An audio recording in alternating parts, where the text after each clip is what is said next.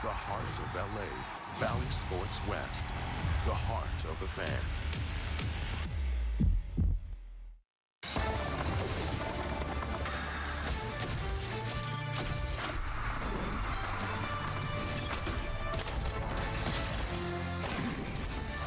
The stage is set for a true AL West battle as the Halos have landed in Arlington to take on the Texas Rangers for a big 4-game series at Globe Life Field. Here what's on tap over the next 30 minutes on a humongous Angels Live program. Yeah, it's got to be the toughest test of the season so far. Tyler Anderson will take the ball in game number 1, and Erica Wesson will talk with brand new dad Hunter Renfro. That and much more happens right here, right now on what we like to call Angels Live.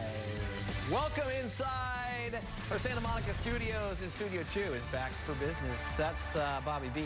I am Kent French, and we are going to get you set for a big one here. Game 1 of a 4-game series. This is going to be a lot of fun to watch. And you know what? You hope the Angels aren't entering Arlington running on empty. No, they're not, Bobby V. Why? They're running on a lot of momentum. They won 5 of 6 in a homestand. They won 6 of 7 overall. But you tell me, over and over again, it's not who you're playing. It's how you're playing. Yeah, it's how you're playing, how you're feeling about yourself and your teammates. That's what it's all about. And it seems like this group's starting to feel really good within the group. And the individuals are all performing well with the bats in their hands, and the pitching needs the catch-up. Yeah, and as Carlos Estevez said the other day, if you haven't been watching the Angels, what's wrong with you? Keep an eye on this team, and we're going to keep an eye on them on this 4-game series. Also going to keep an eye on the All-Star voting. Yeah, that just was released. Phase number 1 is released today, and this is what the American League looks like. And of course, Shohei Ohtani leading all AL vote getters so far in phase number 1. Mike Trout second to Judge. Really no surprise the way Judge has been playing in the outfield. Yeah, that's going to be a fine all-star team on both leagues. I don't know why they play it. It doesn't count anymore, but it's kind of nice to get the selection. Always fun.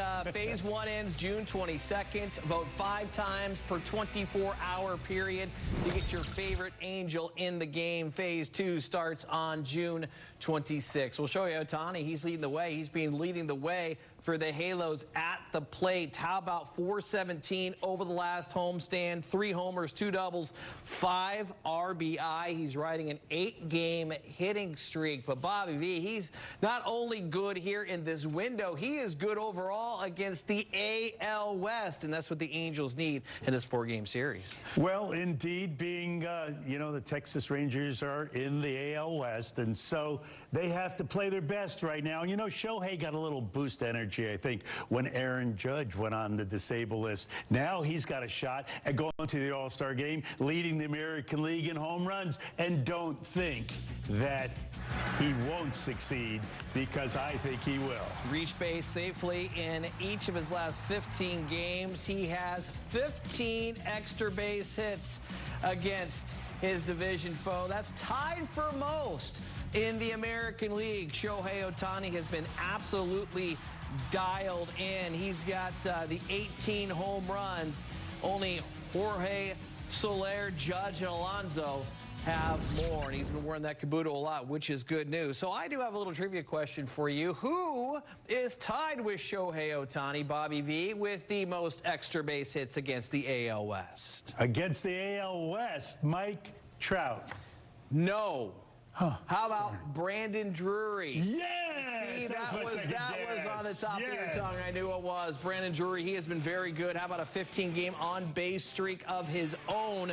322, 9 extra base hits, 10 runs over that period of time, and he has a really good approach at the plate right now.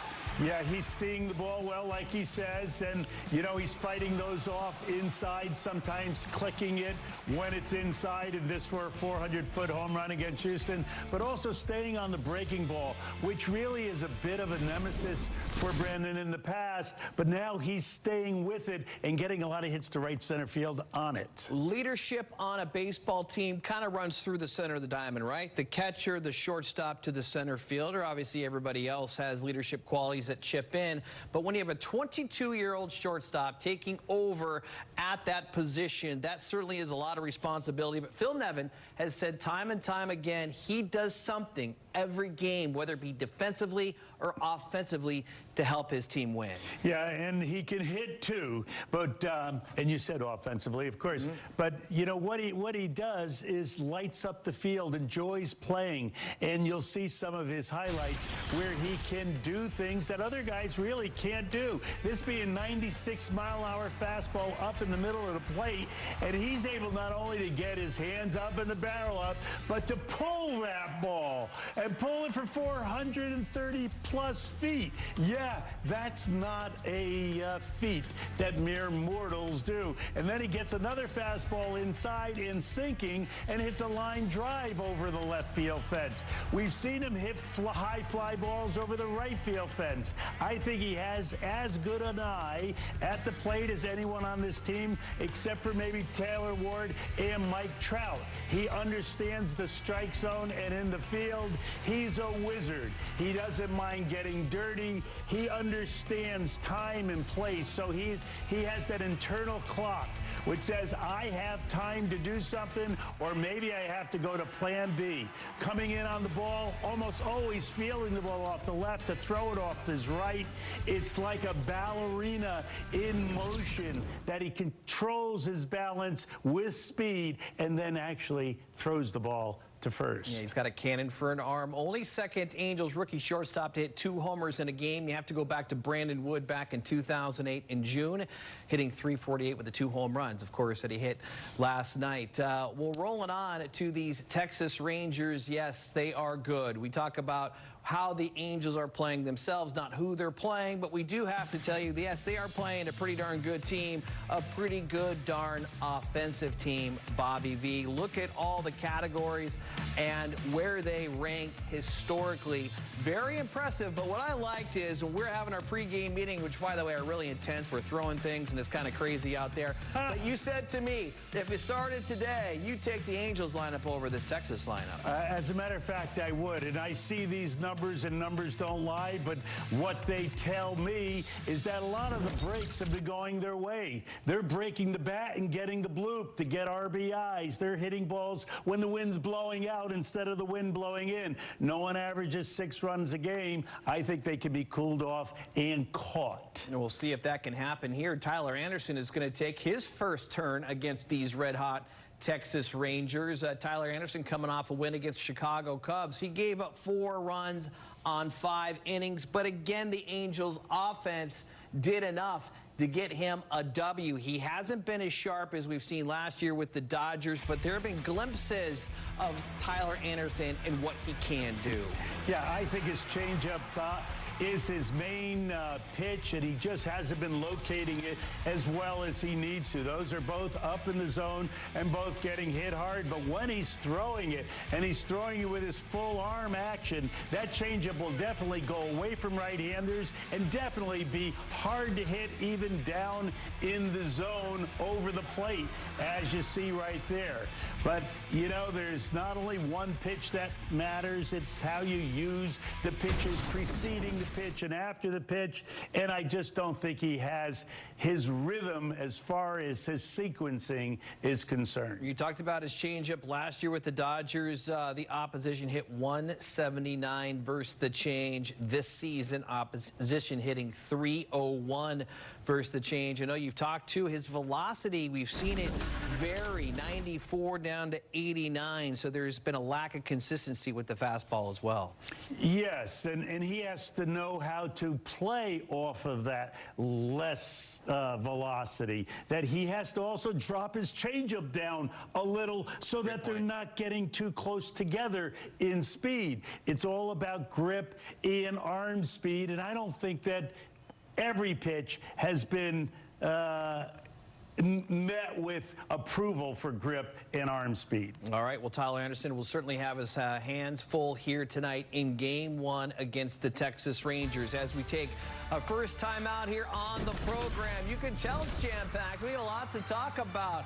I'll tell you who's got a lot to talk about. Hunter Renfrow. How about a big RBI yesterday and a brand new baby? Erica Weston talks to him next.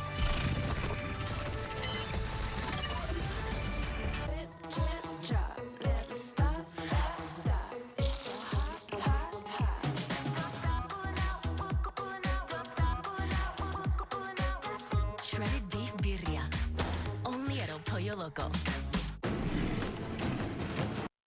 MLB Tonight, the ultimate late-night baseball party. Oh, man. With live look-ins to the night's biggest moments. How hot was that? That's money. What? The best interviews. I've never asked a player, do you need a blanket? It is kind of cold out there. And cutting-edge analysis from TV's best former players fresh off the field. Get your hands up. There's nothing quite like MLB Tonight. This is going to be a big deal tonight. This one takes the cake. That is awesome. MLB Tonight, late nights on MLB Network. It's the Modern Baseball Show for the modern baseball fan. Off Base, with interviews and coverage of baseball's hottest stars. I've done a couple interviews in my life. This probably is the most fun I've ever been a part of. Only on MLB Network.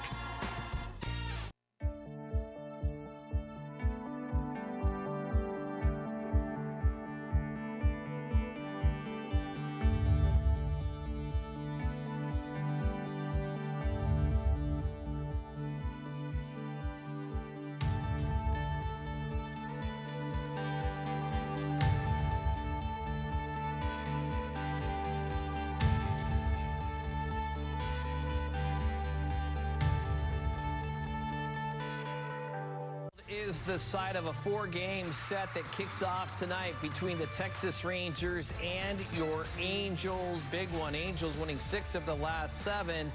Rangers dropped a couple in Tampa Bay, but still the second best record in all of baseball. Hunter Renfrow was on the paternity list. More on that in a moment, but he got back, and we need him in the middle of the lineup. Had a big RBI double in the 3rd inning yesterday against Seattle, and just provides power and more balance in that well-balanced Angels lineup. Yeah, credibility for sure, Frenchie, in that, you know, if you make a mistake to Hunter, he could really do damage. And you saw where he was reaching and getting those balls out over the plate and driving him. Interestingly enough, if you just go another 6 inches off the plate, it still is in that same plane, and often Hunter is swinging at him and missing. When you see that, understand that he's not fooled. He was just hoping it was a little closer than it really is. A lot going on in the life of Hunter Renfrow and his family off the field. He is a dad for the very first time. For more on that, we go to Arlington and Erica Weston. All right, guys, thanks very much. Hunter, here we go, back in Texas. The team is rolling, but let's start with the news for you and your wife, Courtney. Congratulations on the new addition, Allison. How's life these days? It's great. You know, I think it's a little bit of an adjustment period. Obviously, a little bit of sleep deprivation when you're home, but it's great to be here, great to get a little rest, and obviously she's doing fantastic. She's healthy. Mama's healthy. That's all I can ask for. Yeah, the sleep deprivation is certainly worth it in those moments. So you're away for a couple of days. Dad duty is #1, most important priority. But the team's been rolling while you're away, and you guys are coming in here hot. What do you think about the way the team's been playing over the past week? I've been playing really well. The pitching staff's been great. The bullpen's been incredible. I think Shohei's been swinging the bat really well. That's been helping us a ton, and Mike's getting ready to go off, I think. So he's looking really good. So I think we're right on the cusp of really playing our best baseball right now, and as long as we stay healthy and injury-free, and obviously we had some great news about Joyce being good, so it's going to be good. Yeah, that had to be a big boost for you guys. It was for us, too, to hear that news. But you get the RBI double yesterday. You think the dad strength thing is really a thing? I don't know about that. She's still little, so not much to lift right now, but I think it's going to come in eventually. So little getting over some sleep, feel good today, feel rested, so be ready to rock. Yeah, you guys are coming in here for a very important series against the Rangers. They've been one of the best teams in baseball all season long, sustaining a lot of the success that they had at the beginning of the year. Because you guys are coming in here with the momentum, though, that's obviously a big help. But how do you go about facing this team, which is a huge divisional battle for you guys? Yeah, it is. I mean, we just got to stay relaxed, stay focused, and we're playing great baseball, like I said, and we just got to go out there and play our game. And if we play our game, I think we can beat anybody in this league. And obviously, they're no slouch. They're a great baseball club. They got great pitching, great hitting, and we just got to go out there and play our game, like I said. And we think we can match up with them perfectly well. I think so too. One last question. You talked about Mike a little bit. Everybody's wondering, where's Mike Trout? He's still crushing the baseball. He still is. But he had some really good swings in the last game. Looks like he's about ready to break out of it. Feels like the team goes as he goes. We know what Shohei does, but certainly the team follows the way Mike goes. Oh, no question. When you have those pieces on your chessboard and they're kind of struggling a little bit, I think that's kind of a team letdown. You know, when those guys are going and we have all the pieces that we have behind them are doing perfectly fine, that's a huge help. You know, obviously those guys are some of the best players in this league for a reason, and when they go, it's special. It's a lot of fun to watch. Those guys at the top of the lineup, when they're getting on base, when they're hitting home runs, the guys behind them are able to drive in runs and produce runs like that. So it's got huge help. Like I said, Shohei's been incredible. He's done well this month and the end of last month, and he's ready. He's starting to take off a little bit. So it's been a lot of fun to watch. All right, thanks for the time, Hunter. Can't wait to see this one unfold tonight. We appreciate it. Thank you very much. All right, guys. Erica, thank you. Congratulations again to Hunter, his wife, and their healthy baby daughter. You know Hunter Renfro's going to have that do not disturb sign on there, and he's going to be sleeping a lot. He's on the road. Oh, everything all right? Thanks, honey. All right, bye-bye.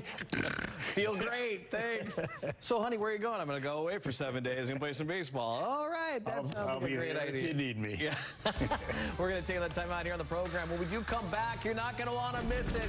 We're getting in front of the big screen. We're talking some hops. No, I'm talking about how to play the hop. No, I mean Bobby V is going to talk about how to play the hop. What's up, everybody? Welcome to the Rally Studios. Brooke Fletcher here alongside Russell Dorsey and Joshua Perry. Guys, a little drama in the NFL. Do you think Josh Jacobs or Saquon Barkley can reset the running back market? No, I think everybody's got their mind made up on the value of a running back, which I think is kind of a stupid conversation anyway, but no's the answer. It's going to be a no for me, dog. All right, we're going to talk more topics like this right here on the Rally. You can catch it Tuesday on your local Valley Sports Network. We'll see you then. Hi, I'm JP Crawford, shortstop with the Seattle Mariners. JP Crawford flexes his muscles. I love my experience competing in the pitch, hit, and run when I was a kid. It helped me believe in my skills as a player. The 1-2 on the way to JP. And the Mariners win it! Go show yourself what you're made of and make your way to the national finals at the World Series. Sign up for a free competition near you at pitchhitandrun.com. MLB Big Inning brings you the biggest plays of the night, live as they happen. Don't miss the ultimate baseball highlight reel. It's nonstop action on MLB Big Inning, every night on MLB.tv.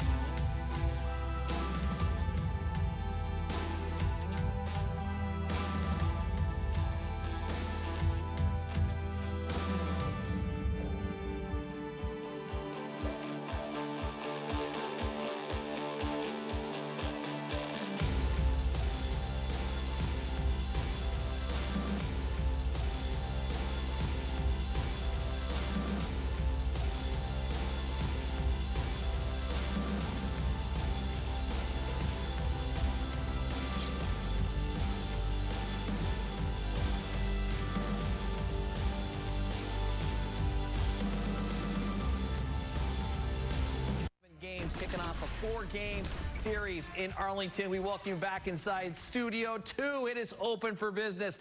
No, we're not talking about hitting here today. We're going to talk about fielding. We mentioned Zach Neto in one of our segments there in Angels Live and how good the 22-year-old second baseman has been. And really, it's about instincts, too, which have been so impressive because, as you mentioned, he hasn't seen the 10,000 ground balls yet. But I want to talk about the hop, Bobby V, and there are 3 different hops. I want you to explain. You told me to say this. It's going to be very difficult. There are 3 different hops. Please explain and the best hops you should field. Wow, it's at the hop. You got it. Frenchie, here, the hops, right? He says there's 3 kinds of hops, and you hear the terminology all the time. You hear the short hop, you hear the in-between hop, and you hear the high hop. Well, you know, there are 2 of those places that you want to catch the ball. You want to catch the ball when it's on the short hop, because as it's coming off of the ground, and it's the shortest hop it can be, it can't be a bad hop, can it? Because it's just bouncing into your glove. And then the other hop you want to catch is the one that's the highest hop, because it's now changing direction and it's really easy and slow to catch. The one you don't want to try to catch is in between the short and the high, because that's an in-between hop and it's really moving sideways and at you. We're going to show you the good and the bad. Of course, the good coming from Zach Neto. Both plays coming from yesterday afternoon here at the Big A. Take it away, Bobby V. Yeah, you have to get off of this ball in a hurry as he does, because Rodriguez has good speed. You roll this. This is a high hopper you see kind of at the shortstop where Zach comes in to field the ball off the short hop. If he waited back, it might have been in between, but this ball hits the dirt and boom, right into his glove. That's fielding on the short hop, and you have to position yourself with that charge or with that cautious movement to get to the short hop on time. It's kind of play the ball, don't let the ball play you. I like it, Frenchie. Does that work? Exactly. Does that work? Okay. In between that ball's playing you. Exactly. Let's go to J.P. Crawford, of course, another great shortstop playing for the Seattle Mariners yesterday. And this is an example of the ball in an in-between hop. You got it. And here it is, Zach Neto being the hitter, and he hits the ball with high velocity, yes, but this is right at the shortstop where he gets that second hop, and oh, look where he is. He didn't go back to get the high hop or come in to get the short hop. He got the hop that was going to be right in between the short and the high, and oh my, it's hard to catch because you see, you can't really see, but his glove's in the wrong place, really, because he was thinking the ball was going to be over here, and instead it moved and it was in his bare hand instead of his glove hand. Yeah, in between is not where you want to be as a hitter, in between the fastball and the breaking ball, and it's not where you want to be on the hop. You want to be short or you want to be high. And Bobby always likes to let's go do the hop. Let's go do the hop, oh baby. Let's go do the hop. All right, I didn't mean to do that. You remember that? Yeah, sure. Hey, let's take another time out here on the program. When we do come back, though, it is time to give you the lineups for today's game. A big AOS matchup. Yeah, powerhouse lineups on both sides. That's coming at you next. You probably think that was New Year's, huh? We won twice. Now you win too. The Hyundai Ioniq 5 and Ioniq 6. Lease an Ioniq 5 or Ioniq 6 for $399 a month, including a total $7,500 EV lease bonus. See your SoCal Hyundai dealers. I can afford to follow my dreams. I can invest in myself and my future. Hey fans, I'm breaking down MLB Play. I think they're the best MLB games. Now my personal favorite, Beat the Streak. Pick who you'll think will get a hit, building your own streak. It's all on you, baby. You can win $5.6 million. The streak's alive! Next up, Pickle. Guess the player in the fewest number of tries. Got him! And there's other games like Bingo, a race to be first. Bingo! MLB Play. Great games, great prizes, and it's all free. No purchase necessary. Restrictions apply. See official rules and enter at MLB.com/play. Oh yeah! The next generation of baseball has arrived. And I am here for it. Keep an eye on the new faces of baseball on Off Base, the modern baseball show for the modern baseball fan. It's all about things you haven't seen before. Only on MLB Network.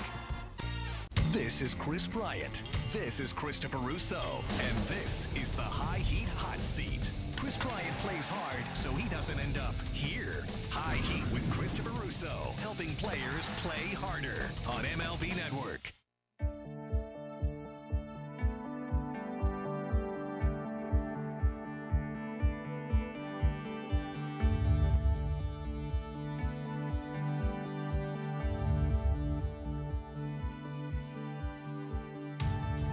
Homers, hitting .375. He is looking for a big night in Arlington, as are the rest of the Halo lineup. Taylor Ward also tremendous success. 2 homers against Dane Dunning. Yeah, I think Dunning is just what the doctor ordered to cure Mike of any illness with the bat he might have been suffering lately. I think, you know, if he throws that cutter out over the plate, if he juices it up at 93, he'll be right where Mike wants him to be. All right, as we welcome you back inside Studio 2, we turn our attention to the Texas Rangers. We showed you how good they have been offensively, why they are the second best team in all of baseball, only second to the Tampa Bay Rays. They can absolutely hit the cover off the ball. We know what Semien and Seager can do, but what about Adolis Garcia? 265 overall, but 312 at home with 11 homers and 32 RBI in Arlington. Yeah, Garcia is really tough, and this young Josh Young is also a good right-handed hitter. You have to be careful, but if you make good pitches, they are very aggressive, and especially on the breaking stuff down, you can get them early in the count on ground balls. But, you know, this was a well-placed pitch and a better-placed hit. You know, this is fighting a ball off of your hands. And so you hit the fastball to the other way, and then you decide to hit the fastball this way. He's tough to pitch to and tough to defend. He hits it in all parts of the field and uses all parts of his bat to do it. The Rangers have showed tremendous depth, not only in the lineup, but also in the rotation. Dane Dunning entered the rotation when Jacob deGrom went down. He's been 3-1 with a 2.97 ERA in 6 starts since. So you got to have a lot of depth. Rangers have that in all aspects of their game. I believe it, and I think it's time for Mike Trout to do what he does and let the depth watch. And the Angels have depth as well. 2 powerhouses, yeah, I said it, in the AL West, going head-to-head tonight from Arlington. The power of baseball goes beyond the field. What an exciting time.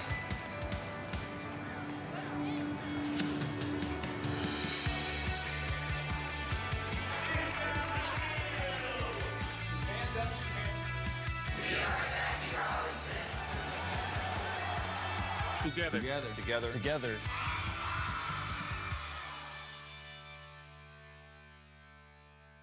I'ma do what? That's on me. I'm a young boy, but I'll keep it OG. No, you can't shine if you stay low key. That's on me, on me, on me. I'ma do what? That's on me. I'm a young boy, but I'll keep it OG. No, you can't shine if you stay low key. That's on me, on me, on me. Didn't want that stuff, but that's on me. Built the house, so got the keys. They say you can't shine if you stay low key. That's on me, on me. Watch games and coverage all day, every day, your way on MLB Network.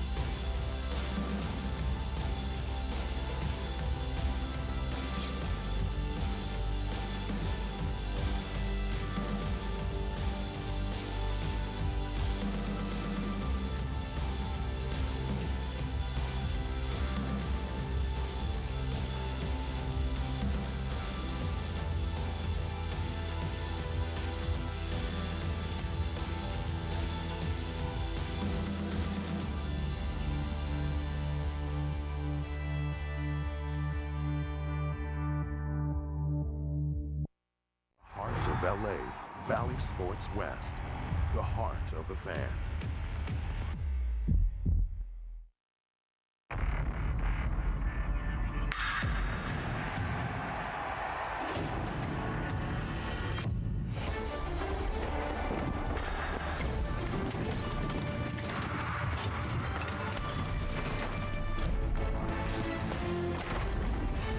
Just a stone's throw from Jerry's World, we have Globe Life Field, baseball's youngest ballpark, in tonight's game. Brought to you by Morongo Casino Resort and Spa. Game 1 of 4 between the Los Angeles Angels and the Texas Rangers. Important games as we see the standings in the American League West. The Rangers on top right now. The Astros 5 back. The Angels 6.5 in third in the division. Alongside Mark Ubas, I'm Wayne Randazzo. And Gooby, the reason why the Angels are sitting in third right now and not closer to first is because the Texas Rangers have walloped the baseball throughout the first couple months. Yeah, they've been playing, Wayne, such great baseball. They've been pitching well, but you mentioned that offense has been really good. And what they've done this season, as far as scoring runs, they're one of the best in all of baseball, averaging over 6 runs per game. That's total during the season, but even better when you look at what they've done at home here at Globe Life Field. So they've been crushing the baseball. They've been hitting for power. They've been stealing bases, consistently getting hits with runners in scoring position. That's a dangerous formula when you're a pitcher going against them, because usually your focus is there. See that batting average overall on the season, but again, even better here at home for the Texas Rangers. So you have to make sure you make quality pitches, make sure you change speeds and get soft contact throughout, because they will put themselves in position to score runs.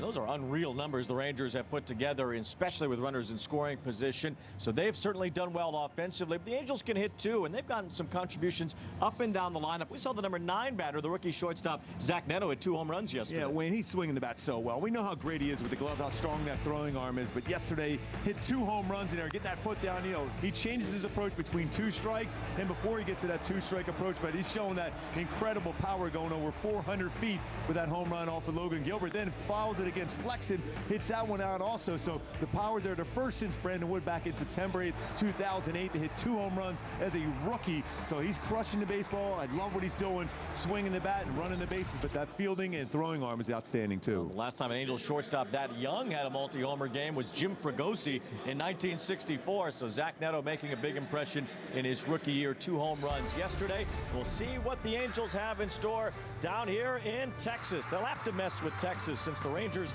are in first place in the American League West. The Angels trying to make their move. This important 4-game series starts in just a moment. We love going to games, but good seats get pricey. So we use Game Time. Game Time checks ticket prices in real time and finds you all the best last-minute deals. We got our seats 20 minutes ago for 60% off. Last-minute tickets at the best price in seconds. Download Game Time now. Take control of your health by boosting your force field, the immune system. With the Aura Ring, you can listen to your body's signals and raise your defenses. Aura tells you when your temperature is higher than normal, how to improve your sleep, or if your heart rate shows signs of stress, so you can decide to push yourself or to lie low. Live smarter, stronger, healthier with the Aura Ring. Let's talk about ED. As you get a little older, things tend to work a little differently. I felt shame, embarrassment, guilt. Like something had been knocked out from underneath me. What HIMS does is says, hey, look, don't worry about it. We got this part covered. 100% online. The whole process was very discreet. It made me feel like I'm a rock star. This product has changed my life. When it kicked in, I said, yeah, I'm back. I remember this feeling. Get started today at 4hims.com.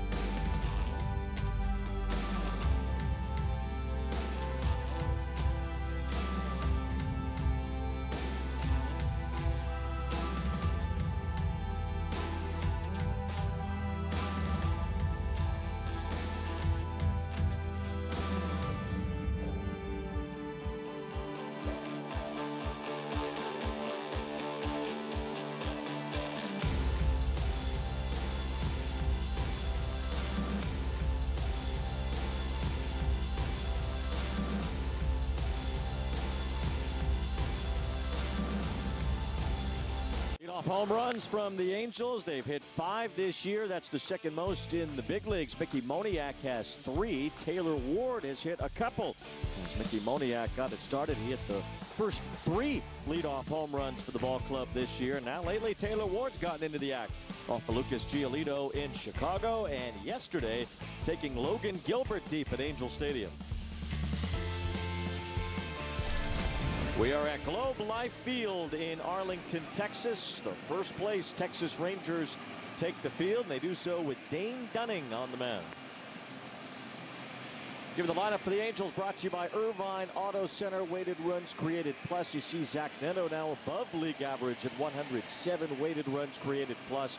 He's done a lot of damage lately, including his 2-homer game yesterday, weighing down the number 9 spot in the Angels order. Of course, Ward, Ohtani, Trout, Rendon, the top 4. And the Angels are hoping that this is a good series for Jared Walsh, who has hit well in this ballpark and hit well against Dunning. Yeah, that's the thing to get him going. He loves hitting in this ballpark. He loves hitting against the Rangers. You just need to get that back going for Jared Walsh to give that balance to that left-handed swing and power to go on that great defense at first.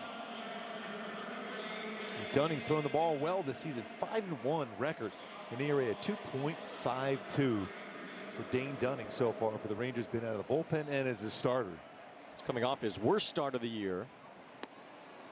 And his first pitch of the night is a strike to Taylor Ward. He's not overpowering. He's going to be 87-92 range, and he'll throw a cutter, a slider, changeup, and curveball. Not a hard thrower at all, really. Neither starting pitcher tonight will crack 90 miles an hour very often, if ever, in this game. And my go-to is to have a good game offensively against Dane Dunning here tonight in Arlington. Is you got to have that other way approach on his cutter, and that means when it's out over the plate, don't try to pull it, drive it, and then also bring these fastballs above the knees. You will try to get that ground ball action, bring it above the knees. That's when you can drive it. He doesn't give up a ton of home runs, but if you get that fastball up, you have a better shot at driving it in the air. Yeah, not allowed any home runs until his last start. He gave up 3 against the Cardinals, his first 3 home runs allowed all season.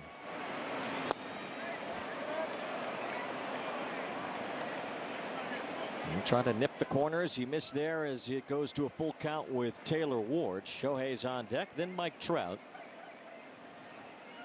There's ball 4. Taylor Ward was behind the count, finds his way through to a leadoff walk. That's vintage Taylor Ward. When he was going good at the beginning of the season, even last year when you go back to it, it's always able to fight back into the count and don't chase. He will end up working a walk. Give Shohei Ohtani a chance for the runner on, and he's been crushing the ball.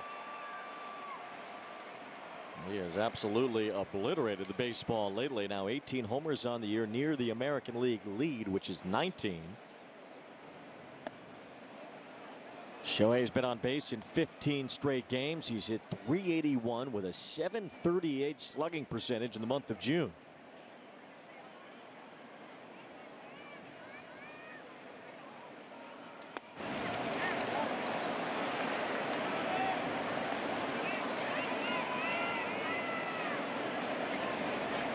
Good count to look for something to drive in the air now for Shohei.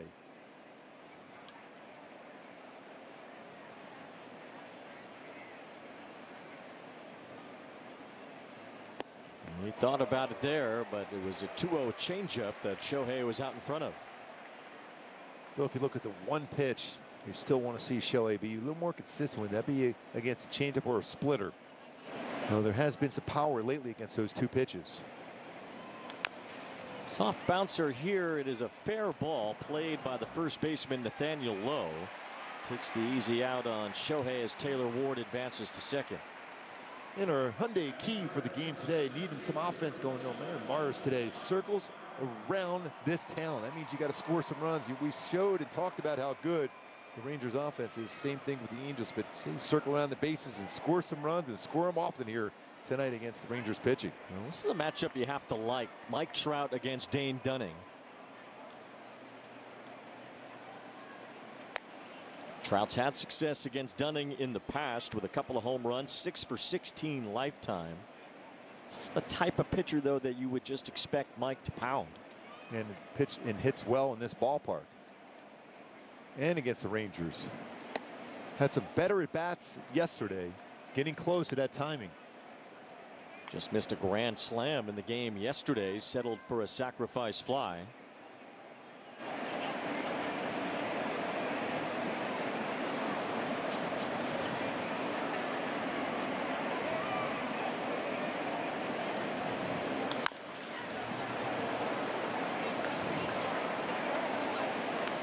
Just a little bit out in front of that sinker. And he'll take that pitch again in this sequence, and you feel he's going to get a good swing at that.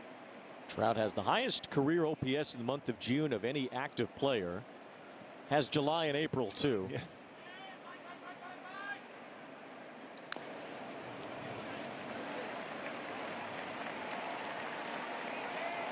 Dunning has a pretty good changeup. You see, he threw it to Ohtani, a left-handed batter, and the same thing with Trout as a right-handed batter.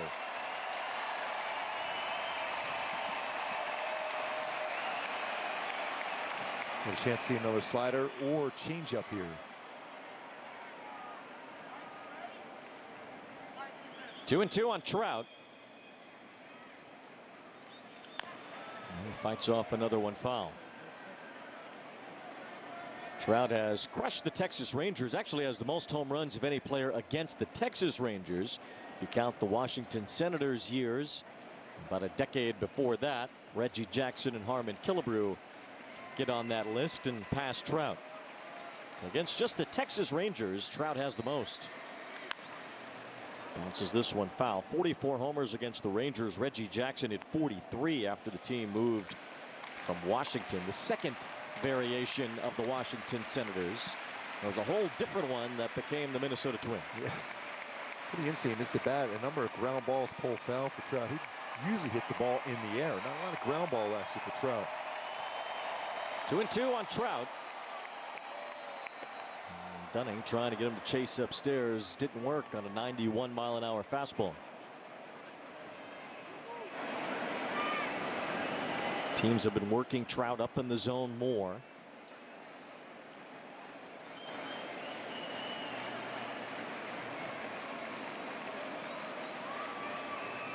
There's ball 4, so Trout draws a walk. Dunning's walked 2 in the inning. The Angels have the table set with the guy that they trust the most with runners in scoring position, Anthony Rendon. Rendon's got some pretty good numbers also against Dane Dunning. He's 5 for 12 with 3 RBIs. An RBI spot here for, like you said, Wayne, one of the most consistent run producers in these spots.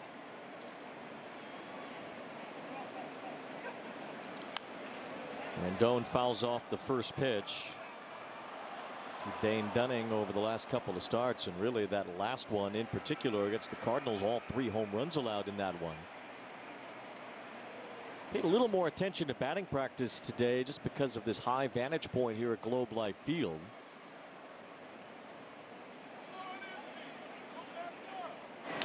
Rendon, it's a grounder back to the mound. Dunning throws to second base for 1, and it's over to first. A double play.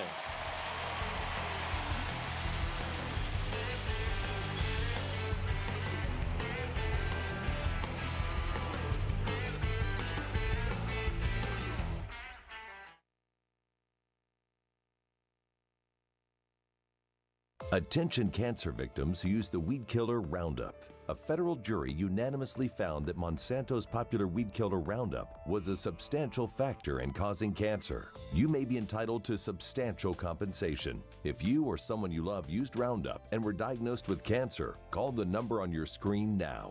Don't wait. There may be time deadlines to file a claim. Call 800-892-7300. That's 800-892-7300. They said optical shops weren't very inviting. So we, Warby Parker, created ones that were. They said prescription eyewear was too expensive, so we offered more affordable glasses, contacts, and eye exams. They said opticians weren't always friendly, so we hired only the friendliest and the most knowledgeable. And finally, they said the whole experience was just kind of unpleasant, so we set out to change that too. Visit a Warby Parker store and see for yourself.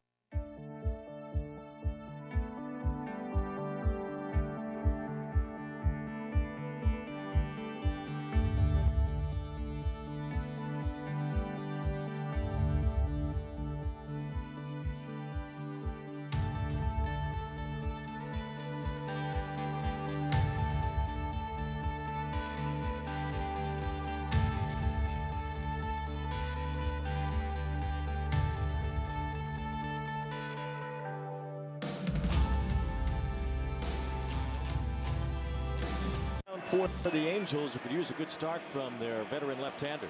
Yeah, 1-0 in his career, 2.64 ERA against Texas. Go-to for Tyler Anderson, continue that success against the Rangers. A little different lineup, though, is that fade that changeup down. After those second inning where he struggled last time out, his changeup was excellent, working it down with that fade action. And then his cutters on the hands all night long. A lot of the hitters in this lineup for the Rangers love to get their arms extended, get that cutter on the hands. Marcus Semien leads off for the Texas Rangers. This team has done nothing but score throughout the season. First pitch swinging, Semien with a ground ball. Anthony Rendon throws him out. 1 pitch, 1 out for Tyler Anderson. Texas's lineup, weighted runs created plus, that just jumps right off the page. Guys that are all well above 100, 1 through 9. This is a dangerous lineup. They have not stopped hitting at any point this year. And Corey Seager has been the major league leader in runs batted in since coming back from his injury. And he's usually always aggressive too on the first pitch. It's like Marcus Semien was on that first one. First pitch swinging and a pop-up from Seager. Anthony Rendon stares up at the airplane hangar and makes a catch in fair territory to retire Seager. 2 pitches, 2 outs. And the defense behind Tyler Anderson today. Zach Neto playing at shortstop today. Rendon, you saw Rendon already involved in this scheme, making 2 plays. Brandon Drury at second, who's been excellent. 987 fielding percentage, 26 double plays for Brandon Drury. Walsh at first, Theis behind the plate, Ward, Trout, Renfroe out in the outfield. Brandon Drury's been really, really solid at second base this season.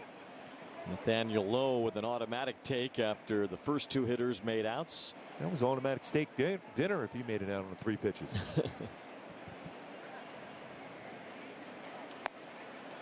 1 ball, 1 strike on Nathaniel Lowe, batting 3rd in this Texas lineup. Now, his numbers haven't stood out like the others, but he maintains that spot in the order. He waves and misses on the cutter there from Tyler Anderson.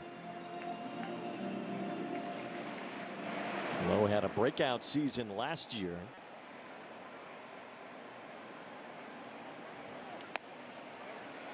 Nice try to pull that one over the inside corner, but it just missed. Good spot, though. A little bit off the inside corner. That first out of the game was a fastball in on the hands of Marcus Semien for that ground ball out. Swing and a miss, strike 3. Nathaniel Lowe punches out. Tyler Anderson an easy bottom of the first.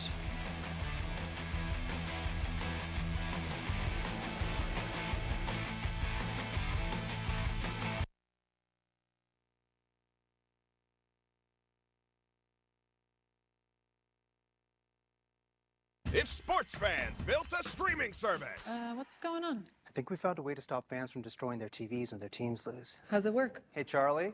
Philly lost. I'm sorry, I'm gonna have to put you on hold for just 1 second. Okay. No!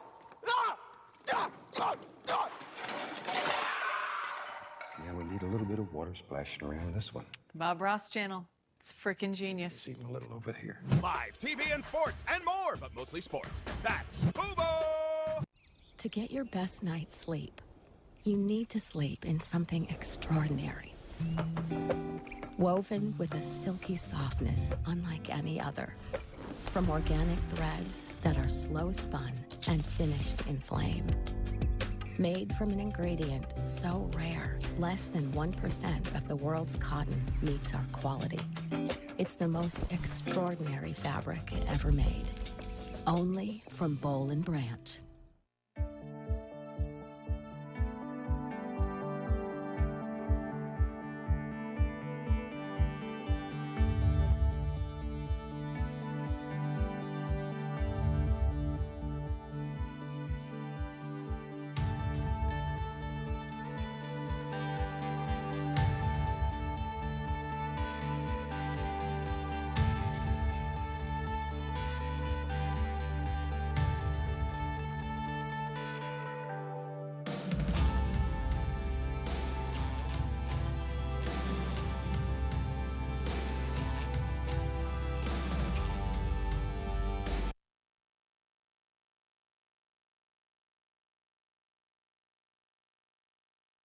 Let's take a look at our StatCast 3D powered by Google Cloud. How these pitchers, especially here with Dane Dunning and Tyler Anderson on the mound here today, how they're able to get hitters out. When the average fastball velocity 93.1, Dunning just under 91 miles per hour. Same inning with Tyler Anderson, just under 90 miles per hour. It's all about getting to the end of the bats on the handle bats and get hitters off balance but not overpowering fastballs.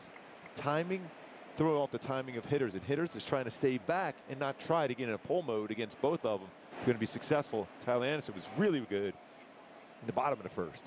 Well, this has been a breakout for Dane Dunning, and didn't look like this the last couple of years for Dunning. At a 4.46 ERA last season, 4.51 the year before. So what's so different about him now that he wasn't doing the last two seasons? He's able to run his four-seam fastball a little bit higher. Matt Thaiss bloops one into right field, and there's a base hit.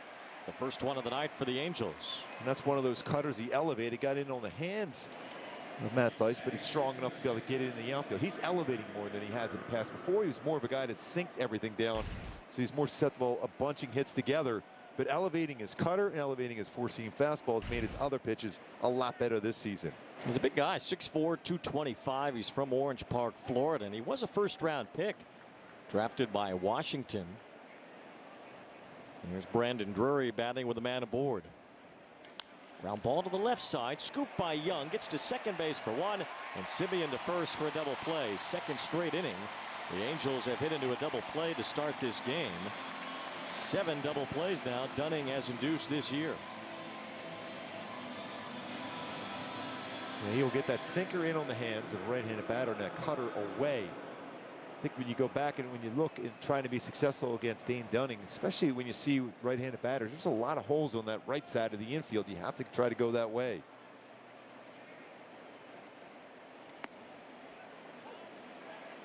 Hunter Renfroe looks at a strike.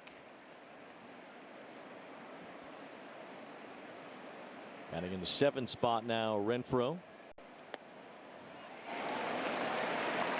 I think so far this season for Renfroe, he's got 7 home runs versus non-fastballs.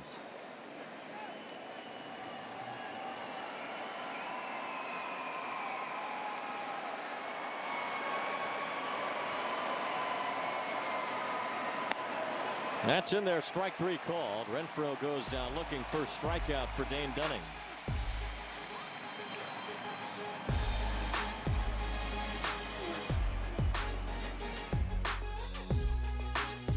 Whether it's the first time they put on a glove, had a catch, or took their first T-ball swing, every hero has an origin story.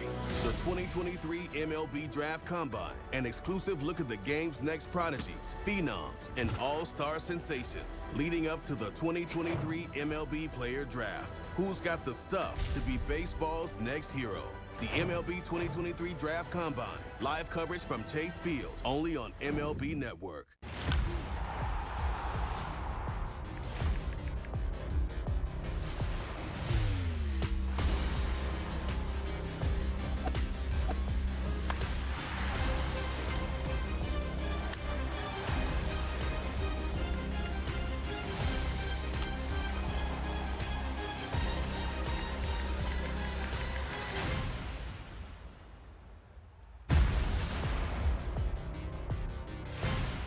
Got something to say about the game? I want to hear that. Don't just talk about it. Get caught up so we can talk about it on the show. Intentional talk about it. I think this is when opportunity arises. Join the conversation with Intentional Talk on MLB Network. We're watching. We're watching.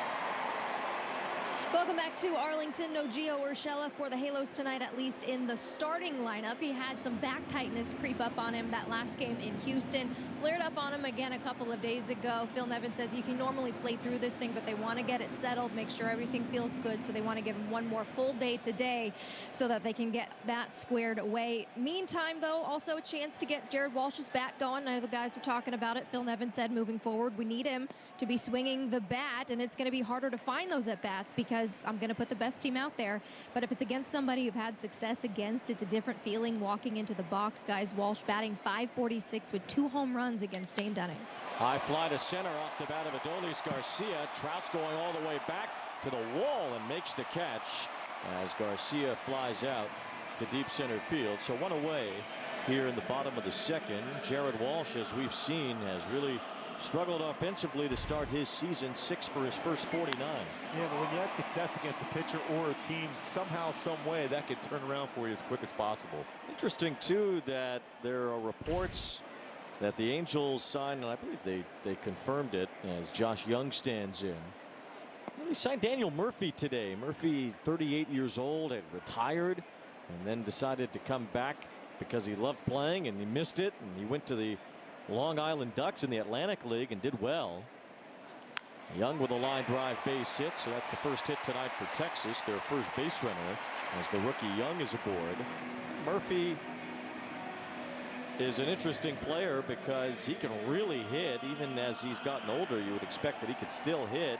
Doesn't bring you a lot of defensive flexibility, but certainly can swing the bat. Yeah, a guy that really, when you think about it, he had a lot of clutch hits throughout his career. I mean, in those big moments, postseason runs for them, wherever he's played with the Mets and so forth, he's been really, really good in those moments. So anytime you can bring someone aboard just for those moments alone, it's worth it.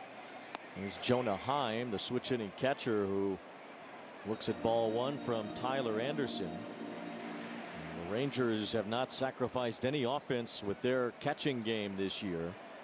Between the catchers they've used, they have a .790 OPS, second best in the major leagues. Well, that base hit by Young was a pretty good pitch by Anderson so far in this game. He's done a nice job as far as staying away from the middle of the plate, although Garcia had a pretty good swing and Trout ran that down dead center field. A lot of ballparks that might have been a home run, but still an out here in Texas. Soft bouncer off the bat of Heim. Tough play. Rendon trying to barehand, and he can't make it. It feels like Jonah Heim gets so many of those hits against the Angels, where it's flares into the outfield, infield hits. He's got a ton of them. And this field turf is just going to stay down. It doesn't bounce a whole lot like other field turfs we've seen in baseball, but this checked up and stayed low. Rendon was anticipating one more hop there. I saw Zach Neto trying to bounce a ball earlier off the turf, and it just basically just thudded right in the ground. Didn't come up at all.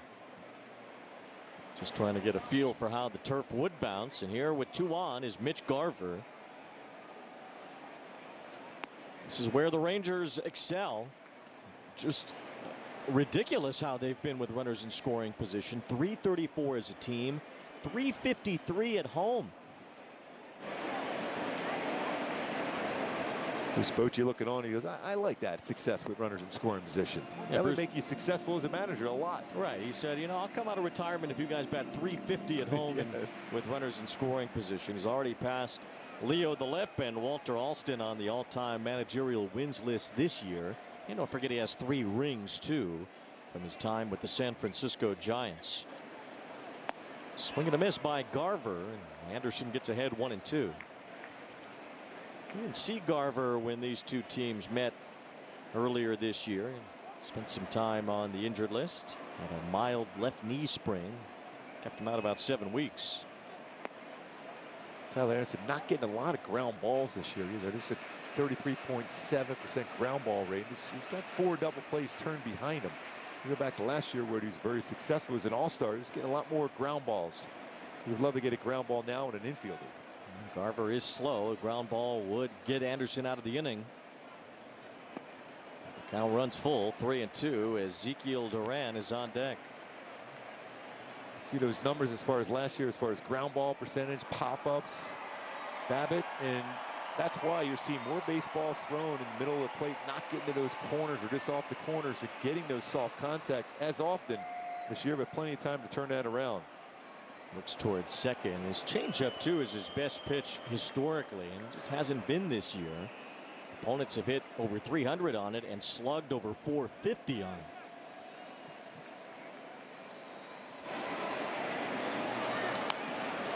Last game out, though, Wayne, you remember after he gave up those 4 runs, I think it was his second inning. Those last 3 innings, his changeup was as good as I've seen him. He carries that into this game here today at a real quick 7-pitch, 1-2-3 inning in the first inning.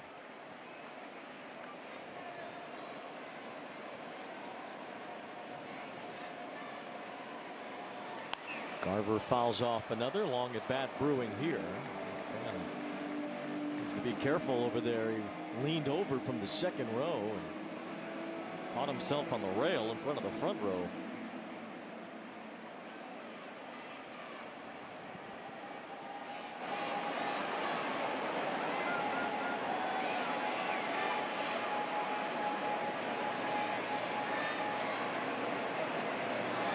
Swing and a miss. Garver strikes out on a high fastball. Second punch out for Tyler Anderson.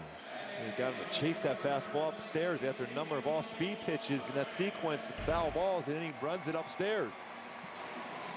Well, he sets the target up. He didn't want to go that high above the strike zone, but he gets a hitter. And when you see that pitch upstairs, your eyes get bigger, think you can catch up to it, but cannot do so in a 91-mile-an-hour fastball. Brings up Ezekiel Duran, 23-year-old outfielder, although really he's a shortstop. Played shortstop when Corey Seager was hurt. He's very, very aggressive on the first pitch, too, like a lot of the Rangers hitters are. Duran playing left field now. That's where he's been in the games that Seager has played. A guy batting 8th in the order, and his OPS is .869. This team is covered 1 through 9 in their lineup. Pickoff attempt at second base as Young gets back. But really, between the two offenses, you see some similarities. 1 through 9, both teams are very deep offensively. Yeah, they can score runs in so many different ways. Yeah, you're talking about 2 of the best offenses balance-wise in the game. And the Rangers have stood out because of really the volume of runs that they have put up, especially within the division. They have averaged over 7 runs per game against American League West teams.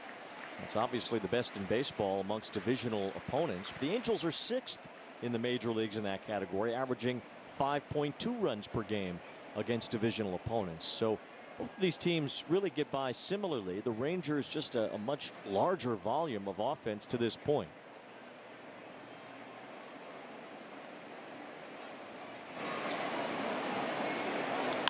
High fly off the bat of Ezekiel Duran. Back for it is Ward. That ball is gone. 3-run homer with 2 outs for the number 8 batter Ezekiel Duran. He has hit his 8th home run, and the Rangers show off the offense with a 3-run shot to make it 3-0. Yeah, that baseball going 421 feet. 4-seam fastball on the inner half, but he's able to bring his hands in. He launch angle 31 degrees and gets it out. With that exit velocity and launch angle, that means more likely a long home run.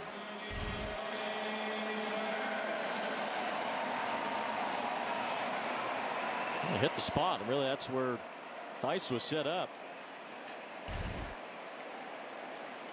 Now Leody Taveras lines one up the gap in right center field. That goes all the way to the wall. Taveras will stop at second with a 2-out double, but that's really ultimately the point of why the Rangers have been so successful. There's no break in this lineup. And a lot of extra base hits and power throughout.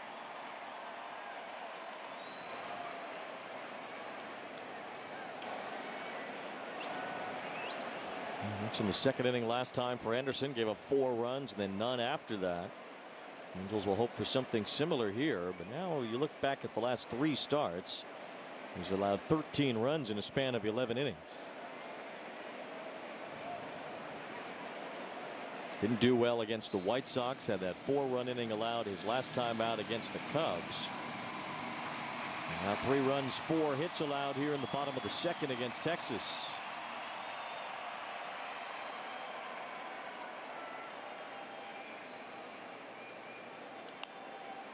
Marcus Simeon again swinging at the first pitch. He grounded out the third. First at bat on the first pitch.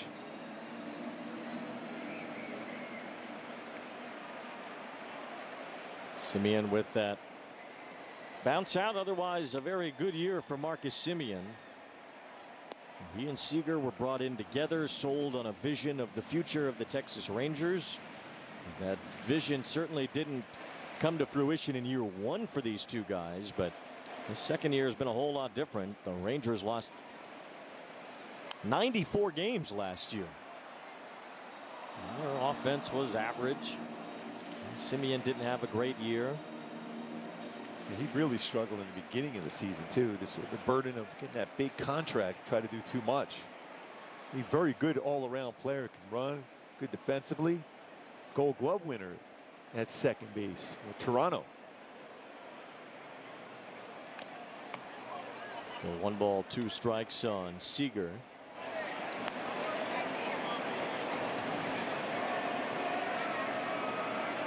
On Simeon, I should say. Seager is on deck.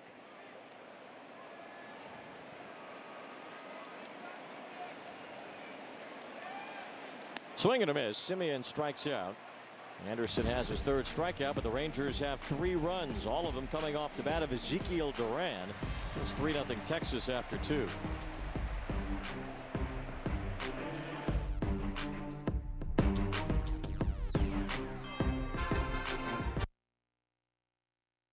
This is Mookie Betts. This is Christopher Russo.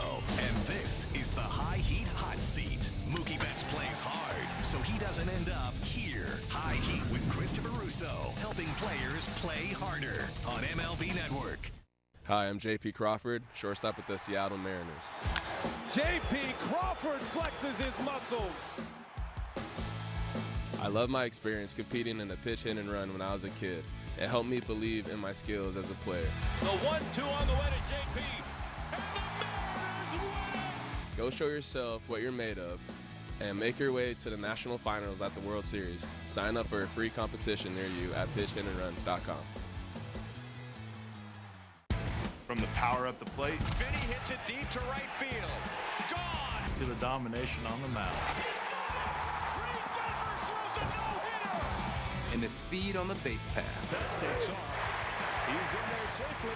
MLB Tonight has all the bases covered with live look-ins, highlights, and breakdowns. MLB Tonight takes you live inside the park. Every night on MLB Network.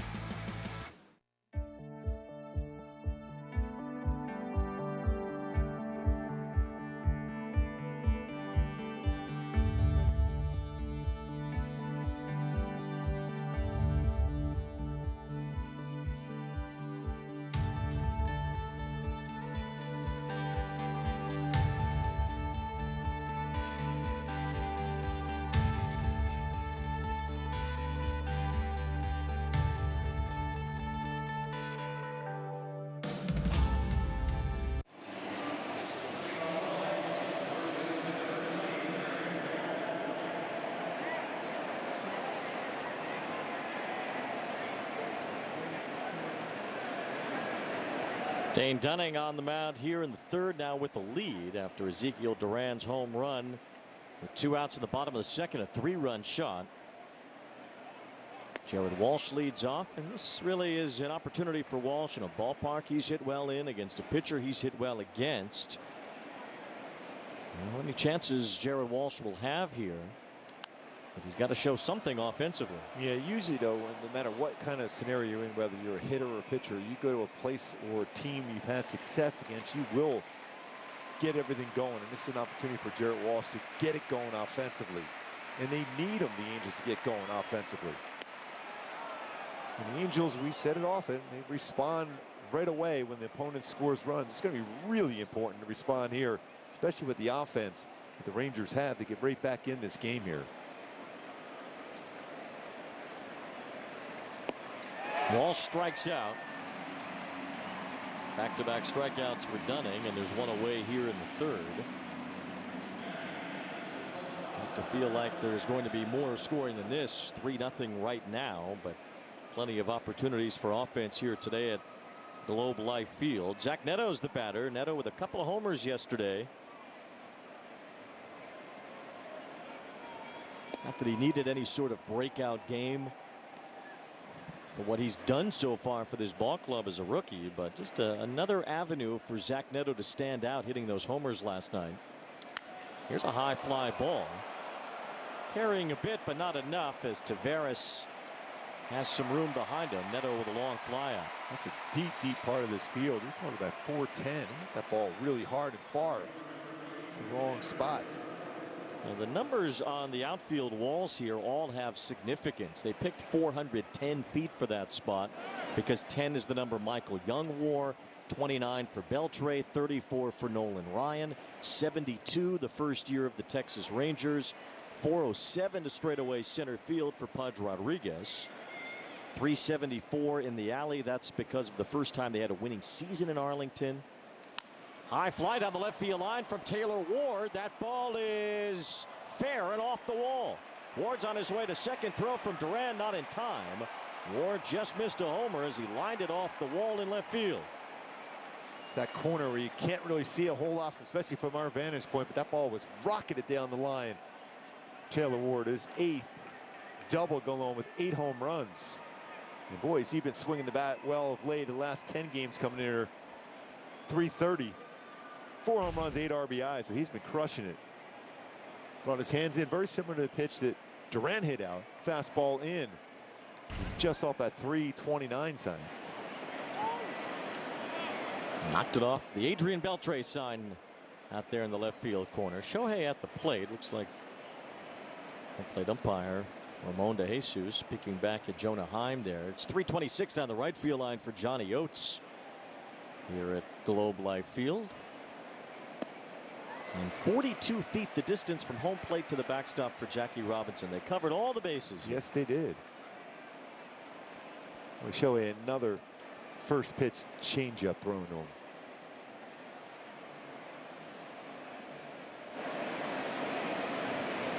And also 16 miles from home plate up to the broadcast booth for the distance it is from the hotel to here. Yeah. That was nice. That was a nice touch. Yes.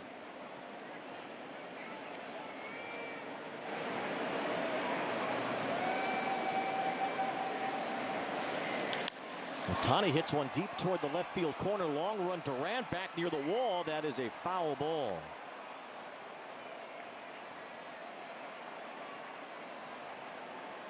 Another one of those fly balls down that corner, real close.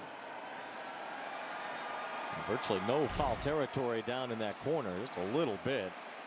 That ball up against the wall in that spot in the left field corner that we are blinded from. We cannot see the left field corner at all from our vantage point here in the broadcast booth.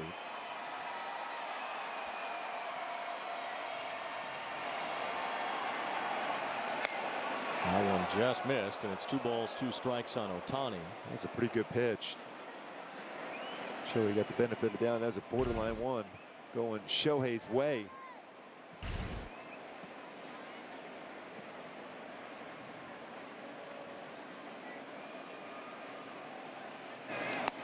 Three and 2. Mike Trout on deck.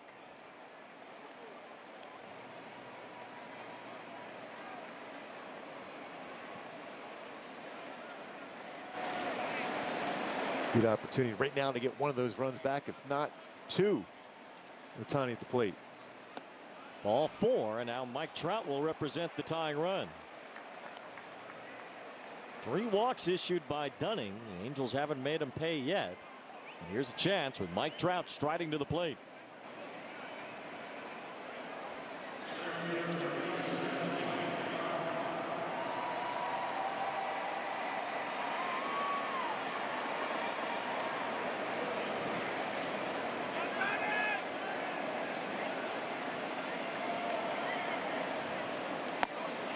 There's a strike. I told you earlier, Trout's hit a couple of homers off Dunning. 6 for 16 against him in his career.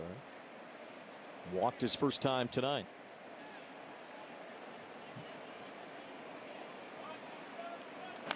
And a good cut. That pitch a little bit up. In the strike zone, and it's 0-2. Yeah, that drifted. He was trying to throw that fastball inside. It drifted out over the middle of the plate. Not just missed that one.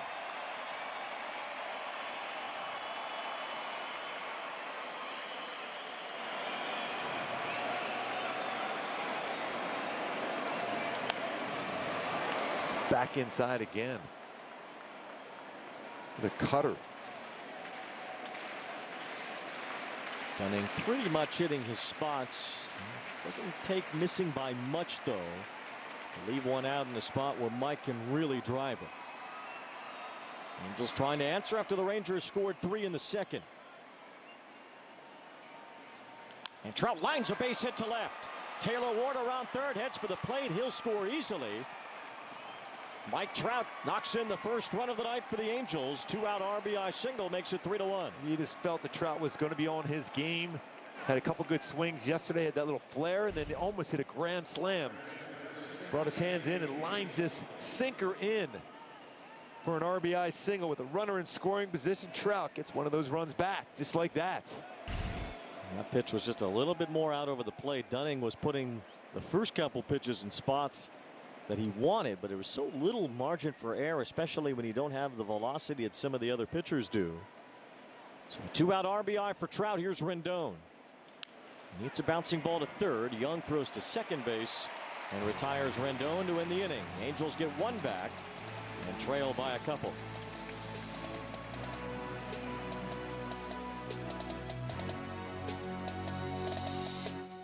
Imagine an entire channel dedicated to taking you to the most exciting moments in baseball as they happen. It's gone! With live look-ins to clutch at bats. A walk-off flare! And players on the edge of making history. This could be it! 62! It's the best seat in the house at every ballpark. All commercial-free. Can you believe it? MLB Network Strike Zone. Wednesdays and Fridays, all season long. Think baseball. There's something that's been missing in the debate. Think analysis. Now he goes into his contract year. What do you do with this guy? Think advanced metrics. The new rules are having an impact, and I'll bottom line it. Think MLB Now, the show for the thinking fan, only on MLB Network. Every hero has an origin story. The MLB Draft Combine, an exclusive look at the game's next prodigies, phenoms, and future heroes. Leading up to the MLB Player Draft. Live coverage only on MLB Network. Hi, I'm J.P. Crawford, shortstop with the Seattle Mariners. J.P. Crawford flexes his muscles. I love my experience competing in the pitch, hit, and run when I was a kid. It helped me believe in my skills as a player. The 1-2 on the way to J.P. And the Mariners win it! Go show yourself what you're made of and make your way to the national finals at the World Series. Sign up for a free competition near you at pitchhitandrun.com.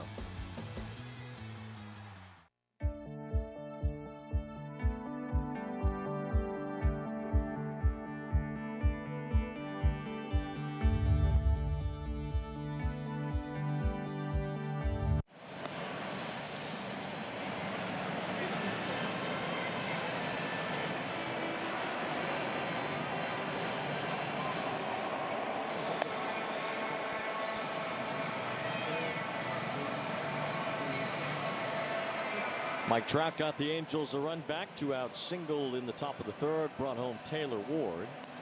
Now just a 2-run deficit as Tyler Anderson hopes to have a similar outing now to last time, where he gave up some runs in the second, but then nothing else. Especially when you see your offense come right back and respond like that. Yeah, 2 more runners on base before Rendon grounds out, so you feel the offense is going to do the job. Now, as a pitcher, your job and responsibility is put up a 0 right now to get that offense right back out there against Dane Dunning.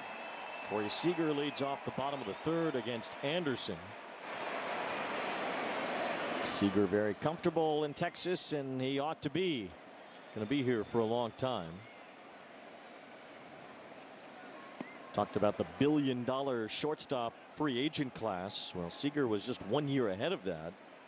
And he would have fit right in. 10 years, $325 million going to Seager.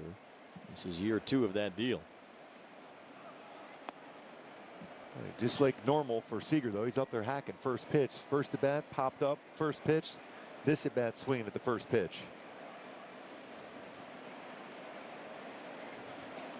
There's one up and into Seager, who had a career high 33 home runs last year.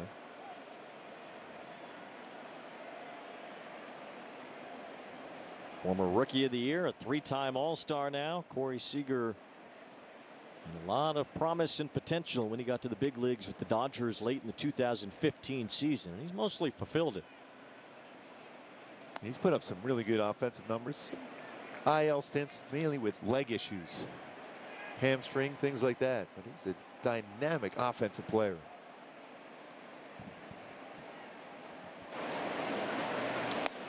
And Tyler Anderson walks him to start the inning. So Seager is on. First walk issued by Anderson tonight. Nathaniel Lowe will be the batter.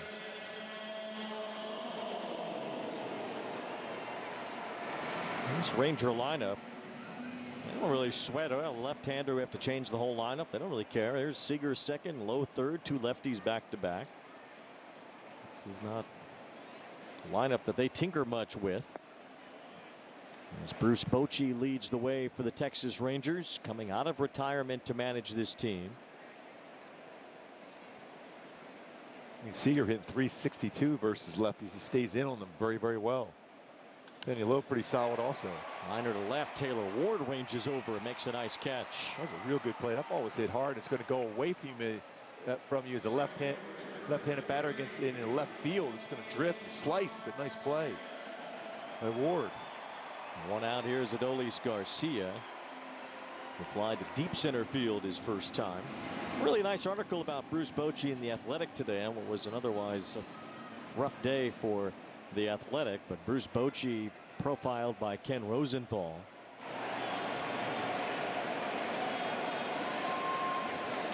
And as Mike Maddox put it, Boch walks real slow, talks real slow, and thinks real fast. And his players love playing for him and have throughout his entire managerial career.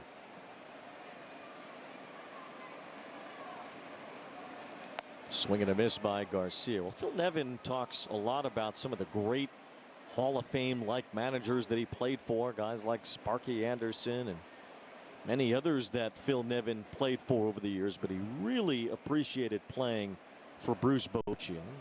If you really had to make Phil pick one, he would pick Bochy as the one he liked playing for the best. He played for Buck Showalter too. Nevin made the rounds around some really good managers. He said the biggest takeaway from Bruce Bochy is how he touched each guy in the room each day. And that's something that Phil has carried over. He does that on a daily basis. Yeah, I love what he does. When the pitchers are out there early, they're playing catch and getting their exercise in. Anderson was called for a balk, and now he's going to go chat with the first base umpire, Lance Barrett, about it. And here comes Phil Nevin.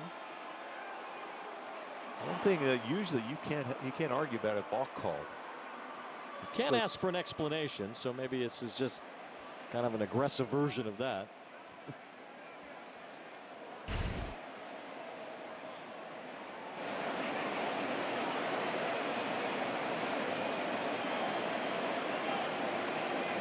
I didn't notice anything he did there. That seemed to be his usual movement to home plate. You know, he has that kind of double leg kick in some regard. You can't do a double leg kick unless you don't put your foot all the way to the ground. Anderson doesn't put his foot all the way down, so he kind of kicks a second time within that one motion.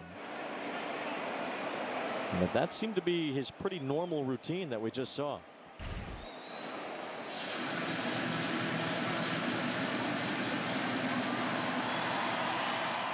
The only thing he can, once you cross the pitching rubber, you got to go home, and he did go home. So I don't understand where anything should result in a balk there call. Curious to hear why that balk was called when we hear from Phil later. Meanwhile, now a man in scoring position, and Garcia takes strike three. That's a pretty mellow third strike call. You kind of fooled me. Yes. I thought it was strike three, but Ramon De Jesus didn't give it a little oomph. Yes. Got an oomph it. Oh yeah, that's a strike. Yeah, where's Leslie Nielsen? I know, you got the moonwalk going. You need that. It was a strike.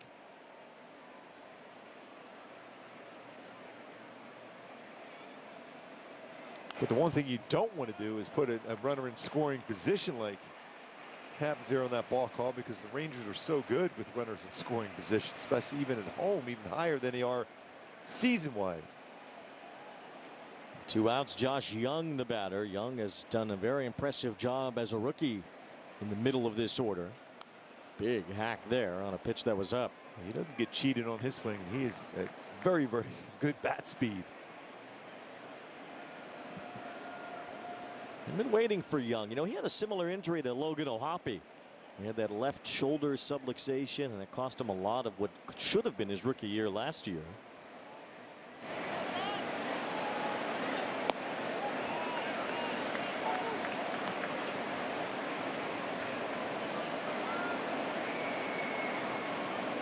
I think, though, he would be susceptible to a good changeup, that fade down and away changeup. 1 ball and 2 strikes. And there it was, but Young laid off. 2-2.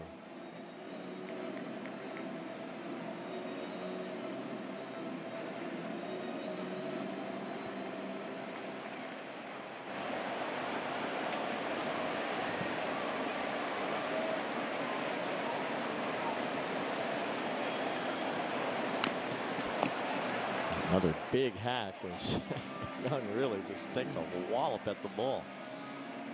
Looks like he's at the long drive contest. Swings like he's mad at it.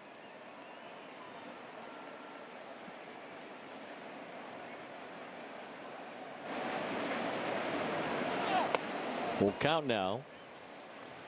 That was a smart pitch, though, to go up and in like that. See a healthy hack, especially some of the change-ups away. To give him a little different look.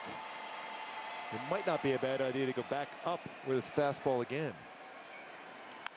Line drive to center, base hit for Young. A run will score as Seager comes home.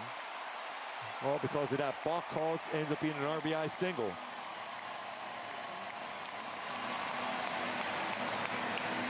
Josh Young, who wears out left-handed pitching, is 2 for 2.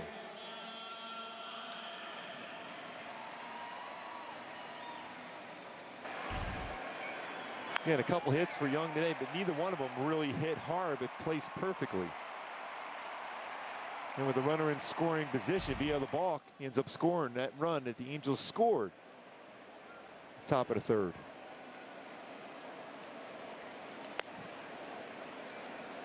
Here's Jonah Heim, who had an infield hit his first time.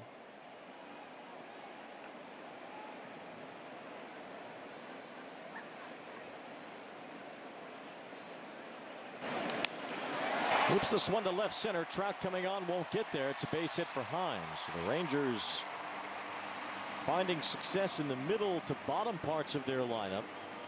All their hits have been from the 5 through 9 spots so far, 6 of them. A base hit for Jonah Heim against the Angels this year. Even go back to last year, even in a couple games against Shohei Ohtani. They did a grand slam, but a couple flares. Infield hit, and that baseball just placed perfectly in the center. To pitch to really beat these guys. Texas lost a series over the weekend at Tampa Bay. Lost 8-3 in the opener and then 7-3 yesterday to drop 2 out of 3 in that series. And if you look at the games where they've lost recently, they've scored 3 runs or fewer. They haven't lost many recently.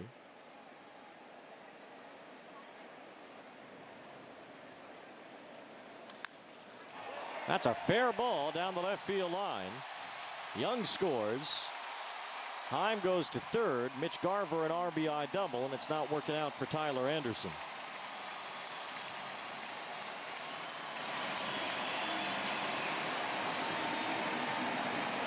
After 2 base hits resulting in a couple runs that were not squared up. This one was squared up on this swing from Garver. Gets it right down the line and just inside that bag. 5 runs on 7 hits, all 7 hits from the 5 through 9 spots in the order. And all 5 RBIs from that part of the order as well. So the Rangers using their full lineup to hammer Tyler Anderson tonight. And again, you go back to Anderson's last 3 starts.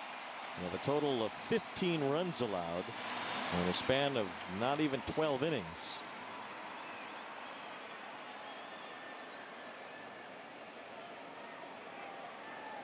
Here's Duran, whose 3-run homer started the Texas scoring in the second. You know, this team has scored 10 runs in a game 16 times already this year.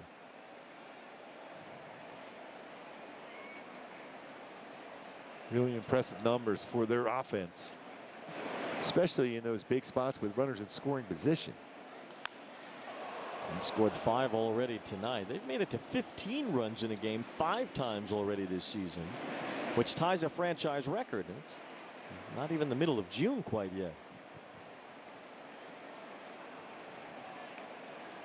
It has been a ferocious lineup. It has carried them. Their starting pitching's been pretty good. We found out before the game that they won't have John Gray tomorrow. Swing and a miss. And a pitch up in the zone to make it 1 ball 2 strikes on Duran.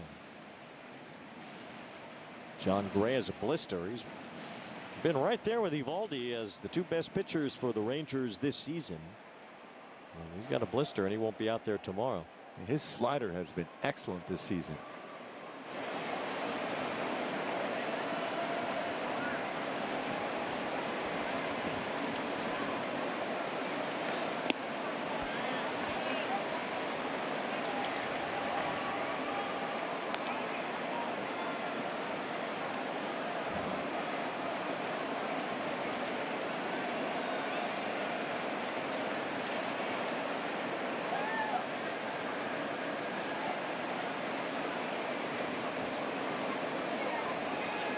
Wave and a miss as Duran strikes out. 2 more runs for the Rangers. They score with 2 outs. All 5 of their runs have been with 2 outs, and they lead 5-1.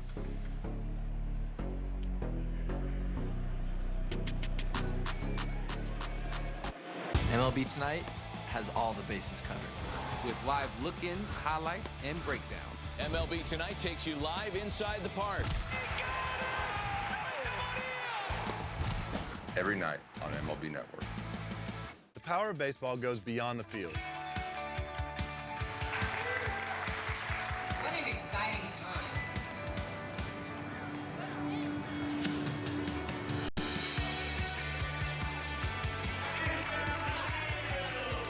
Stand up, We are Jackie Robinson. Together.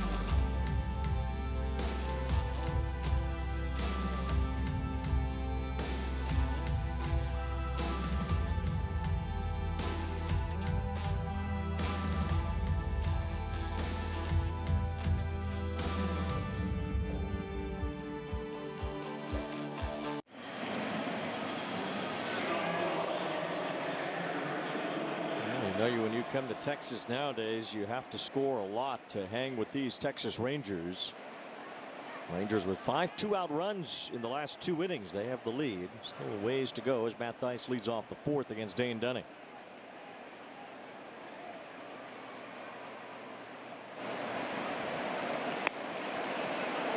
Now you have a confident pitcher going, even though he's had struggle last couple of games. Pretty significant lead here now.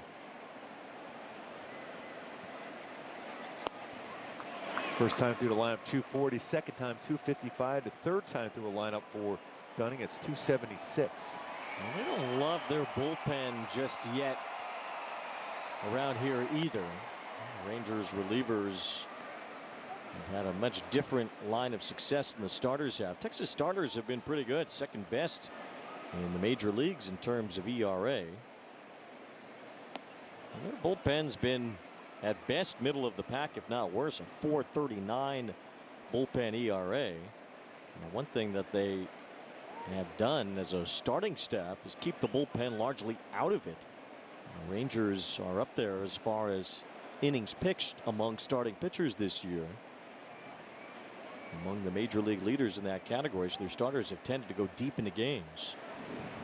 And Dunning getting admonished for not waiting for Theis to look at him.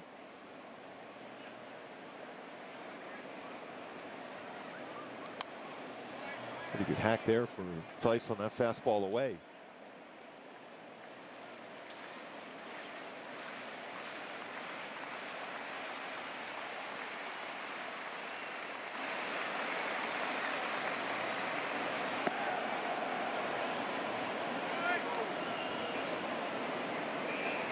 The Angels have had some base runners in this game against Dunning.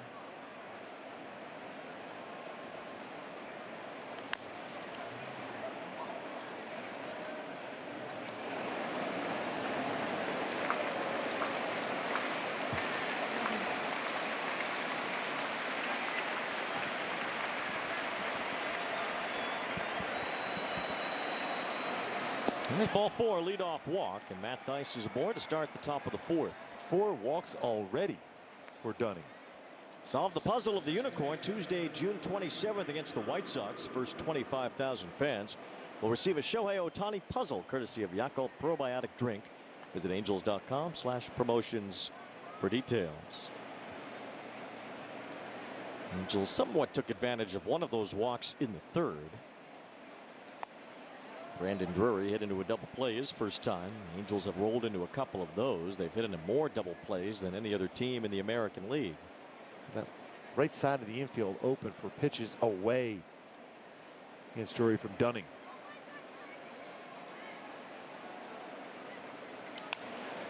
Drury looking that way, fouls it off. Trying to go that way, just like that, like you said, Wayne. He sees that open hole there, especially whether it's a cutter, slider, or even fastball away. You can just punch it through that hole.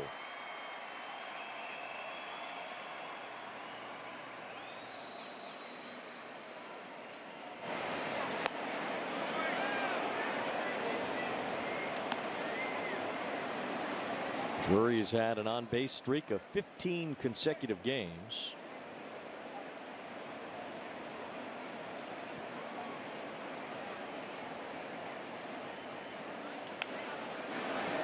Fights to stay alive here. It's been a good stretch for Drury.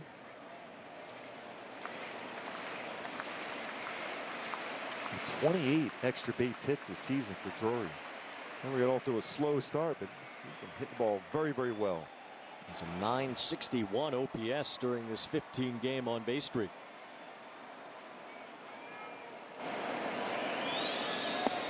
Swings through the slider.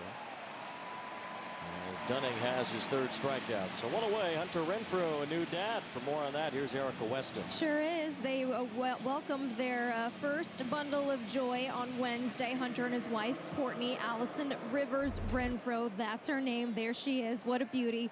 Hunter getting that RBI double yesterday. I said, that dad strength the real thing? He said, I don't know. We're a little sleep deprived right now. We'll find out.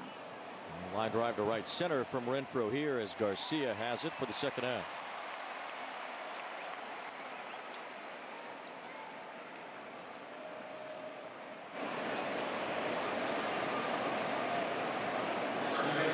So cool when you have that little firstborn there for Renfroe family. It's a great picture too.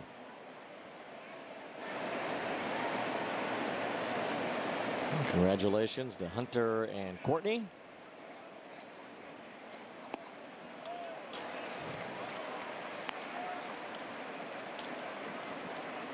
Jared Walsh struck out his first time. From the exact same pitch he struck out on the first time up. Start him off the exact same pitch. 0-0 count. Some impressive numbers in this building. This is a building. This is well, it's a ballpark, I guess, but it is a building. Almost feels like you put a ballpark inside this ballpark. It's that big. It goes up and out and all over. Big concourse here.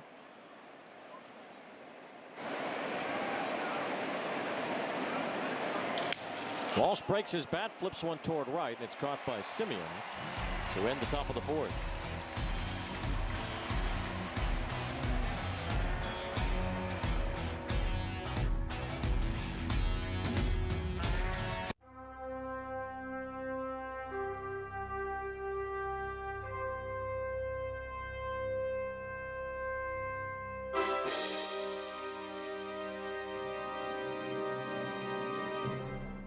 With ButcherBox, you never have to worry about what's for dinner. We deliver grass-fed beef, organic, free-range chicken, humanely raised pork, wild-caught seafood, and so much more. Get high-quality meat sourced from trusted partners with free shipping, always. So you can always be prepared and enjoy the important things. Join ButcherBox today and get 100% grass-fed ground beef free for a year.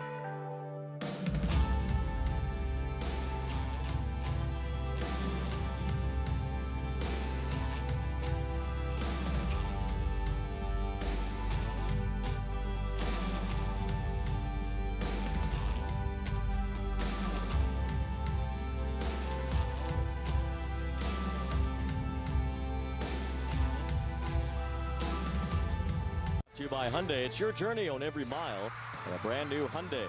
By OC Healthcare Agency, build your healthiest self at angels.ocnavigator.org. And by your local Southern California Cadillac dealers. Well, the discussion is ongoing here as Tyler Anderson and Lance Barrett, the first base umpire, are still engaged in a discussion about the balk that was called against Anderson in the bottom of the third. There should have been no balk called. There should have been no ball called. He's saying he's leaning forward. That's what he's trying to say. And he's trying to tell him, no, I do this every single time with runners on base.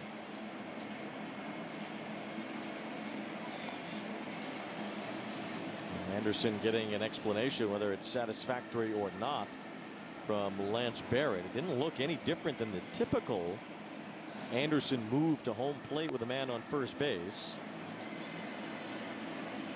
Yeah, when you call for a balk, you're deceiving the base runner. He's not deceiving the base runner there. That's just bottom line.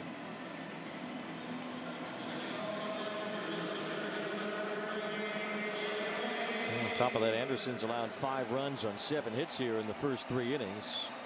There's been a lot of discussion about this balk that was called against him.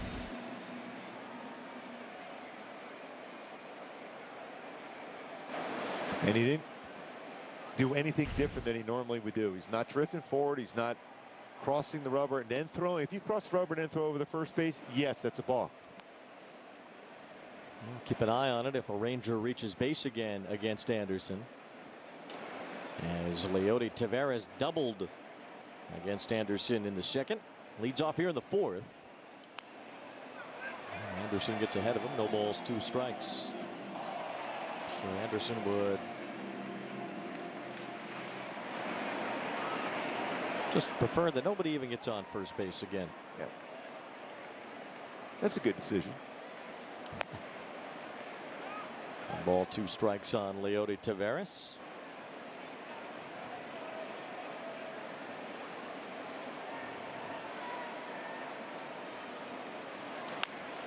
Hit hard to first, knocked down by Jared Walsh. Now racing to the bag, he beats him. Anderson didn't quite get over, but Walsh didn't need him.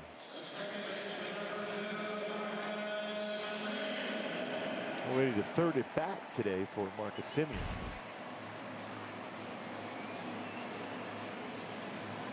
That's why anything hit on that right side of the infield as a pitcher, you get over there just in case. Funny thing is, the top of the order for Texas so far tonight hasn't done anything. There's a strike to Semien. 1 through 4 in the Ranger order. They're 0 for 7. It's been the bottom of the order that has come through with all 5 runs and all 7 hits.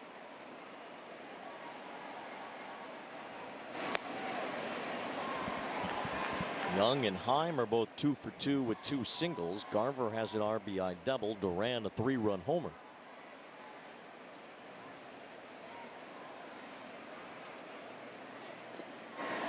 Two balls and a strike on Marcus Semien. 0 for 2 with the strikeout.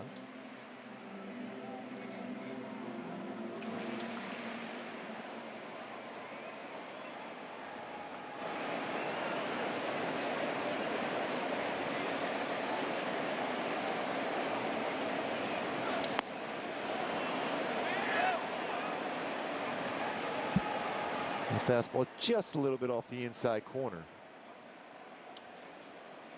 Is this the time where he might try his changeup or cutter in? Simeon pops it up. Taylor Ward waits for it, and there's 2 up, 2 down here in the 4th. We talked about Simeon and Seager. It's the numbers last season, although Seager did have a career-high 33 homers. Not quite the season he's having this year in terms of batting average and OPS. They have both led the way for this Rangers offense to be as dependable as they've been. Seager couldn't hold his swing there. He walked his last time. It was Seager at first when that balk was called against Tyler Anderson. And no stolen bases nor no stolen base attempts for Seager at first base. We'll see what Anderson does here with a man on as Seager gets a 2-out single. So we'll keep an eye on if Anderson makes any changes to how he sets up with a man on first.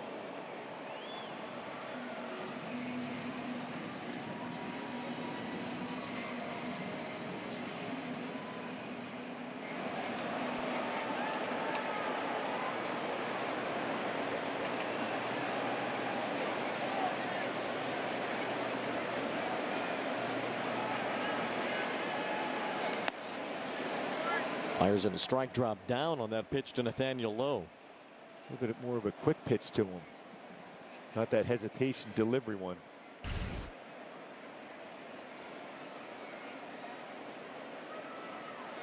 It's definitely different as Lowe pops it up. Anderson just with that single leg kick there on the last pitch to Lowe as Rendon makes the catch. So Anderson had to adjust, and he was able to do so in a scoreless 4th. Sure, you'll teach her to drive a car. Then use Greenlight and teach her to save up for her own car. Mowing lawns and getting paid. Navigate the world of earning, saving, and investing together. Invest in your best investment. Greenlight. Create amazing work with Fiverr. All you need is your team and a talented freelancer who will lend a hand and seamlessly join your team from just about anywhere. Expand your team with a Fiverr freelancer. When the details take precedence, the rest falls perfectly into place. We strip away everything but the essential, and what we're left with are thoughtful bedrooms for modern living. Thuma. We love going to games, but good seats get pricey. So we use Game Time. Game Time checks ticket prices in real time and finds you all the best last-minute deals. We got our seats 20 minutes ago for 60% off. Last-minute tickets at the best price in seconds. Download Game Time now.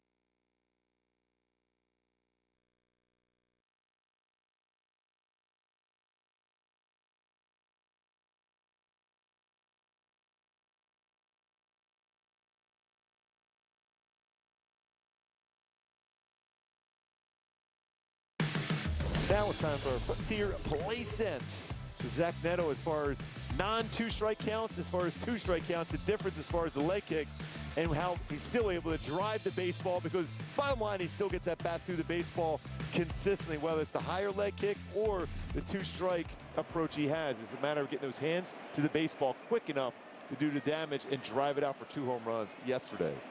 He leads off here in the top of the 5th inning as Neto is followed by the top of the order, Ward and Shohei. Zach's numbers a little bit today. They're pretty similar to Dansby Swanson's so far this year. The Cubs shortstop who got a big contract in the offseason. Neto rifles one to the left field corner. That's a base hit. Bouncing off the wall, played off quickly by Ezekiel Duran, but Neto with his helmet off has a leadoff double here in the 5th inning. Well, he hit the baseball really hard towards the 410 sign, his first at bat.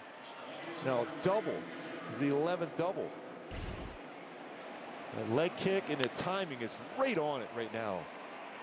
Sinker, but it was upstairs, exactly what you try to do to a pitcher that has a sinker. Bring the sinker up, less movement, becomes a very hittable pitch, and that's exactly what that was. And look at the kind of offensive player he's becoming with the defensive capability that he has. I think Dansby Swanson might be a pretty good comp for Zach Neto. He's that type of player, could be that dynamic as a two-way shortstop. I agree on that one.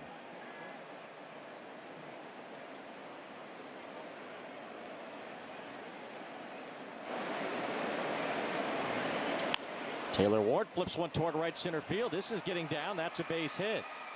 Neto was waiting to see if there was a chance it would be caught. He ends up at third. And Taylor Ward with a base hit puts runners on the corners. Shohei and Trout coming up. So we take a look at our Kia player profile, the way Zach Neto has stood out in his rookie year in the big leagues, right there with Josh Young and Ryan Noda in the American League. And those two are just having a conversation at third base. Baseball was hit 107.2 miles per hour off the bat, too. That double for Neto. So now it's Shohei with runners on first and third, nobody out. Ohtani walked his last time. Got change-ups a lot on first pitch in this series already in this game against Dunning. It's this one deep in the air, but foul toward the left side. Shohei with that walk, extending his on-base streak to 16 straight games. And there's a chance for the Angels to bite into this Texas lead. It's 5-1, but first and third, nobody out. And the big boys in the order due up: Ohtani, Trout, Rendon.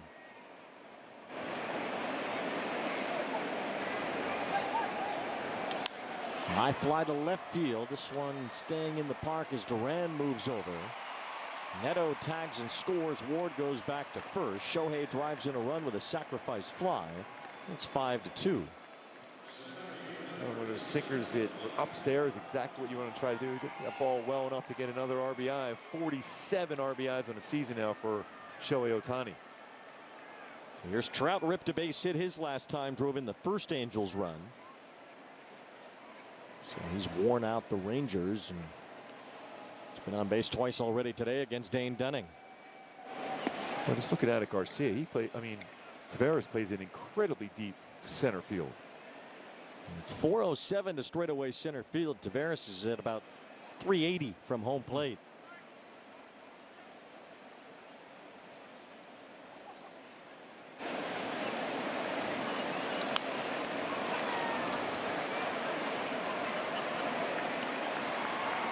The sinker was a little tougher one. Last time up, Trout was able to bring his hands in on a sinker from Dunning and line that RBI single. This one was down and in.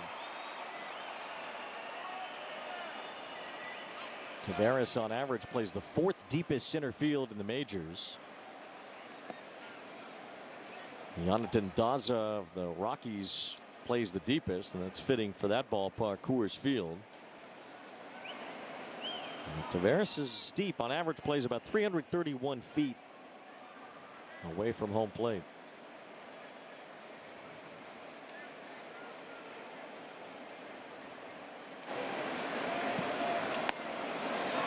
Just missed.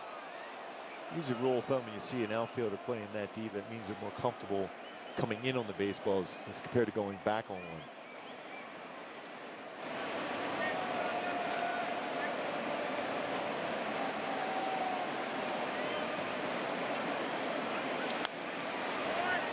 Trout plays on average 325 feet from home plate, so he's quite a bit closer than Taveras typically. Taveras even deeper than that. He's way deeper than 331 right now.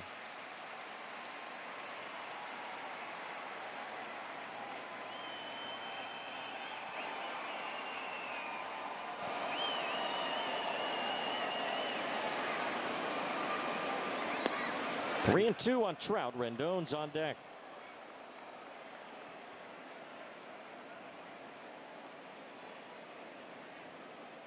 Good sign when Trout is not going after pitches out of the strike zone so far. A couple borderline pitches off the plate did not go after. And there's ball 4. So Trout draws another walk. Well, Dane Dunning's walked 5. And the Angels will bring the tying run to the plate, as the Rangers will send Mike Maddox to the mound, their pitching coach. And he talks about Bochy walking slowly. He's not in any hurry either. I thought it was Bochy for a second, the way Mike Maddox was loafing to the mound. So the Rangers will have a discussion. We'll drive around with Hyundai.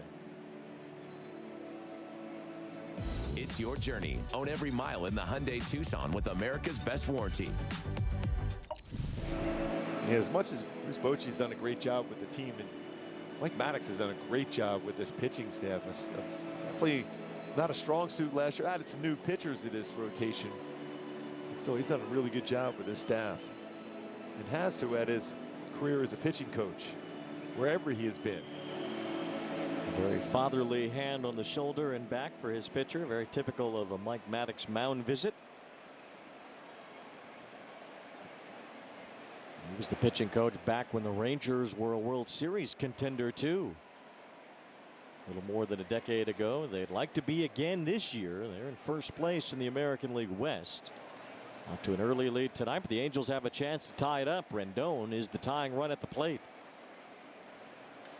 It's a high fly to right. Backpedaling is Garcia with room. He makes the catch. Tagging from second base, Ward goes to third. The ball skips away. Ward's going to come toward the plate, and he's going to make it. Trout advances to second. An error by Garcia gifts the Angels a run. It's 5-3. And every once in a while, because you have a great throwing arm, you want to kind of show it off. And a strong throw in. There was no reason to make this type of throw. Got behind her. There's no way you're throwing out Taylor Ward, so overthrew it and it skips away in the infield and results in, like you said, a gift run. I mean, he's got a great arm. 9 outfield assists this season, 35 already in his career. Also one of those ones too, as an infield, you try to keep your body in front of it if he can. That's a firm throw from the outfield. Now base hit could make it a 1-run game. Trout's at second. The Angels have a couple of runs here in the 5th inning.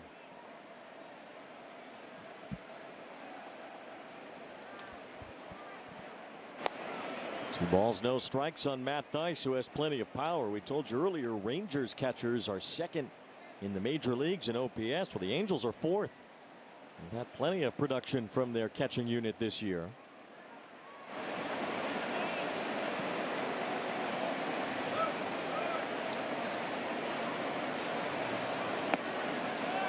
Dunning lands a strike, and it's 2-1.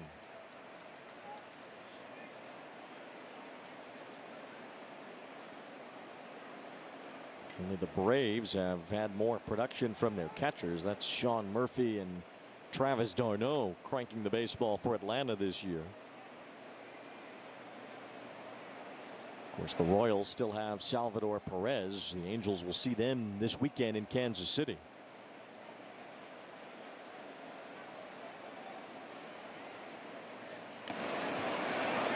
Pretty good pitch right there, too. He just missed that one. Right in the middle of the plate. Could have been a spot where Thaiss did some damage. Just a base hit here makes it a 1-run game. Of course, if Thaiss knocks one out, this game could be tied.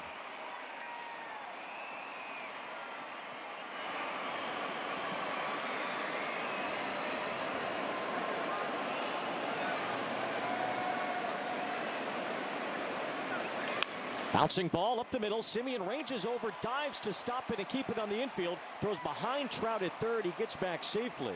Good job by Simeon to save a run.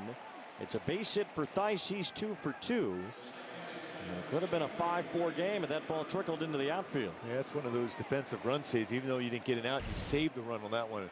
Showing the range, a Gold Glove winner a couple years ago in Toronto. He was just seeing if Trout went too far around the base, they would back pick him on that throw. Between Thaiss and Trout on base all 6 times combined. Here's Brandon Drury 0 for 2. He's trying to hit that ball to right field. Simeon is ranged to the middle, so there's a big hole on the right side of the infield if Drury can find some space. Angels have gotten a few runs off of Dane Dunning. Something they did not do when they saw him earlier this year at Angel Stadium.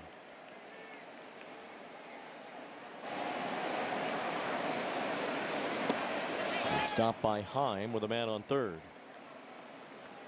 He kept that body right in front of that slider, anticipating it being off the plate, and made sure he kept it in front. A couple wild pitches this year for Dunning.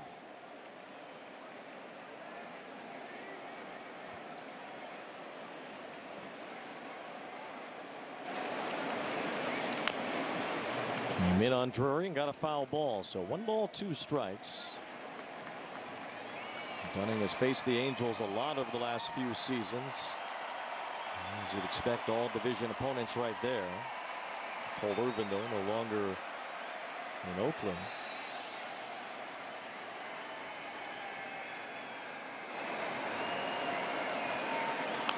Drury fouls it off his foot. The Rangers have their bullpen up. Grant Anderson is getting loose.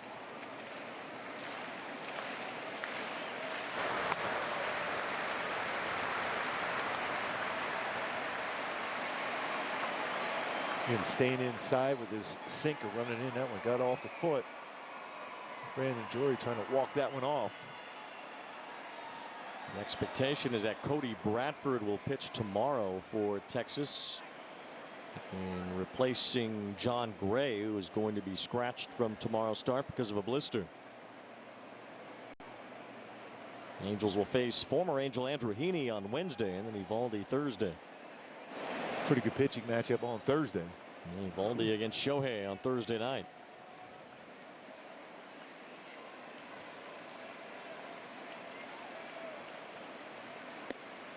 That was over the plate, and Brandon Drury caught a break as that pitch missed the spot. Still hit the plate though, and it was called ball 2. Yeah, it was supposed to be inside, and I think Jonah Heim really brought that glove up too much. If he keeps it there, you might have a shot, because it was a strike. And Drury fouls another, so working that pitch count of Dunning up. We told you earlier the Rangers bullpen has been much less successful than their starters this year. And Dunning not exactly preparing himself for a long night, now at 88 pitches in 4 2/3 innings. Still has the lead, although the Angels can cut into it more with a base hit. And it goes to the backstop. Trout's on his way to the plate. Heim won't have a play. Trout scores on a wild pitch, and the Angels down by only 1. Another gift run in this inning. Trout got into scoring position to begin with on that throw from Garcia in right field that eventually scored Taylor Ward, and now with a wild pitch, Trout brings the Angels within 1. Still with the man in scoring position, an opportunity to tie it up with a base hit. Count is full on Drury. Third wild pitch for Dane Dunning this year. 3 runs in the inning. A sac fly, an error, and a wild pitch. Drury with a bouncing ball left side. Seager has it. His throw to first is on target to win the inning, but a good inning for the Angels. They score 3 and pull within 1.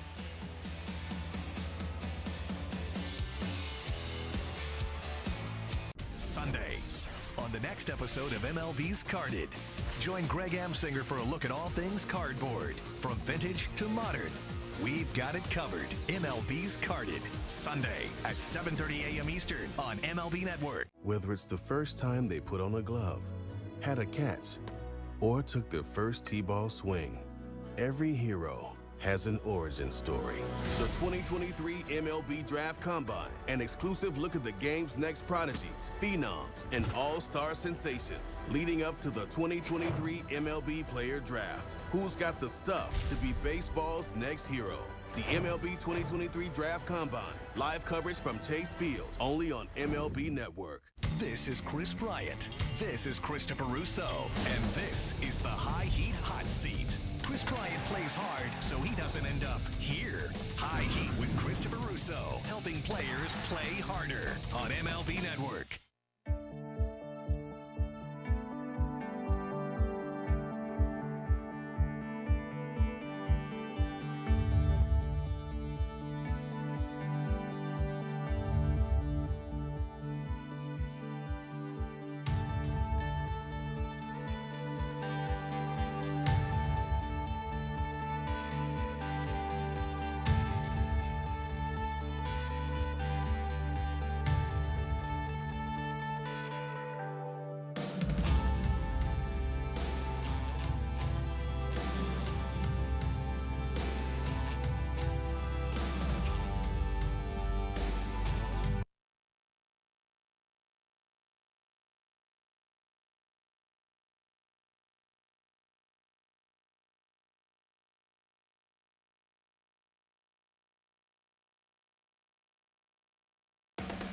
Now it's time for our Sage pitching decisions. Tyler Anderson called for a balk here with Corey Seager at first base in the 3rd inning. So he lifted that foot up, hesitation, and delivered it home. Called it a balk, although technically it was not a balk. The next time with Seager at first again, does not have that hesitation as far as his delivery to first and the home. Swing and a miss by Adolis Garcia leading off the 5th inning. You know, that wasn't the first time that the Rangers had a man on first base tonight. They had a couple of men on first base in the 2nd inning. And no balk was called. I wonder why Lance Barrett, if he was aching to call a balk on Tyler Anderson for that move, why he waited until the 3rd inning as Jimmy Herget's throwing in the Angels bullpen. Yeah, every once in a while you'll hear that. Maybe even the first base coach goes over and say, listen, I don't think this is something he should be able to do. And you alert an umpire first or even 3rd, and then they see that and then they call a balk.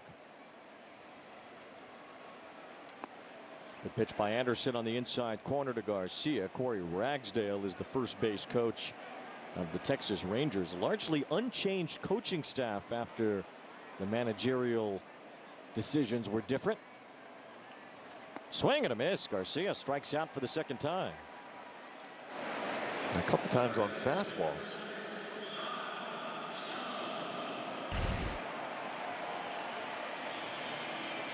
He's trying to lift that with his launch angle, and he missed that by quite a bit. Trying to think if he's trying to hit that one on the rafters up here. There's a lot of space, especially up here at Globe Life Field in Arlington. The old ballpark in Arlington still stands. It's just across the walkway here. They've given it a new name, Choctaw Stadium, and they have a lot of different sorts of events there, sporting events, high school football, soccer events there. And you can see it right out through the windows there in left center field. Peek through there and see some of Choctaw Stadium. And after that, casino, I suppose. So that's here, then this is here, and then Jerry's World is here. Yeah. Just across the street is the home of the Dallas Cowboys. Who? Sorry. Young with a pop-up. Hunter Renfroe backing up a bit to make the catch, and there's 2 up, 2 down in the 5th inning. You were really singing loud and proud today about Eagles flying. That's because our booth is so high up in the air. That's all. That's the only reason why I was doing that. 2 out, nobody on, and Jonah Heim will be the batter. How about last night when we heard Taylor Swift come on the bus and you said, well, what is this, ABBA? Just checking to make sure you're listening. ABBA? You're only off by about 50 years. Just a little bit. No balls, 2 strikes on Heim. There's a couple of hits and a run scored. Well, we figured there'd be a lot of offense, and so far to this point there has been.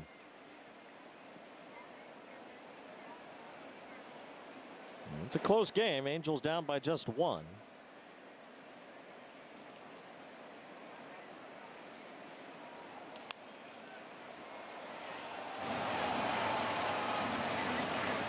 Texas has their bullpen up. Looks like Dane Dunning's about to be done.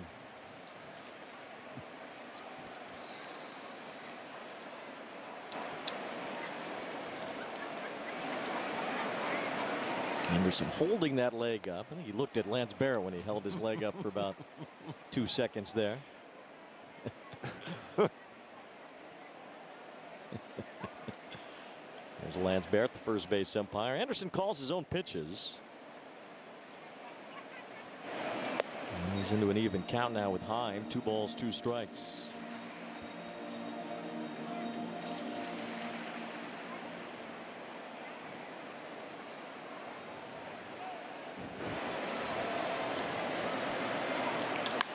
Hit well to right center field. Moving back is Renfroe. He has room, leaps up and makes the catch.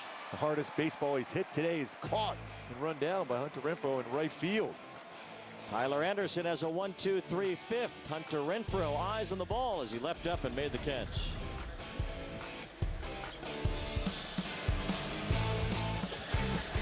Hi, I'm J.P. Crawford, shortstop with the Seattle Mariners. J.P. Crawford flexes his muscles. I love my experience competing in the pitch, hit, and run when I was a kid. It helped me believe in my skills as a player. The 1-2 on the way to J.P. And the Mariners win it! Go show yourself what you're made of and make your way to the national finals at the World Series. Sign up for a free competition near you at pitchhitandrun.com. MLB Big Inning brings you the biggest plays of the night, live as they happen. Don't miss the ultimate baseball highlight reel. It's nonstop action on MLB Big Inning, every night on MLB.tv.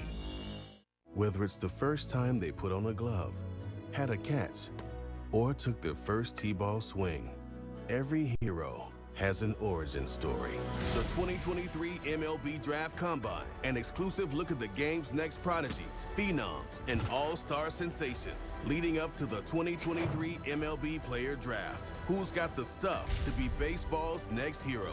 The MLB 2023 Draft Combine, live coverage from Chase Field, only on MLB Network.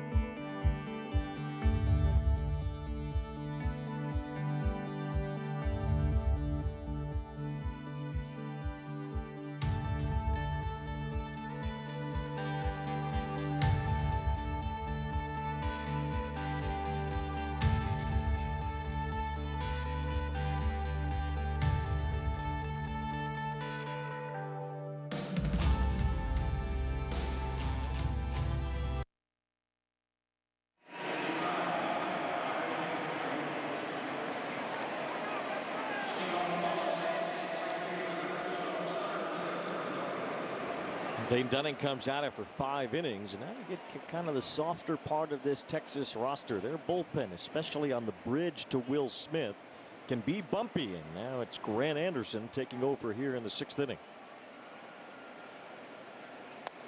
Runs his fastball. It's going to be 91, 95 range. His batting average against his fastball this year, though, 400 batting average. Slugging at 400 also. Throws a slider, a lot of them, about 44%. Also throw a sinker along with his 4-seamer. This is just his 5th major league game. And some good strikeout numbers in the minor leagues last year especially. Carried over into this year too. 47 strikeouts in 28 innings this season. That's 15 per 9 innings. And you can see his numbers on his back if you were a hitter at the plate. Almost like Jack Clark was as a batter when you were a pitcher.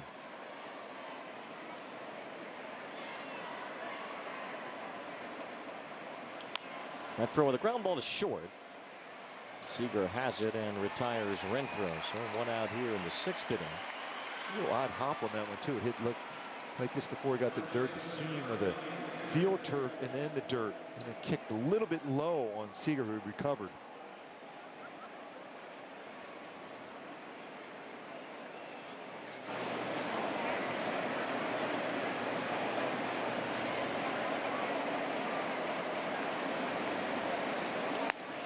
Jared Walsh takes ball 1. Anderson is from Port Arthur, Texas. Went to high school in West Orange, which is actually in East Texas, over kind of by the Louisiana border. And the state is so big, you could be from Texas and be 6-7 hours away from this place. Takes you almost like 24 hours to drive through the entire state. I remember going from East Texas to West Texas, it is over 1,000 miles.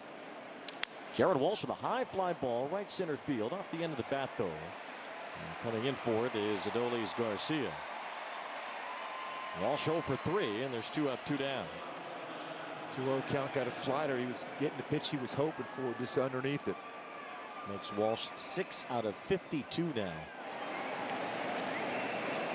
So here's Zach Neto. Doubled in the 5th inning to start a rally. Angels scored 3 runs, although the Rangers gave a couple away. It's been real good on that pitch inside.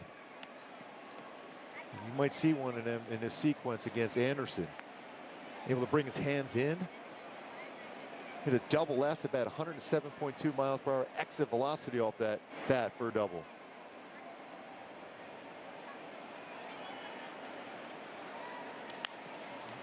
front of that one as he fouls it off.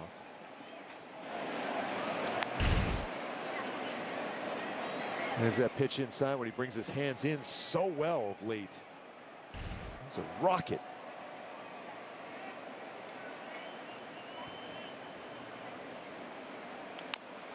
Bounces this one softly to Seager. An easy play for a quick inning. Grant Anderson, 1-2-3 in the 6th.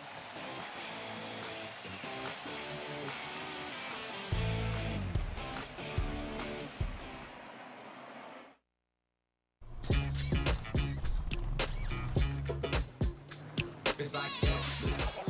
Got him and stays fair.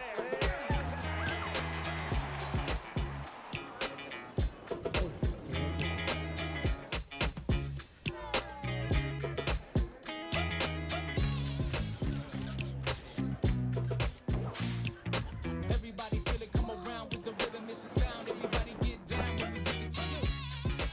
It's like that. MLB Tonight, the ultimate late-night baseball party. See the night's biggest moments, the best interviews. We all love DJ Dan. And cutting-edge analysis from TV's best. This one takes the cake. That is awesome. MLB Tonight, late nights on MLB Network.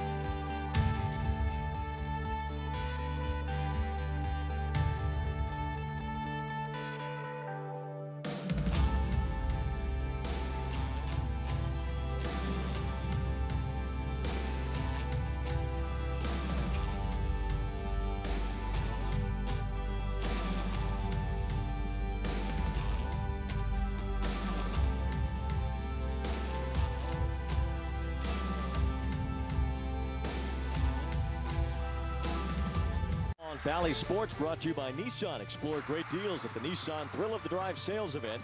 Shop NissanUSA.com. By Jack in the Box, introducing Snoop's Munchie Meal. That's right, available for a limited time only at Jack in the Box. And by Morongo Casino Resort and Spa. What is that meal again from Jack in the Box? Snoop's Munchie Meal. Oh, yeah, that's perfect. It's perfect at a certain time, I would imagine. Mitch Garver leads off here in the bottom of the 6th inning for the Rangers against Tyler Anderson.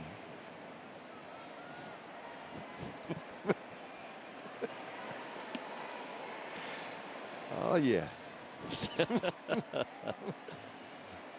Garver had an RBI double his last time. Bottom of the order has done some damage against Anderson. Punches in a strike. Still out there in the 6th inning. He's thrown 87 pitches.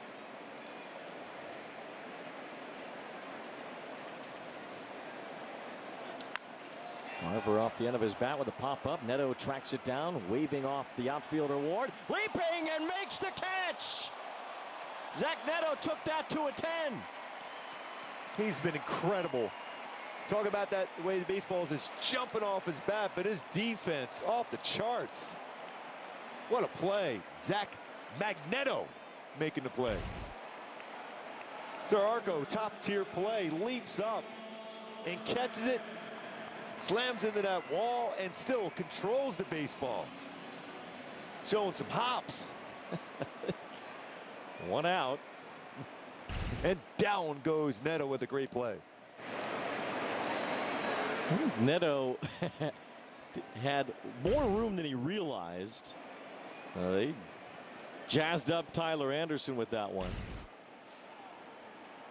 As much as you can. Swing and a miss by Ezekiel Duran, who had a 3-run homer earlier, but even so, Neto showing off his athleticism and making that catch over near the sidewall to retire Garver. Seen a couple of the best American League rookies in this game here tonight. Young and Neto. Since Garver's RBI double in the 3rd made it 5-1. Tyler Anderson's retired 8 of the last 9. 2 balls, 2 strikes on Duran, who has the biggest hit in this game. 3-run homer with 2 outs in the second. All 5 Texas runs have scored with 2 outs. It's only 5-4, and the Angels very much in this game. Got the top of the order too coming up. Ward, Ohtani, Trout. Aaron Loop is warming up. I imagine getting ready for Seager, who's still a few at bats away.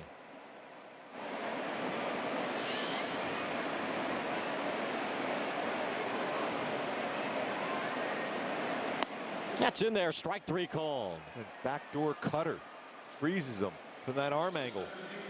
As a hitter, really, you're thinking that's off the plate. You're at the mercy of the home plate umpire. Tell you what, Ramon De Jesus has been really, really good behind the plate today. I mean, he's been really good behind the plate. 7 strikeouts for Anderson, ties a season high. Also struck out 7 Brewers on April 28th in Milwaukee. His career high is 10, which he's done a few times. Leody Taveras at the plate.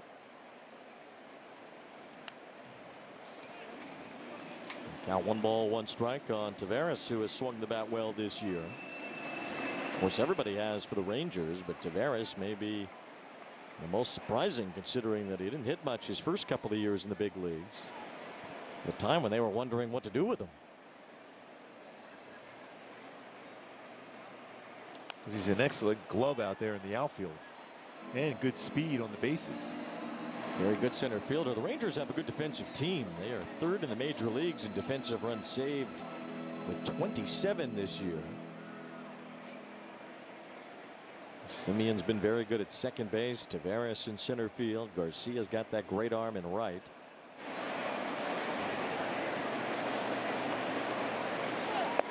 Two balls, 2 strikes on Taveras. Simeon next, then Seager.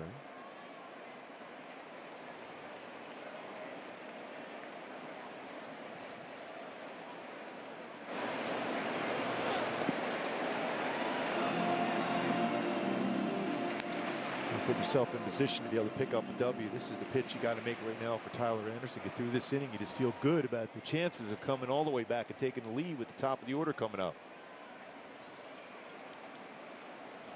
Ward, Ohtani, and Trout in the 7th. Ball 4 to Taveras. Good speed aboard with 2 outs. Marcus Semien due up. Now Wise goes to the mound. Aaron Loop ready in the bullpen. The expectation that would be for Seager. So this will be the last batter for Anderson facing Semien. With 2 outs here in the bottom of the 6th inning. Well, Snoop's Munchie Meal is all the rage. Here's Jack in the Box. Yo, Jack, that a baked brownie in my Munchie Meal? You know it, Snoop. Say less. There's nothing, you can't say less because there's nothing to say. No, there's really nothing to say. Just enjoy.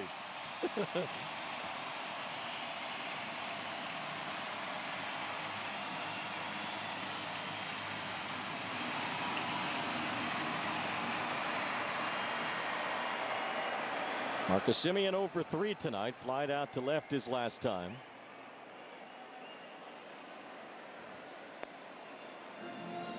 Anderson's 100th pitch of the night misses for ball 1. He's gotten over 100 pitches a few times. Last time was May 24th against the Red Sox. He's on the dot at 100 right now. Throw to first to check on Taveras. If Anderson can get through this inning, he'll have gotten through 6 for just the 5th time this year. Runner goes. Swing and a miss. Theis probably wouldn't have had him anyway. Taveras had a good jump. And a stolen base for Leody Taveras. Exactly what you're trying to avoid, getting the guy in scoring position for Semien and a Rangers hitter. And no chance on that one. He's guessing right, going on first movement.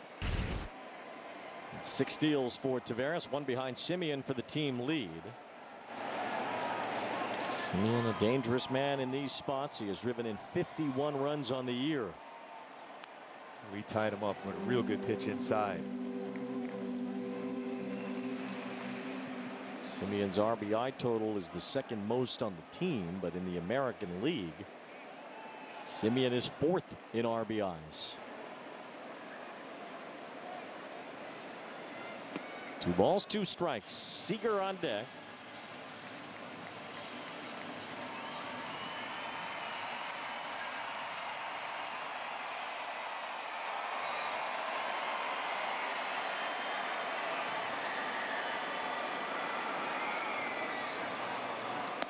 Now a full count. First base is open, although Seager not a man you want to mess with either. He's the major league's leader in RBI since he came back from the IL. This could be the last pitch tonight for Tyler Anderson. 3-2. Simeon with a pop-up.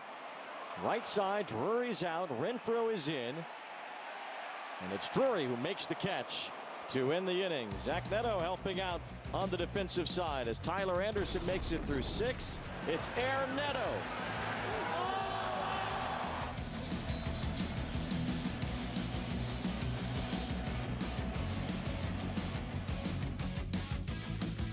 This is Mookie Betts. This is Christopher Russo. And this is the High Heat Hot Seat. Mookie Betts plays hard, so he doesn't end up here. High Heat with Christopher Russo, helping players play harder on MLB Network.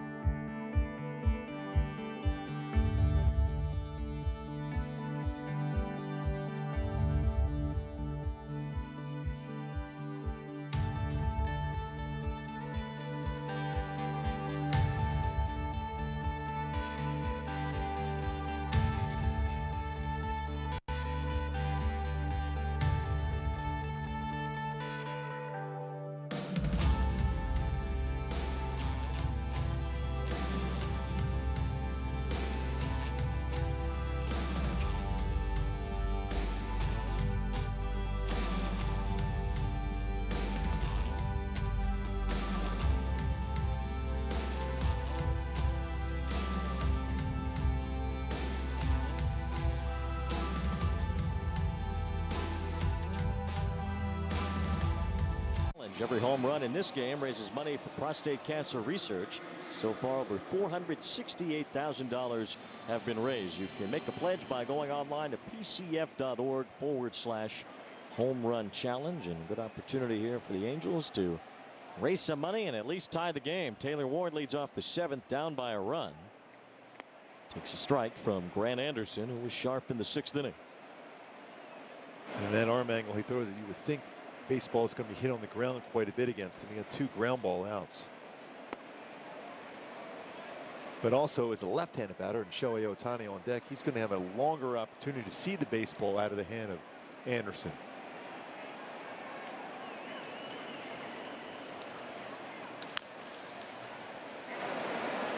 Anderson ahead of Ward. 1 ball, 2 strikes.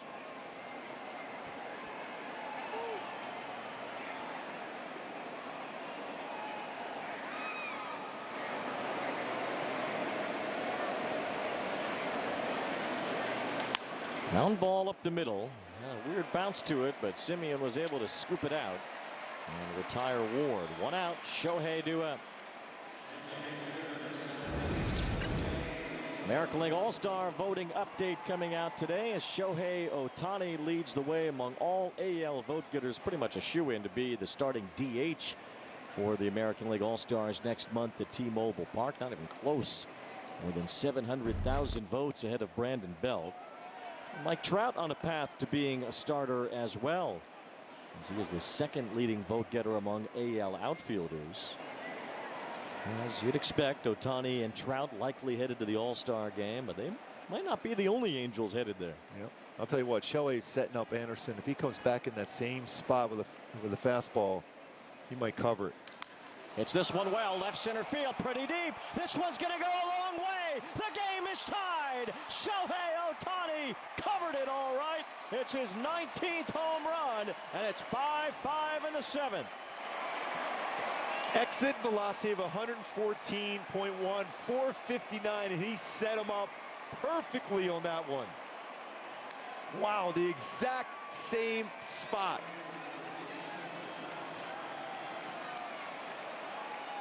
Wow, that baseball was crushed. 459 feet. Hear that wow in the dugout. Wow.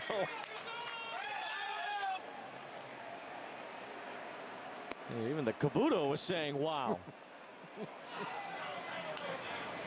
There we go. Picture worthy. Patrick Sandoval gives us the Arozarena pose. Shohei Ohtani hit the daylights out of it.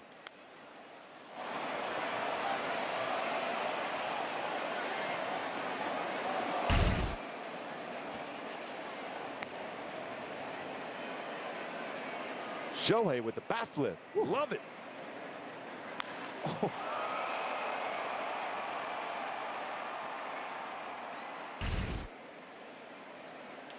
Trout with a grounder down the line. Backhand Young. Off balance throw gets Trout.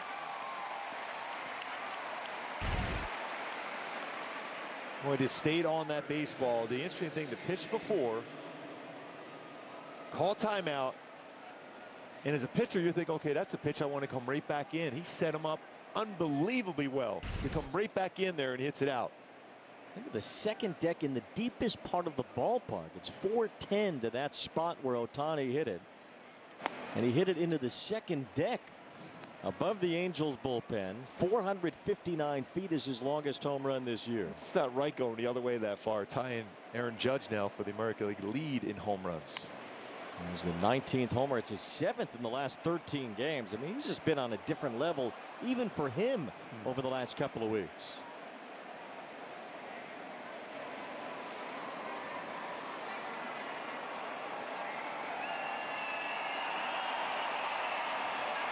Five.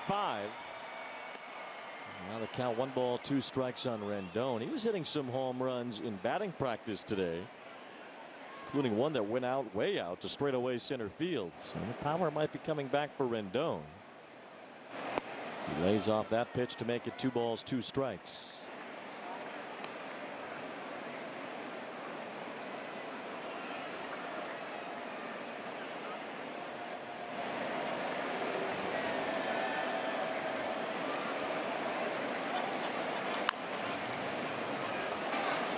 And Don Evans said he's going to be in these games, all 4 of these games, more than likely, here against the Rangers.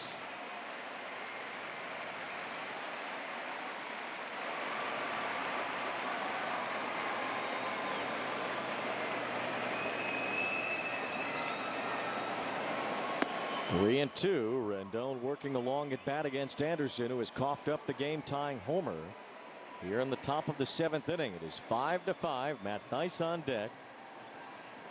The Angels were down by as much as 5-1. They have tied it up in Texas. And there's ball 4 to Rendon. So now the go-ahead run is on base. You mentioned that one part of their team for the Rangers they might look to improve on. Trade deadline's not that far away now. Is their bullpen just like that, tie ball game? August 1st is the deadline this year. Mike Maddox goes to the mound.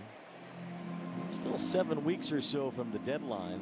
To this point, the sellers haven't quite revealed themselves. The Royals have a couple of trade pieces, especially bullpen help. Aroldis Chapman has refined himself again.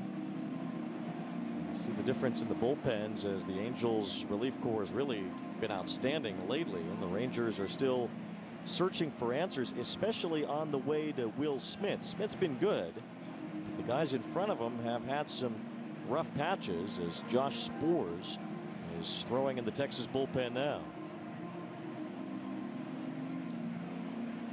There's the Angel bullpen, a full run better than what the Rangers pen has been to this point.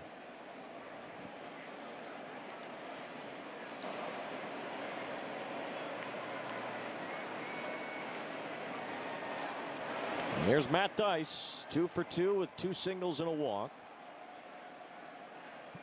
Rendon, a good base runner at first, represents the go-ahead run.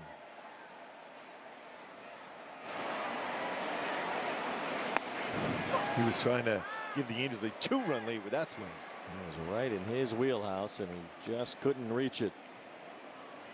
And he is not happy that he missed that one. He knows that was the spot.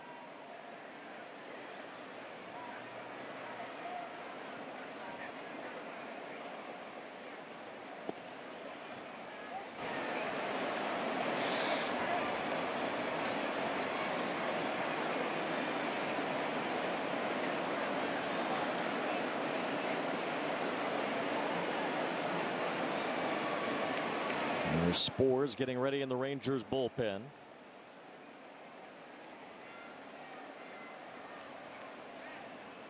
We're just looking out at those seats where Shohei hit that baseball. You don't even think a right-handed batter can hit a ball that far, let alone a left-handed batter going the other way. Up above that staffing sign in left center field into the second deck out there. 459 feet. That's perfect. A guy with a Yankees uniform on, jersey and hat, have that baseball. 3 balls, 1 strike on Theis. Shohei has tied Aaron Judge for the American League lead in homers. That's 19 while Judge is on the IL. Shohei can chase down Pete Alonso for the major league lead. He's on the IL too. Alonso's hit 22 homers this year. 3-1 on Theis. And there's ball 4. So it's back-to-back 2-out walks. Now Brandon Drury will be the batter. Pitching change coming up now. And here comes Bruce Bochy. Brad Anderson worked a 1-2-3-6, but here in the 7th, he's allowed 1 long game-tying homer and 2 walks. So he'll come out. The Angels will have a chance to take the lead in just a moment. Take control of your health by boosting your force field, the immune system. With the Aura Ring, you can listen to your body's signals and raise your defenses. Aura tells you when your temperature is higher than normal, how to improve your sleep, or if your heart rate shows signs of stress, so you can decide to push yourself or to lie low. Live smarter, stronger, healthier with the Aura Ring. Sure, you'll teach her how to drive a car. Then use Greenlight to power her independence with crash detection with 911 dispatch, family location sharing, and emergency SOS alerts. Invest in your best investment with Greenlight. We love going to games, but good seats get pricey. So we use Game Time. Game Time checks ticket prices in real time and finds you all the best last-minute deals. We got our seats 20 minutes ago for 60% off. Last-minute tickets at the best price in seconds. Download Game Time now.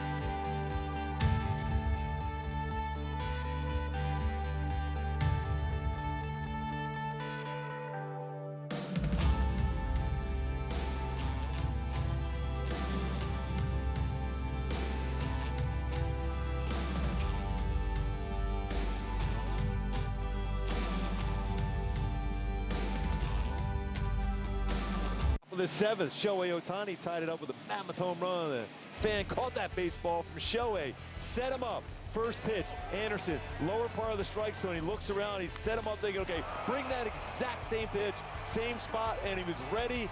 And was he ever ready to hit a ball 459 feet the other way for Shohei, his 19th home run. So often, really good, confident hitters will set you up as a pitcher. You think that that spot's open for you? Shohei brought him in there and crushed it. Josh Spores has been one of the brighter spots of the Rangers bullpen. Delivers a strike to Brandon Drury. Yankee fan caught that home run with his Yankee jersey and Yankee hat here today. Don't worry, it wasn't Zach Hampel, just a regular Yankee fan.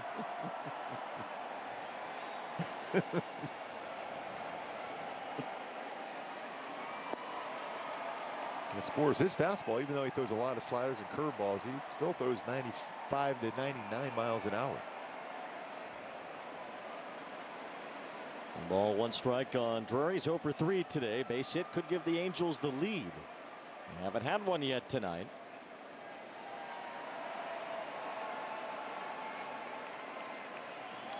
Drury lines one towards center field. Coming in, Tavares slides and makes the catch. The Angels will settle for a tie going into the bottom of the 7th. It comes off the bat of Shohei Ohtani. Big thunder and a bat flip to make it 5-5.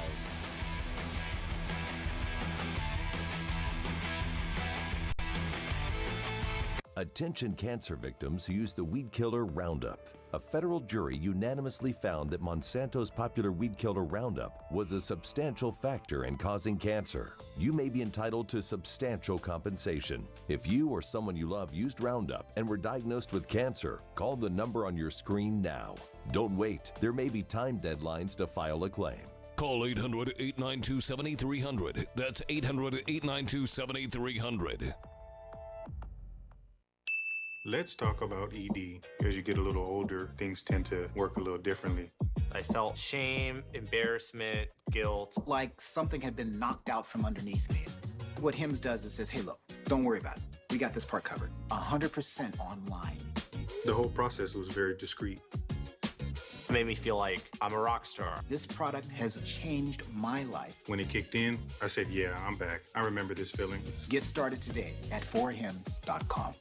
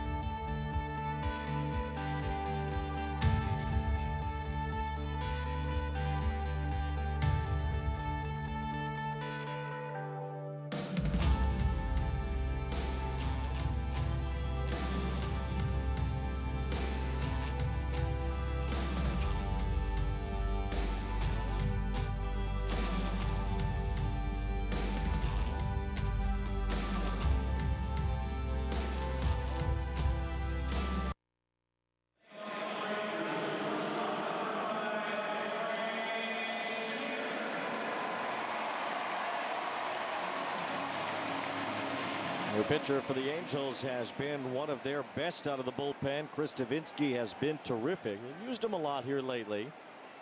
Another close game tonight as Corey Seager leads off the bottom of the 7th. A smart pitch. First pitch changeup for a guy that swings at the first pitch so often.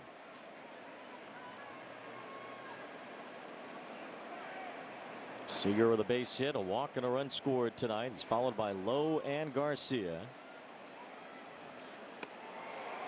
Upstairs from Davinsky. And he gets some big outs against the Mariners in the game yesterday.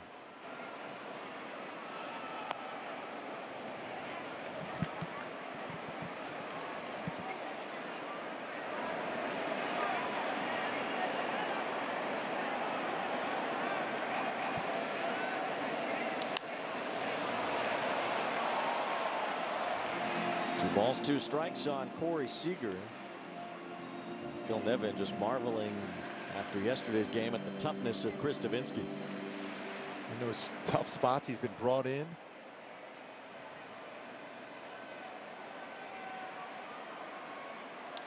Seager with a high fly. Right center field. Trout has room. Calls off Renfroe. And makes the catch. On the way in the 7th. Join us at the Big A Friday, June 30th. Your Halos take on the Diamondbacks at 6:30 p.m. The first 25,000 fans will receive a straw beach hat, courtesy of Memorial Care. For more on this season's giveaways, visit angels.com/promotions. Team with the best record in the National League, the Arizona Diamondbacks. They're up in their division by 3.5 games. Up on the Dodgers. Atlanta lost tonight. They were tied with Arizona entering today's play for the best record in the NL. Braves were knocked out by the Tigers. Detroit snapped their long losing streak. They had lost 9 in a row. And they were down in that game too for the Braves, but they came back. Tigers are 10 under and 5 out.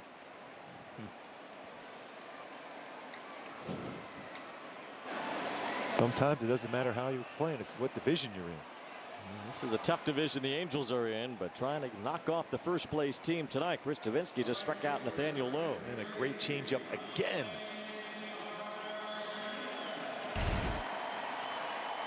Sells it with that arm action. You're thinking fastball, you cannot hold up on the swing. Perfect pitch. And Davinsky. 2 up, 2 down. Here's Adolis Garcia. He has struck out a couple of times tonight.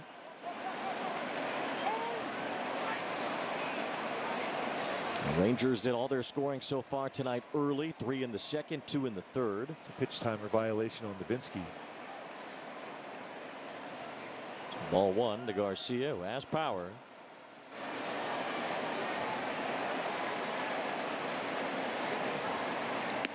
Now 2 balls and no strikes. Garcia second in the American League in RBIs behind currently injured Yordan Alvarez.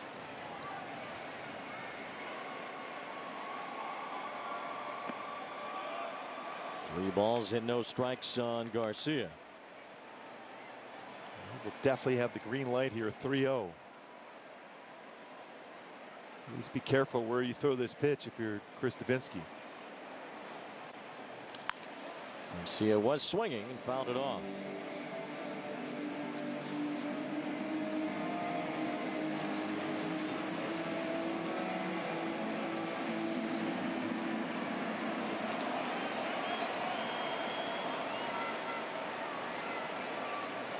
There's ball 4. So Garcia's on with 2 outs.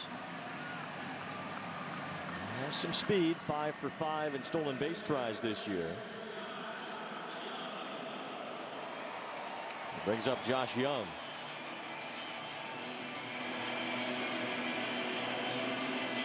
The Angels bullpen has been outrageously good lately over the last 7 games. They've allowed 2 earned runs covering a span of 27 innings. ERA around 0.65 in that time. Davinsky with 4 career pickoffs has allowed 55 stolen bases in 63 attempts. He's been better with men on base anyway. He allows a 2-out walk here in the bottom of the 7th. Josh Young at the plate, 2 hits, 2 runs scored, and an RBI tonight for Young. There's a strike, catches the outside corner.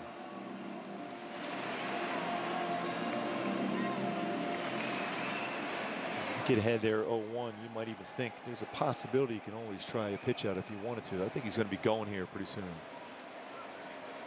Looked like he was about to go, and then he didn't. It's a called strike to Young, and it's 0-2.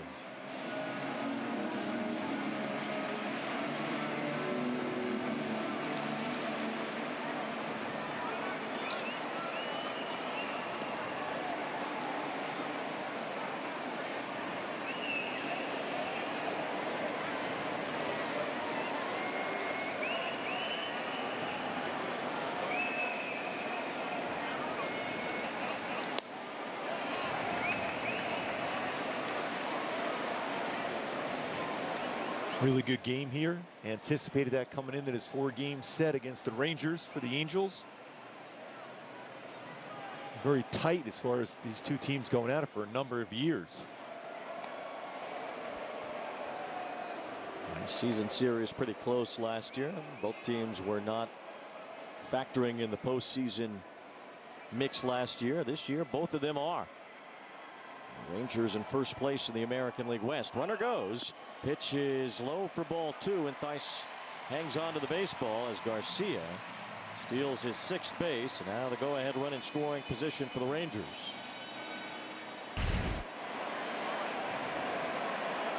That's a big jump, especially with that arm action on his changeup. You're going to be susceptible to a stolen base.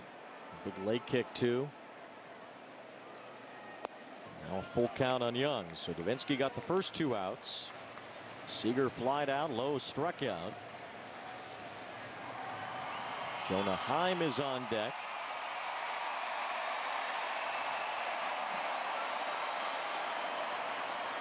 There's ball 4. It's back-to-back walks to bring up Heim. Now Wise heads to the mound as Davinsky gets into some 2-out trouble here in this tie game. They'll discuss, and we'll hear from Kia. The turbocharged, tech-inspired Kia Forte. Jonah Heim is a switch hitter. Historically, he's been much better from the right side, but he's improved pretty drastically to be a better left-handed hitter this year.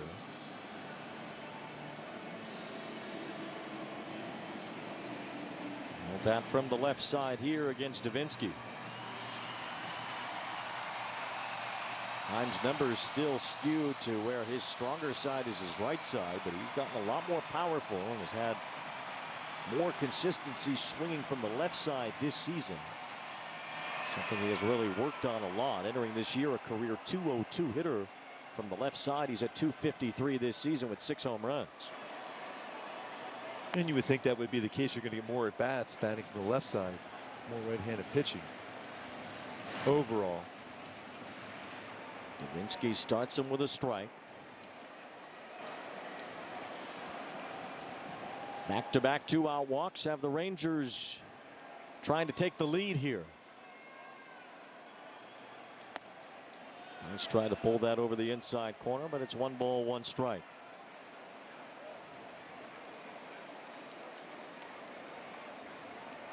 Davinsky's been stranding base runners like crazy, inherited runners. He's allowed these 2 to reach himself. He's ahead of Heim, 1 ball, 2 strikes. Good downward action on that changeup. The amount of times he's been out on the mound and put in these tough situations, is trying to battle through here. Heim has 2 hits and a run scored tonight. 1 and 2. And it's 2 balls, 2 strikes. Davinsky tried to get him to chase the high fastball.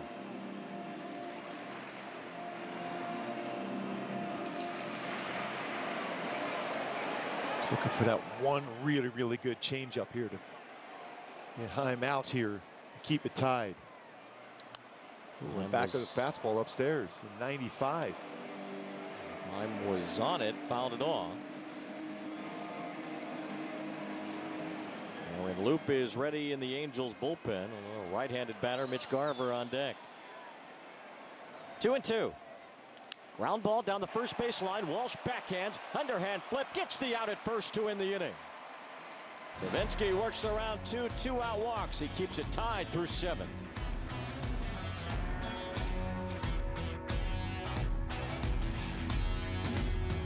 MLB Tonight has all the bases covered, with live look-ins, highlights, and breakdowns. MLB Tonight takes you live inside the park. Every night on MLB Network. Enrique Quique Hernández. Hey, what's up, bro? Hey, papá. Dime, mi hermano. Mira, te prometí que íbamos a cocinar. Como tú eres de Boston, yo soy de la de Nueva York, vamos a hacer una competencia. Yo soy bastante competitivo. No hay nada como la comida latina. Nada. Don't take presentation to evaluation, okay? Just flavor. Una cosa que es bien importante para mí es siempre disfrutar ese juego. Salud, mi hermano. A la vida más fina.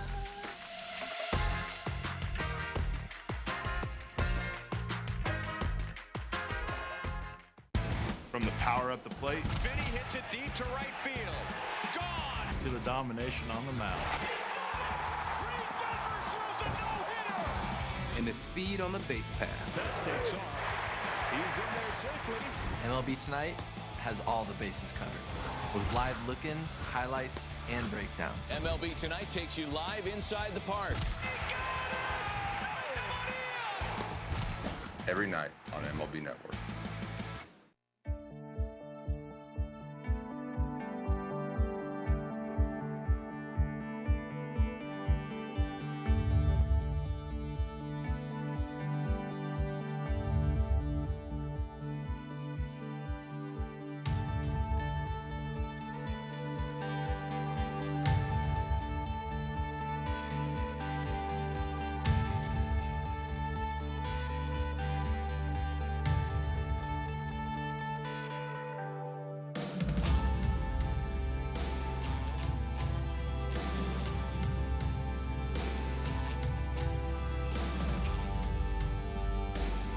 Angels baseball and Valley Sports brought to you by Spectrum One, Internet Advanced Wi-Fi and mobile for just $49.99 a month.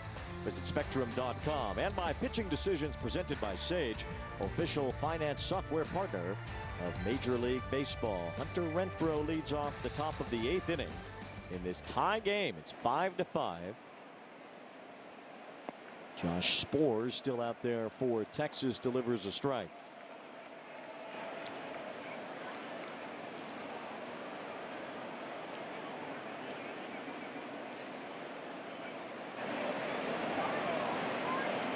He's only allowed 1 home run this season. Up 15 in his career in 117 innings, allowed 11, or rather 4 last year in 22 innings, 11 over the last 2 years in a span of 81 innings. So he's given him up before. He's not yet this year as Renfroe swings through the slider. Spores was in the Dodger system originally, drafted out of the University of Virginia. Traded to Texas before the 2021 season began.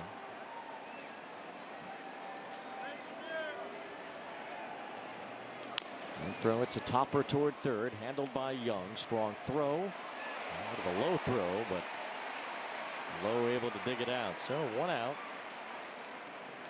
And Jared Walsh will be lifted for a pinch hitter. This Father's Day, June 18th, treat Dad like an all-star with the ultimate Angel Stadium experience. Enjoy hitting in the Angels batting cages. Take a behind-the-scenes stadium tour. Meet Angels alumni and more. Visit angels.com/Dad's Day to get your tickets today. Jared Walsh continuing to not hit very much, so he's been lifted for a pinch hitter here. Luis Rengifo will bat for Walsh. Rengifo's been driving the baseball very, very well. Swinging a lot of first pitches he does anyway. He looks to ambush here. And he takes a strike. It's a tough one to be ready to. It's a backdoor breaking ball.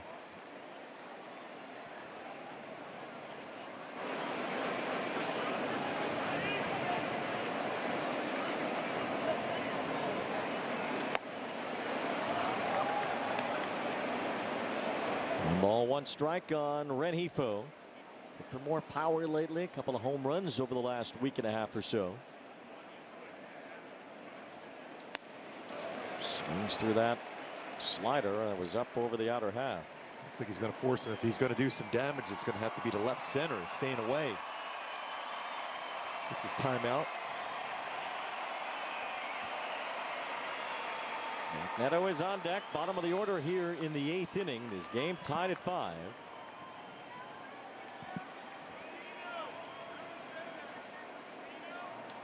And Rengifo skies this one over home plate. And Jonah Heim makes the catch. And Rengifo, as a pinch hitter, fouls out. A couple of quick outs for Spores. And we'll bring up Zach Neto.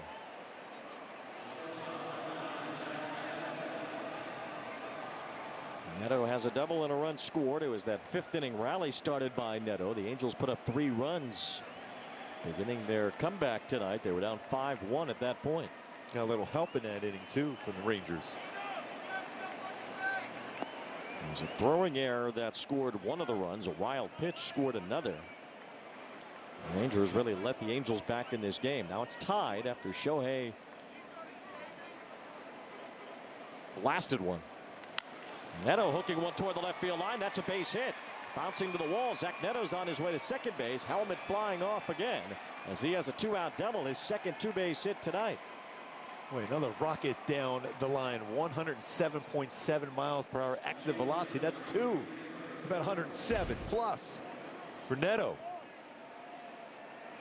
It's a slider that spins over the middle of the plate, and it was crushed.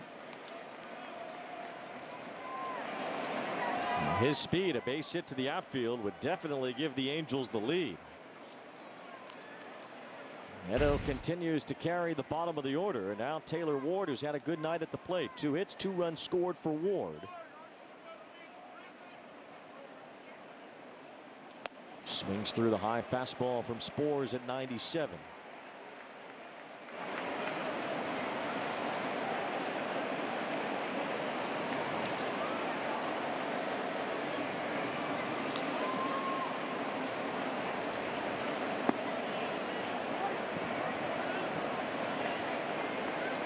Got to be careful on the back pick just in case if you're Zach Neto, he's getting that bigger lead and Marcus Simeon's getting closer towards the base.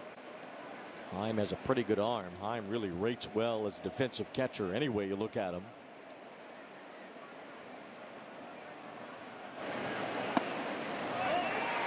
And one cut back over the outer half, and Heim handles that for strike two. Spores ahead of Ward. Base hit could put the Halos on top for the first time tonight. Tie game, 8th inning.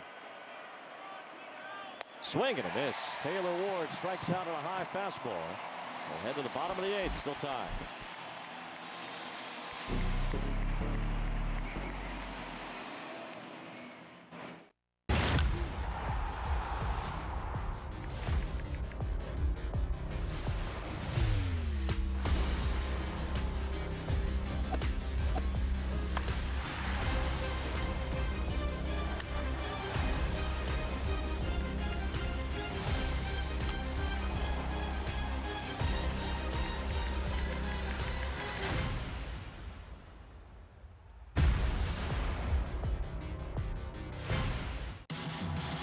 MLB Big Inning brings you the biggest plays of the night, live as they happen.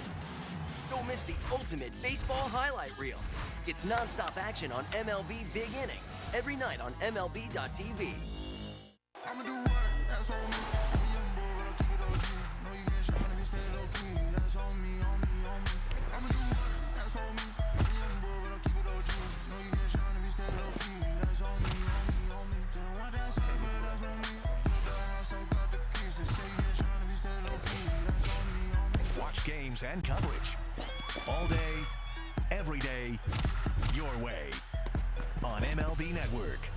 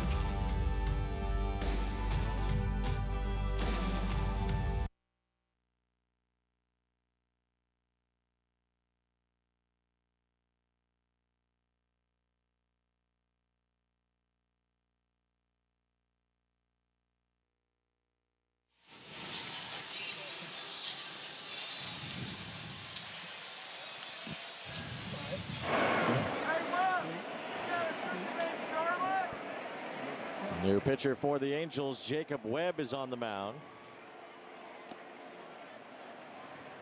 Mitch Garver leads off here in the 8th inning. He's followed by Travis Jankowski, who came in for defensive purposes, replacing Duran. Brandon Drury has moved over to first base for the Angels defense, and Rengifo's at second.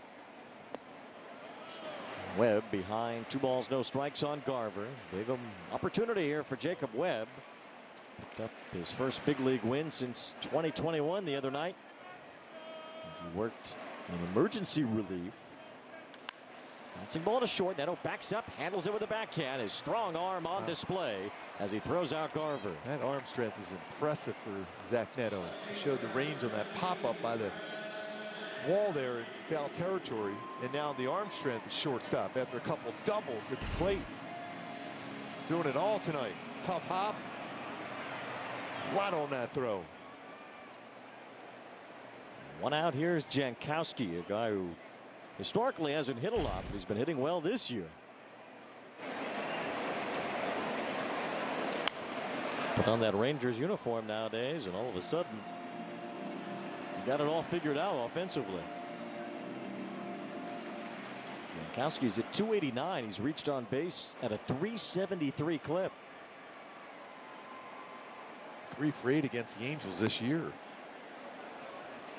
Webb puts in a strike, and it's 0-2. And one thing about Jankowski, if he does get on base, he has a ton of speed. He's very fast.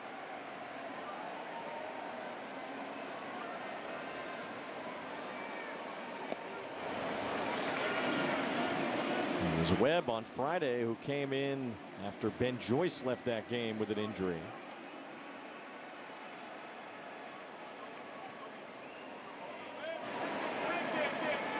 Joyce out with that nerve issue, and the Angels hope to have him back soon. Matt Moore should be back soon as well. Swing and a miss, strike three. Webb gets a big out, punching out Jankowski. And that changeup had a little bit of cut action to it. Usually you think of the changeup from right hand, it's going to go down and away, and that's exactly where Matt Thaiss was anticipating that going. But sometimes when you get on top of that baseball and you cut the wrist enough, you'll have that cut action to his changeup. Here's the number 9 batter, Leody Taveras. Line drive up the middle. Rengifo can't reach it. Base hit. Diving effort from Rengifo, but Taveras a 2-out knock. And keeps this inning alive for the top of the Texas order. Marcus Semien due up. Definitely a stolen base threat. He stole a base last time he was on base.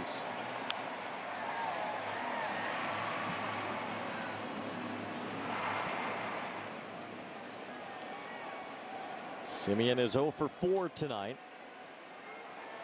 Angels get through this inning unscathed. They'll have a good chance to take the lead in the top of the 9th.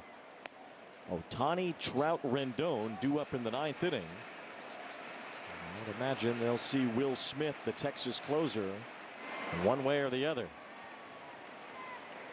Webb's pretty quick to the plate. Hasn't given up a whole lot of stolen bases, so this is a good matchup here, just in case Taveras decides to go. There's a strike to Semien. It's 1 ball, 1 strike. There's Smith, the veteran, who has gotten back to his previous form.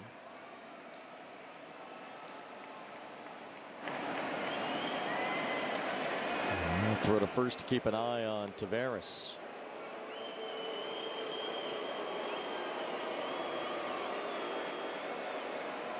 Seeing his lead, he's way back behind him. First base bag, usually not. Most base stealers would be even with it. It's way back there. I think part of it too is it gives that depth perception as a pitcher that he's closer to the base because he's that far away from it.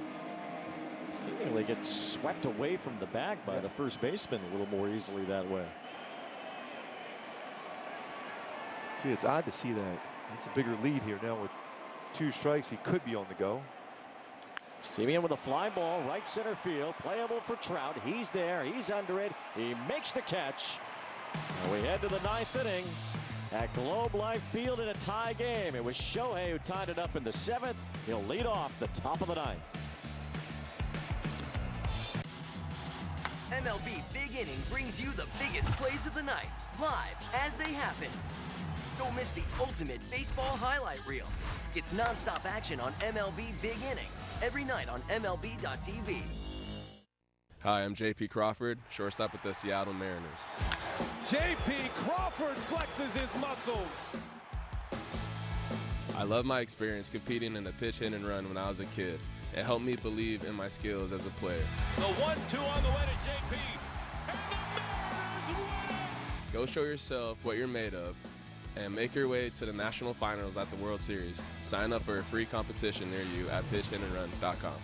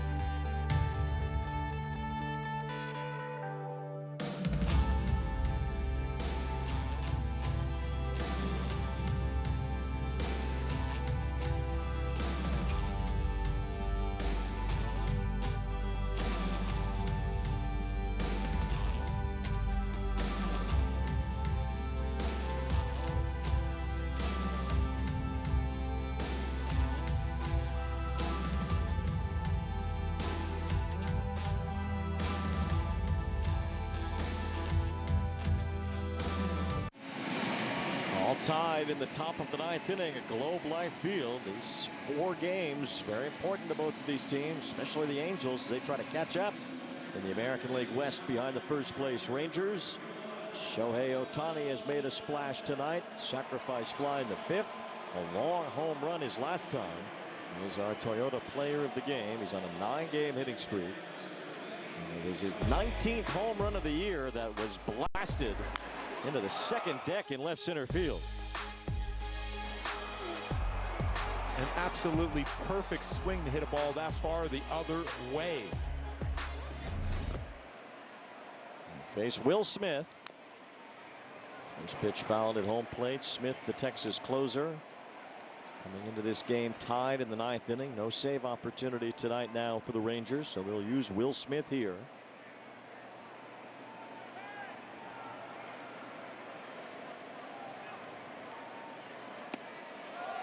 Ooh, that was a pitch for Shohei to drive again. Will Smith's fastball is 91, 95, curve, slider change. That slider was right in the heart of the plate.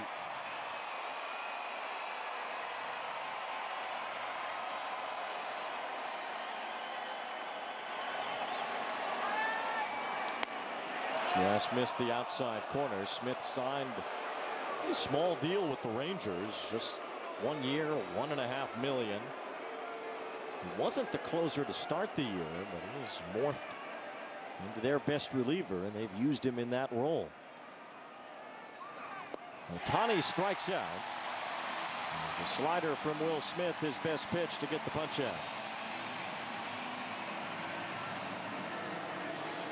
Go back to our Hyundai key for the game today. Circles around this town. How about a Mike Trout mammoth bomb here in this ballpark? A park he's hit well in, and a team he's crushed throughout his career.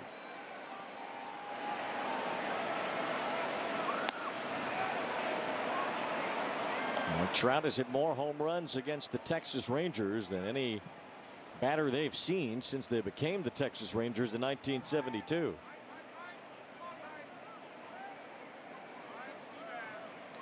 He was trying to hit one there, but he missed.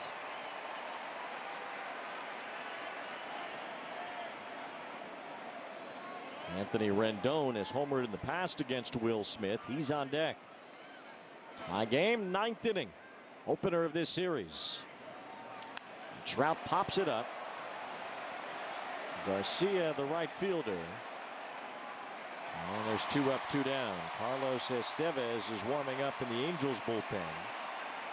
We'll see if the Angels use him in a tie game in the bottom of the 9th, or if they save him for a potential save opportunity or even extra innings. Of course, with the extra inning rule, it really just becomes crapshoot ball at that point in the 10th inning. With the ghost runner at second base, really all bets are off. Here's Rendon.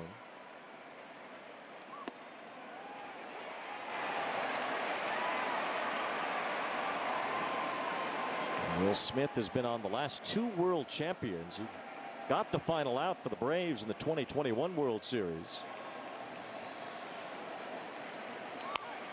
Rendon with a little squibber to the first base side. Quick flip to first from low, and a quick inning for Will Smith against the meat of the Angel order. It's 1-2-3.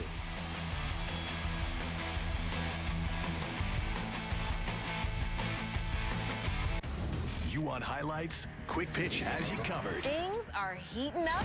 Packing all today's biggest plays into one lightning fast hour. Oh my goodness! What a play! Every game. Every night. Swing and a miss!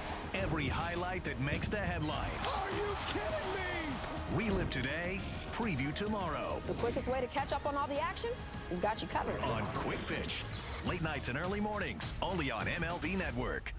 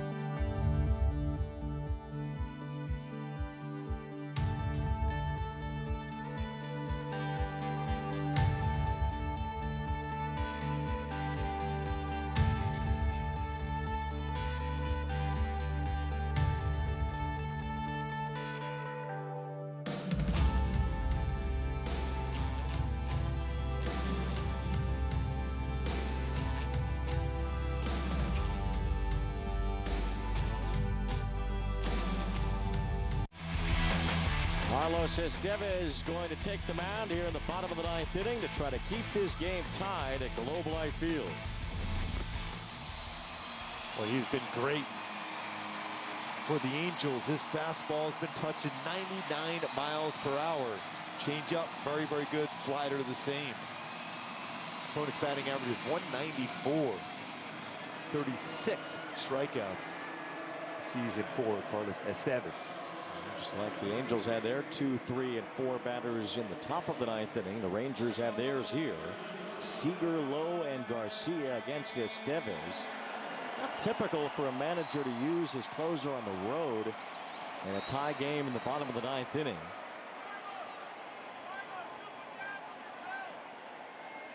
Seager swings through a first pitch fastball, but with the way extra innings are now, with these goofy rules and the automatic runner, this is really the only control you have. You don't know what's going to happen in extra innings now because of the rules. You're not playing the same game once this bottom of the 9th is over and you go to the 10th. I also think when you're down 5-1 early in the game, you've come back, fought all the way back to tie this game. You're going to give your best effort, your best arm out of the bullpen. That would be Estevez in this moment. 3 balls and a strike on Seager. It certainly isn't conventional, but that's the convention based on old rules. Those rules don't exist anymore. And this is really an opportunity to give your team a chance to have the go-ahead run at second next inning. That just missed the corner, and Seager draws a leadoff walk.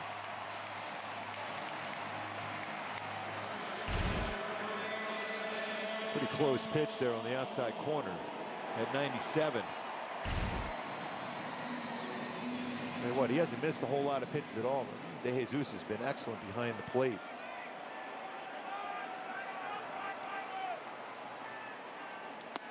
Swing and a miss by Nathaniel Lowe. He's 0 for 4. Adolis Garcia follows.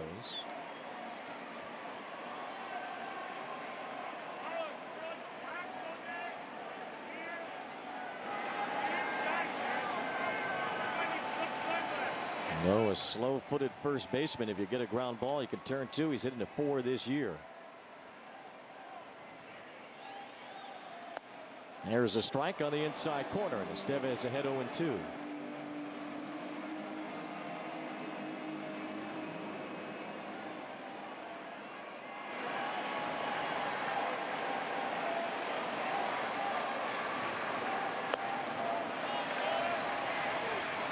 Estevez has been perfect in save tries. He's been an all-star caliber closer. In a safe situation, obviously, with this game tied, but works the same way, trying to keep it tied. Yeah, both managers bringing their closers in here in the tie game in the 9th. Will Smith worked a 1-2-3 inning for Texas at the top of the 9th inning. I don't see anybody throwing right now for the Rangers either. It was a pretty quick inning for Smith. Maybe Bruce Bochy would consider using him in the 10th if there is one. Upstairs to Lowe, and it's 2 balls, 2 strikes.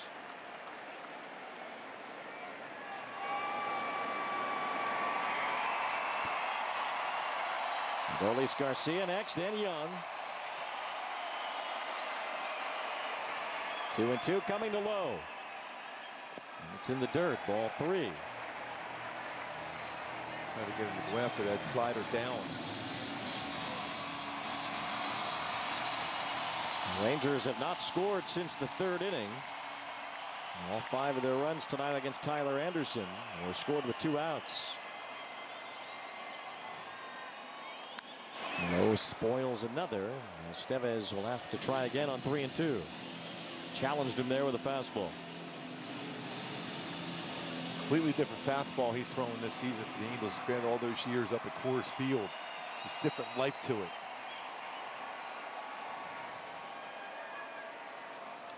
And there's strike 3 called.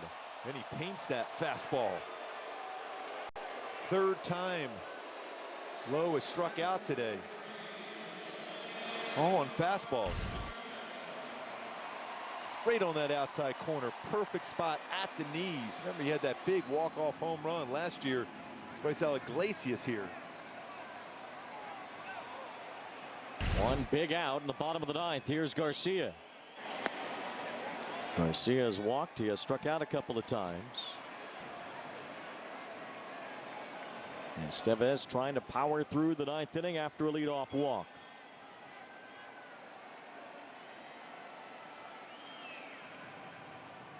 Swing and a miss. 98 on the heater. 1 ball, 1 strike.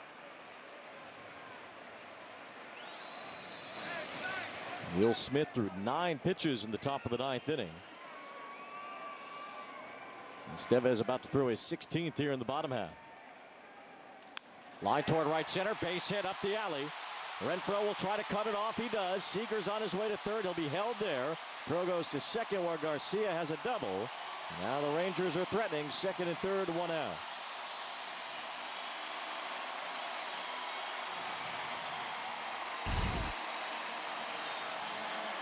It's that flat slider there that he went with the pitch and tried to pull it.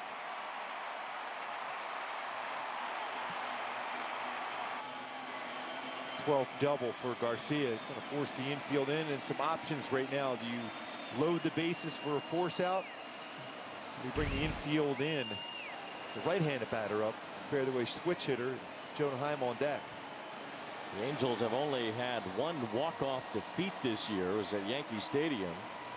That was in a game where the ghost runner played into it, and the Yankees didn't even get a hit in the bottom of the 10th inning to walk off the Angels that day. And that's why now it makes sense to use your closer in this spot. You want Estevez, your best guy out there, and try to keep this game tied.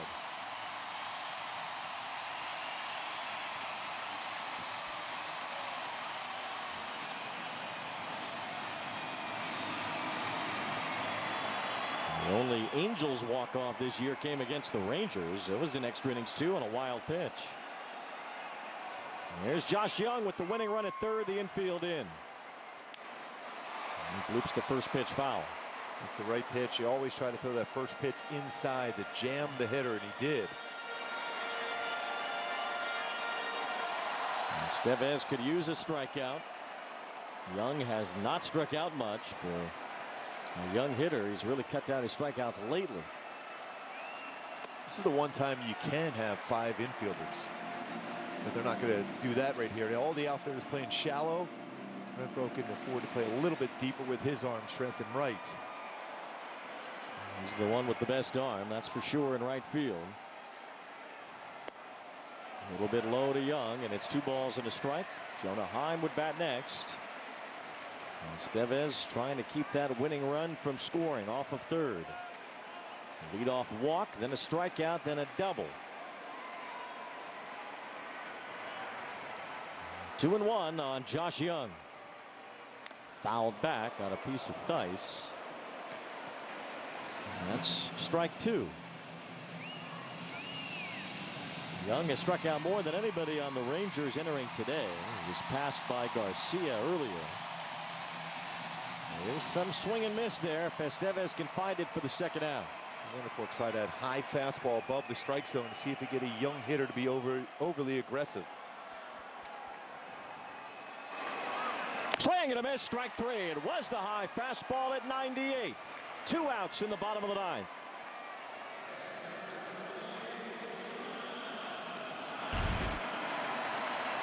Just the right pitch, right spot, and the big punch out. Now the batter, Jonah Heim. The Angels can move their infield back. First base is open. Estevez with 100 misses to Heim, ball 1. Heim's had a couple of hits tonight. He's a much better hitter right-handed than left.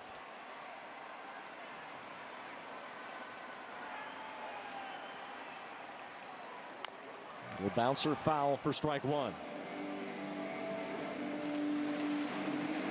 Well, you feel that you can get through this inning, keep it tied. And with Will Smith, even though he had some strikeouts this year, you have that runner starts at second.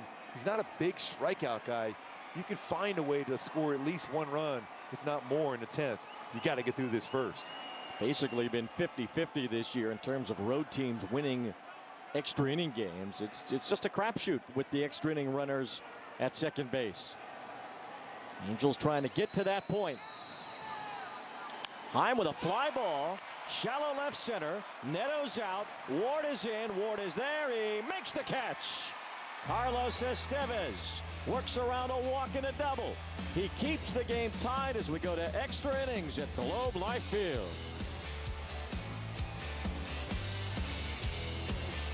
This is Mookie Betts. This is Christopher Russo. And this is the High Heat Hot Seat. Mookie Betts plays hard, so he doesn't end up here. High Heat with Christopher Russo, helping players play harder on MLB Network. Hi, I'm J.P. Crawford, shortstop with the Seattle Mariners. J.P. Crawford flexes his muscles. I love my experience competing in the pitch, hit, and run when I was a kid. It helped me believe in my skills as a player. The 1-2 on the way to J.P. And the Mariners win it! Go show yourself what you're made of and make your way to the national finals at the World Series. Sign up for a free competition near you at pitchhitandrun.com. MLB Tonight, the ultimate late-night baseball party. Oh, man. With live look-ins to the night's biggest moments. How hot was that? That's money. What? The best interviews. I've never asked a player, do you need a blanket? It is kind of cold out there. And cutting-edge analysis from TV's best former players fresh off the field. Get your hands up. There's nothing quite like MLB Tonight. This is going to be a big deal tonight. This one takes the cake. That is awesome. MLB Tonight, late nights on MLB Network. Sunday, on the next episode of MLB's Carded, join Greg Amsinger for a look at all things cardboard, from vintage to modern. We've got it covered. MLB's Carded, Sunday at 7:30 a.m. Eastern on MLB Network.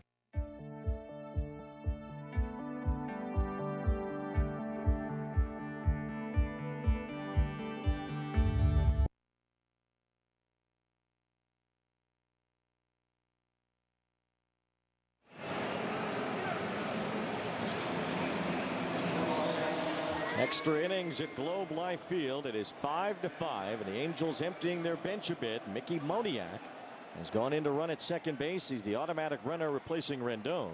And Gio Urshela is pinch hitting for Matt Thaiss as Will Smith works his second inning.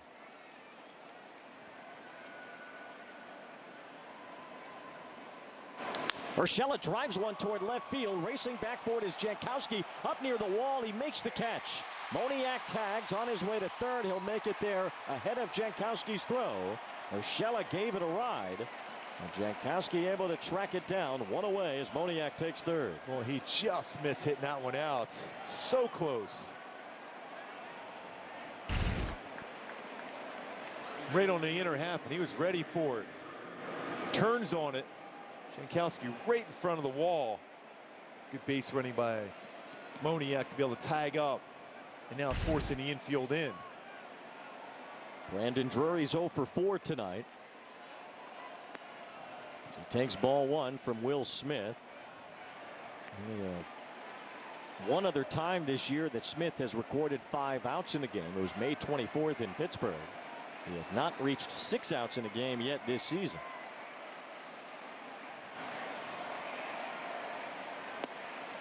Two balls, no strikes on Drury. Hunter Renfroe on deck. Go ahead run at third. Moniak with a lot of speed.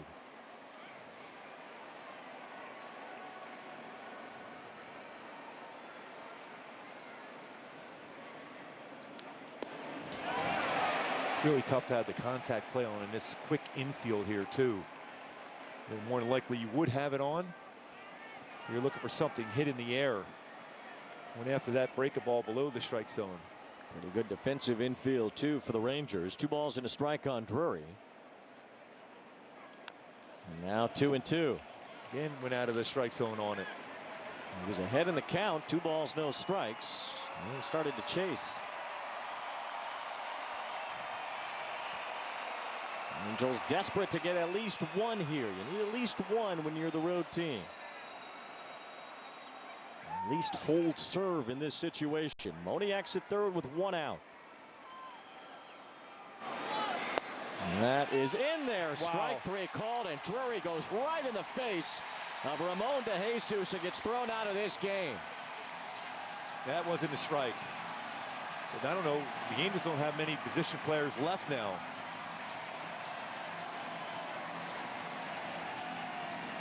That's not a strike.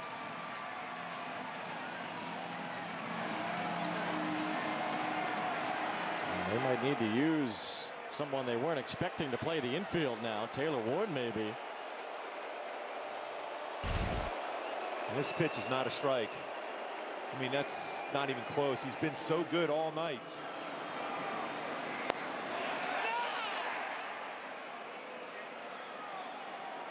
At no point was that called a strike all night. And Drury gets burned there. Here's Renfroe.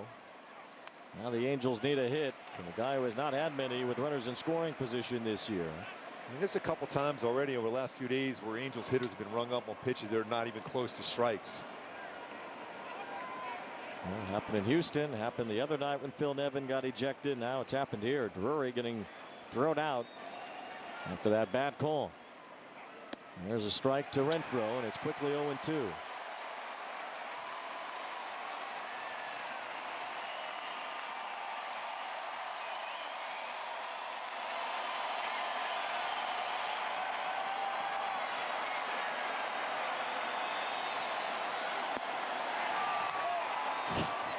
I mean, that was basically the pitch he called Drury out.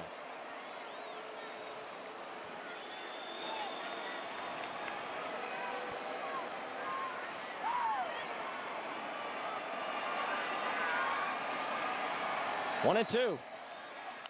Renfroe stays alive. Ooh, that was his pitch there too.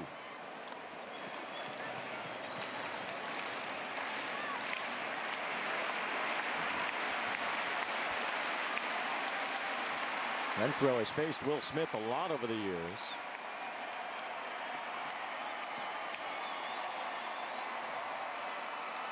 And it's a fly ball to left, playable for Jankowski. And the Texas Rangers survive the top of the 10th inning without a run scoring.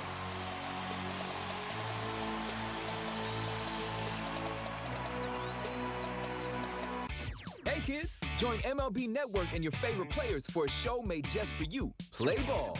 It's all the big moments, bat flips, and amazing plays from an exciting week of baseball and tips to up your game on MLB Network. Hey fans, I'm breaking down MLB Play. I think they're the best MLB games. Now my personal favorite, Beat the Streak. Pick who you'll think will get a hit, building your own streak. It's all on you, baby. You can win $5.6 million. The streak's alive! Next up, Pickle. Guess the player in the fewest number of tries. Got him! And there's other games like Bingo, a race to be first. Bingo! MLB Play. Great games, great prizes, and it's all free. No purchase necessary. Restrictions apply. See official rules and enter at MLB.com/play. Oh yeah! You want highlights? Quick Pitch has you covered. Things are heating up. Packing all today's biggest plays into one lightning fast hour. Oh my goodness! What a play! Every game. Go! Every night. Swing and a miss! Every highlight that makes the headlines. Are you kidding me? We live today, preview tomorrow. The quickest way to catch up on all the action? We've got you covered. On Quick Pitch. Late nights and early mornings, only on MLB Network.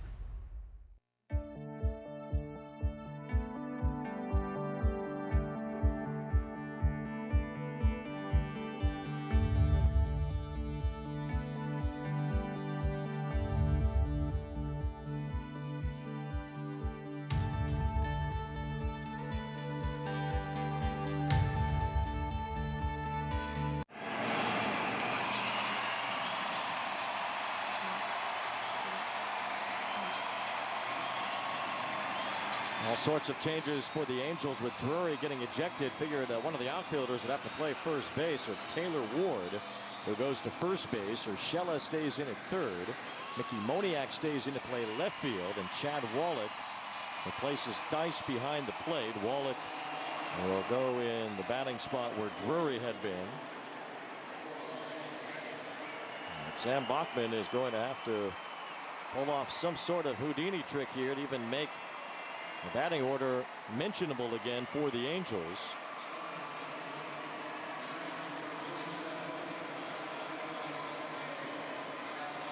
And the automatic runner, the Manfred man. It's Jonah Heim going to second base. Actually, it's Josh Smith going to second base. Looks like to run in place of Hines. Yeah, very fast base runner.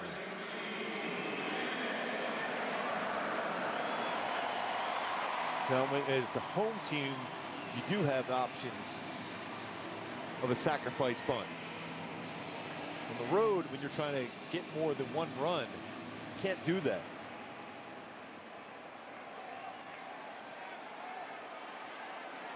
Well, the winning run automatically at second base. It's Smith.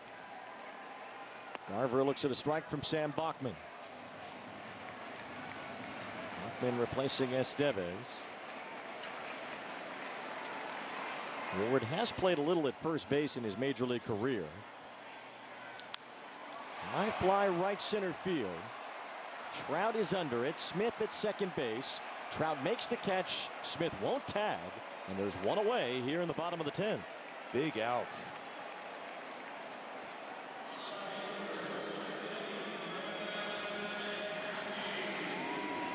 Brings up Jankowski, who's a good bunter, but I think a bunt would be on display here with one out already. Trout got behind that baseball really well. You got to make sure you vary your look back to second. 1 to Jankowski. Taylor Ward has played 2 major league innings at first base. They were both in 2020.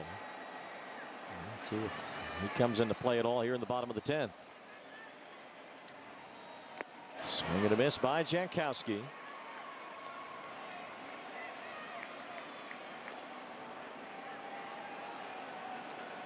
Sam Bachman's been impressive since getting to the call to the big leagues, coming straight from Double-A. This is a pretty tough spot to work through.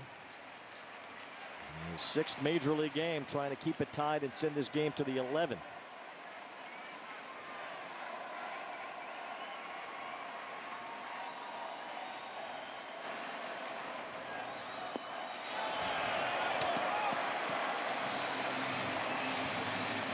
Three balls and a strike. First base open. Leody Taveras on deck.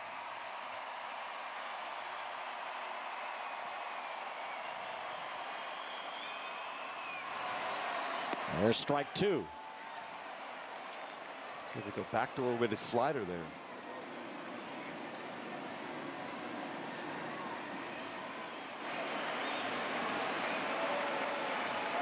By 5 in the 10th inning. Ground ball to the right side. Ward has it. Then he slips, throws to first. It's not in time. Bachman has to get up as Smith was rounding third, but he stays put. And Taylor Ward's inexperience at first base bites the Angels here in the bottom of the 10th inning. And Jankowski's speed going down the line. They're going to look at it to make sure. They're going to check it to see if he got him at first base. It's worth the gamble to do that. He's trying to get himself in position to flip, and it got a lot on the throw. Now Jankowski might have never touched. Yeah, I don't know if he touched the base here. Better view.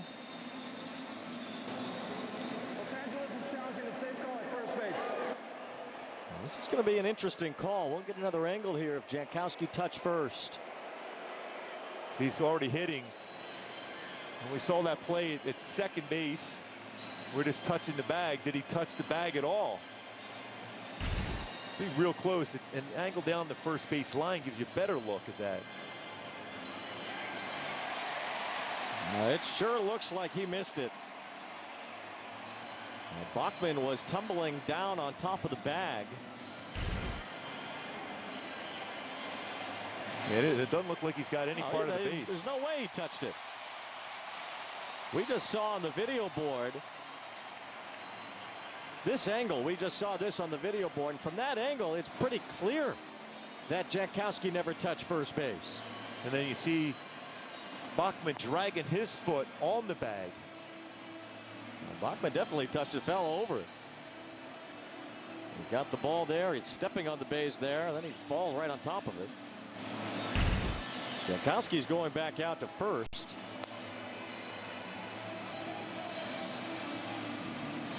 This is a big call here. It would be 2 outs with a man on third.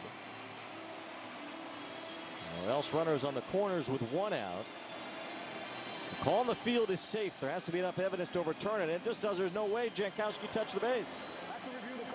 That's a joke. This is a joke. That's a joke. Travis Jankowski did not touch first base. I mean, come on.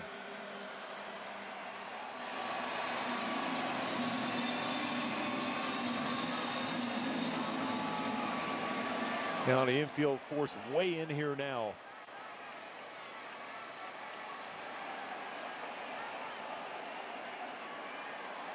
Jankowski's going to go.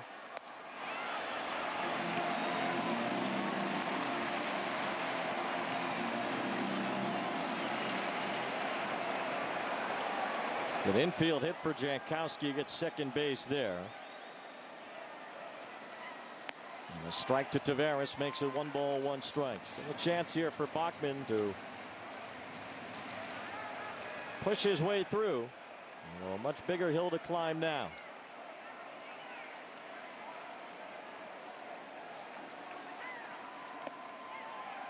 Two balls, 1 strike on Taveras. First base is open here.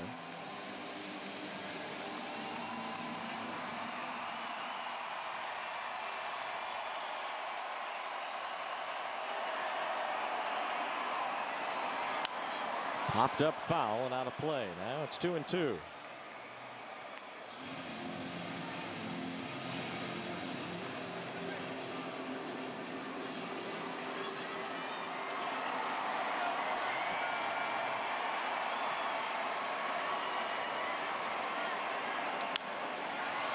Another pop-up foul. Urshela chasing, but it's out of play.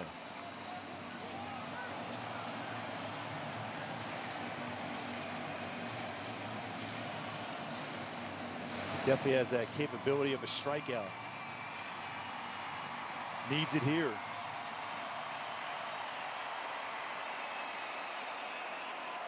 Taveras makes a lot of contact.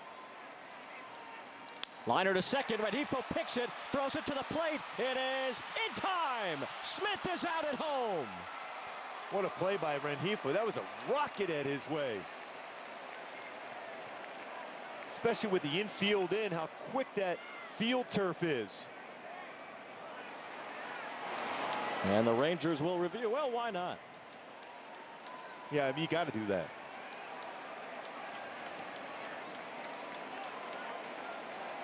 We're going to look at the replay here to see if Texas has a case, or they'll just play roulette with the umpires in Midtown Manhattan. Texas is challenging the umpire at home plate. You see the tag up on the hip of Smith before he touches home plate. Looks pretty clean. I still think that's the right decision by Bochy. You got to take that shot. Well, you get they don't lose a challenge here necessarily because they would get another one in the 11th inning anyway. So it's not like regulation where you lose the challenge. Confirmed. The runner is out. Texas will lose their challenge. So as you heard there, the call is confirmed. And they said they lose the challenge, but that's only for the 10th inning. They'll get another one if this game goes to the 11th. Good play, though, by Luis Rengifo. That baseball was hit hard. Backhand and quickly was able to get up and make a good throw to the plate. Nice tag by Chad Wallach, who just got in the game himself. This has been quite a game. 2 outs in the bottom of the 10th. Here's Marcus Semien. Swing and a miss. The runner takes off for second and advances. That takes away the force out. Defensive indifference, just like Jankowski did in the previous at bat. And ball 1 strike on Semien. He's 0 for 5 tonight. Sam Bachman trying to send this game to the 11th. High and tight. Seager's on deck. First base is open.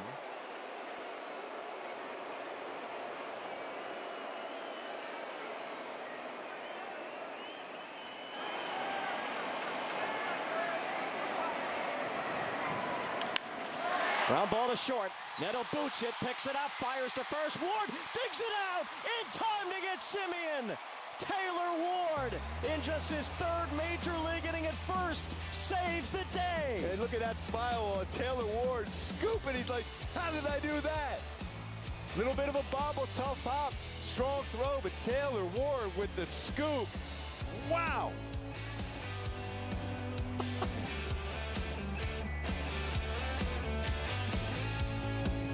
Hey kids, join MLB Network and your favorite players for a show made just for you. Play ball.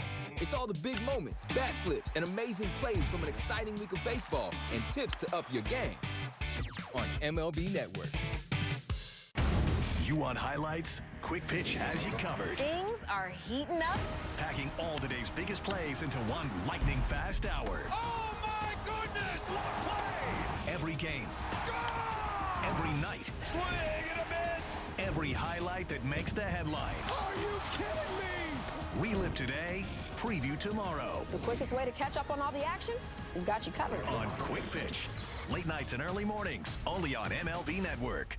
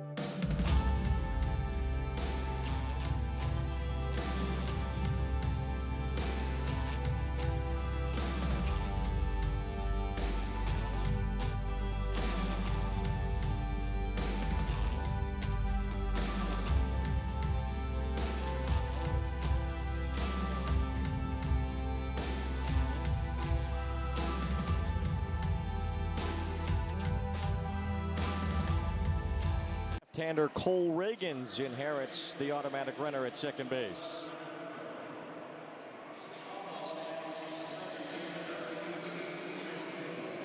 Reagans, a former first-round pick. He was drafted out of high school in 2016. Hunter Renfroe is the automatic runner at second. Here we go again. Spin the wheel, make the deal.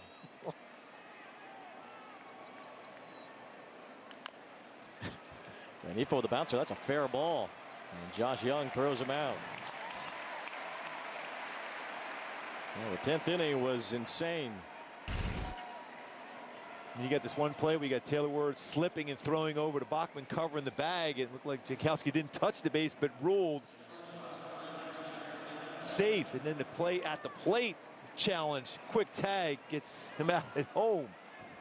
And then the scoop here. This is over 94 miles an hour throw across the diamond and scooped by Ward. Oh, that's huge. Now ball gets away and the runner advances to third. So Renfroe unable to move the runner himself. It doesn't matter as Reagans throws a wild pitch.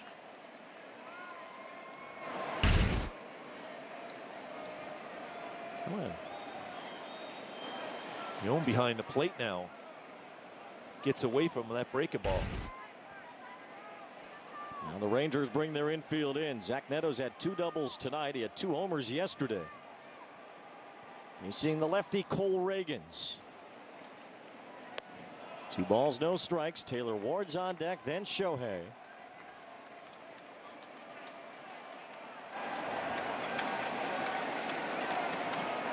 I need a shower after this one.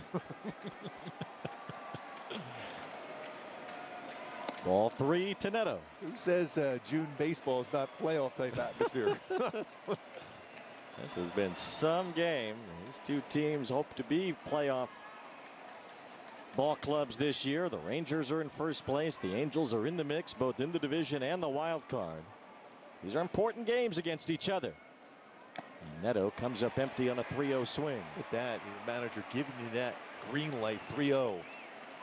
He did it before and he got a base hit earlier in the season. That was a pretty good hack at it. Automatic runner at third. It is Hunter Renfroe. He's the go-ahead run. Neto trying to drive him in on a 3-1 pitch. And he swings through ball 4. Was a curveball. Now it's a full count.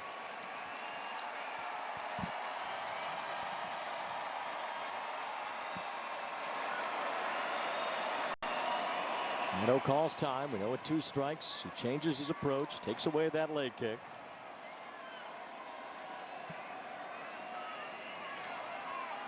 Got to get this run home somehow, some way, at least 1 in this inning.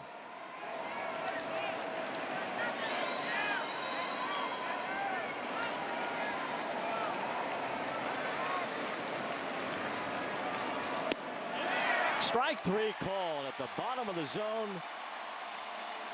Yeah, that looked like that was a strike. Another big strikeout.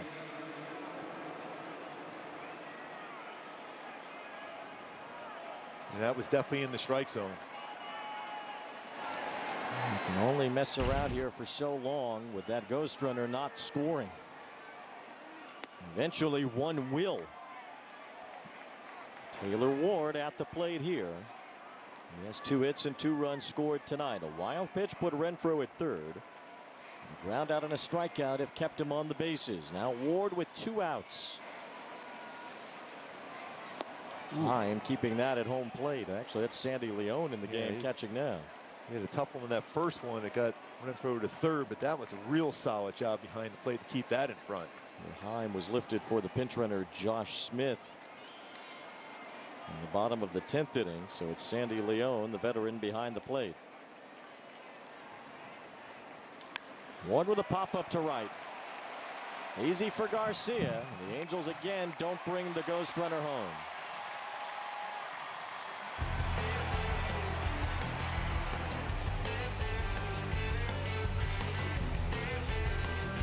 See it. He struck him out. It's out of here. Feel it. I can't wait for this game to start. He took a home run away. Live it. That is as good as it gets. The big plays. The beauty of sports is when the hero comes through. Yeah, the tense moments. We have an update we must show you. With live look-ins, highlights, and breakdowns. That might be what it takes to win. MLB Tonight on MLB Network. MLB Big Inning brings you the biggest plays of the night, live as they happen. Don't miss the ultimate baseball highlight reel. It's nonstop action on MLB Big Inning, every night on MLB.tv.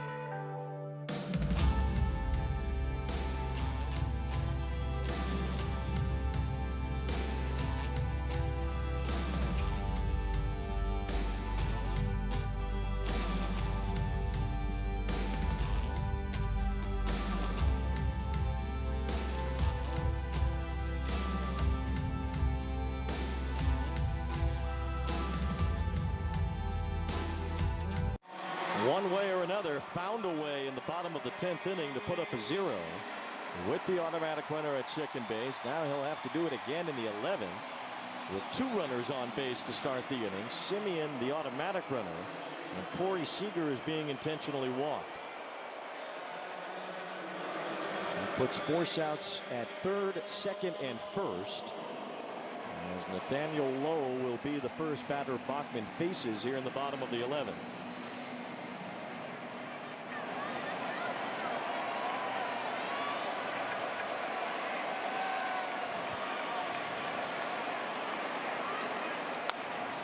First pitch fouled back. Bachman with an incredible job in the 10th inning. This is a young pitcher. Barely been in the big leagues. Barely been in pro ball. Drafted just 2 years ago. An important game. He has walked the tightrope through the 10th. Now in the 11th.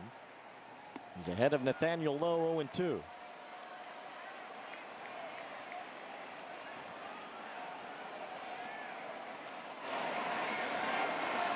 He's going to try to force the hit. Get a ground ball here at an infielder.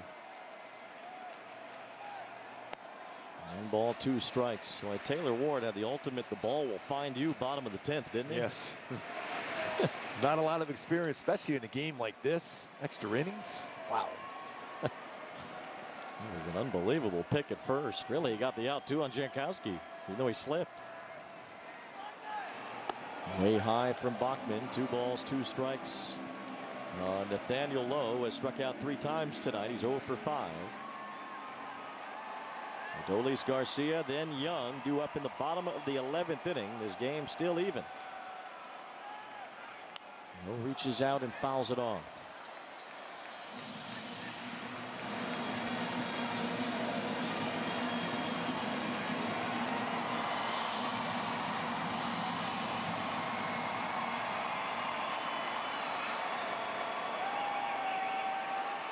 And 2-2, Nathaniel Lowe.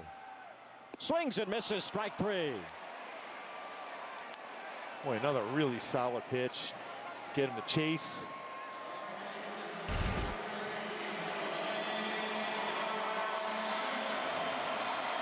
Slider, tight, and a big punch out.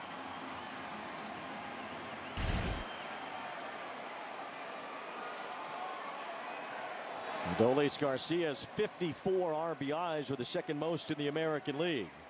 Keep an eye on Simeon, by the way, at second base here. Garcia doubled his last time. He has walked and he has struck out twice. Takes way high. Garcia, as far as double plays, is hit into 5.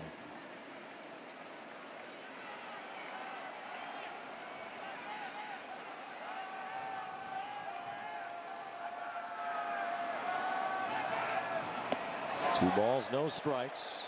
Almost hit Garcia. You can see Wallach trying to settle down Bachman from the plate.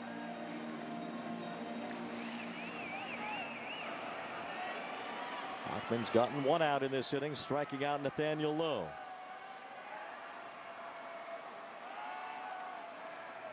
Garcia with a fly ball, right center field. Trout and Renfroe are there. It's Trout calling and making the catch. 2 outs. Communication real good tonight between Renfroe and Trout out in the outfield. A number of fly balls right there. We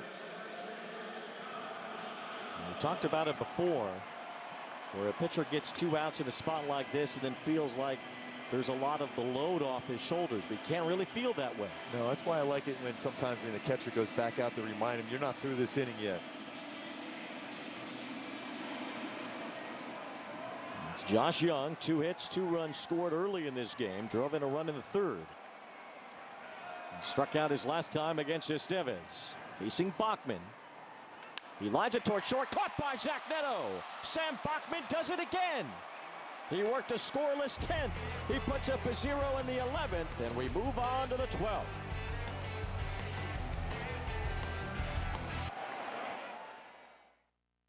Hi, I'm J.P. Crawford, shortstop with the Seattle Mariners. J.P. Crawford flexes his muscles.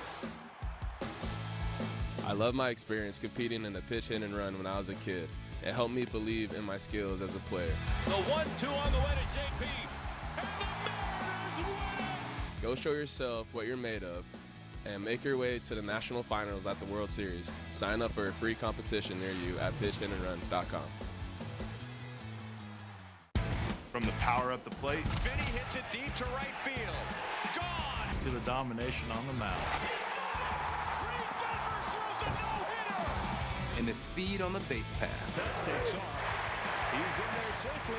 MLB Tonight has all the bases covered, with live look-ins, highlights, and breakdowns. MLB Tonight takes you live inside the park. Every night on MLB Network. Keep up with every team on MLB Network wherever you go. Just download the MLB app, click MLB Network, and sign in with your TV provider info. Then watch MLB Network all day, every day, your way.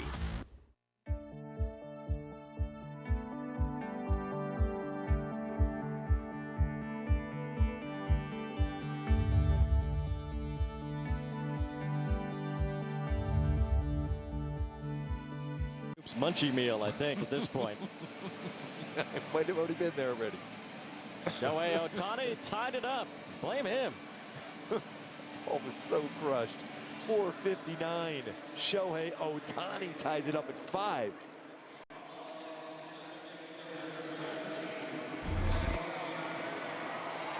Taylor Ward's the automatic runner at second base. And Ohtani with a drive, left field, hit well. This ball is deep. Jankowski's back, and it's gone! run. Shohei has given the Angels the lead. A 2-run opposite field homer. He starts the 12th with home run number 20. Best player in the world right now. Not even close. Shohei Ohtani. Wow, the other way. Against lefty. Second home run of the game. Showtime. Kabuto time. Incredible time.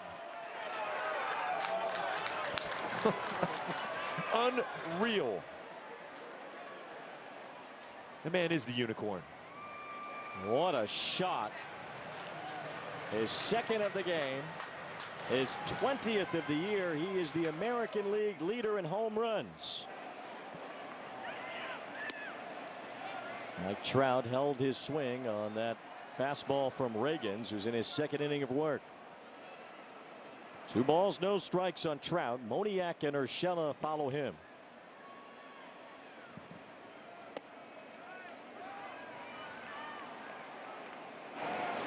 What a swing for Shohei.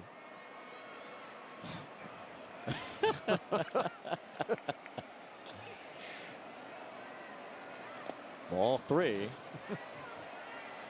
Looking ahead to the bottom of the 12th inning, the Rangers will have Leone, Garver, and Jankowski due up. Looks like Aaron Loop warming up in the Angels bullpen. Ball 4, Mike Trout draws a walk. Third walk for Trout. This is an unbelievable swing for Shohei. It's a slider upstairs, didn't try to pull it. If he does, probably going to be a pop-up. Leaves the other way. I love that enthusiasm for Shohei also. He goes, yes, jump on my back.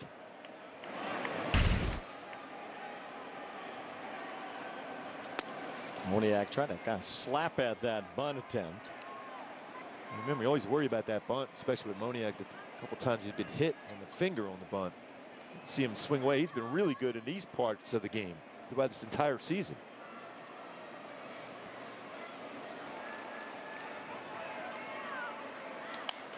Moniak with a fly ball left center. Tavares shoots over and makes the catch. Very rare at bat for Moniak against the left-hander as he flies out. Now it's Urshela.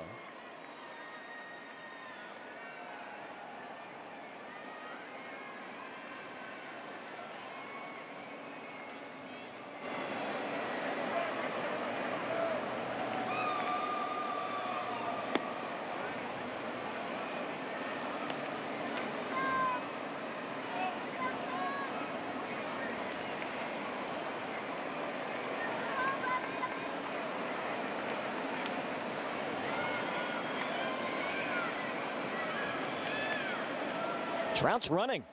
Pitch a strike, throw to second, a stolen base. First attempt, first stolen base for Trout.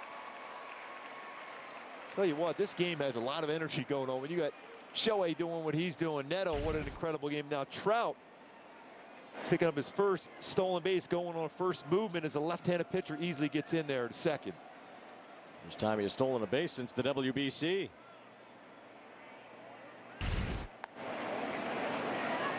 Big league game, he had 1 last year. It's the 205th of his career. Stole a lot of bases early on at 49 his rookie year. It's a big run out there if you can get another. Urshela with a fly ball to left center. Another play for Tavares. 2 outs.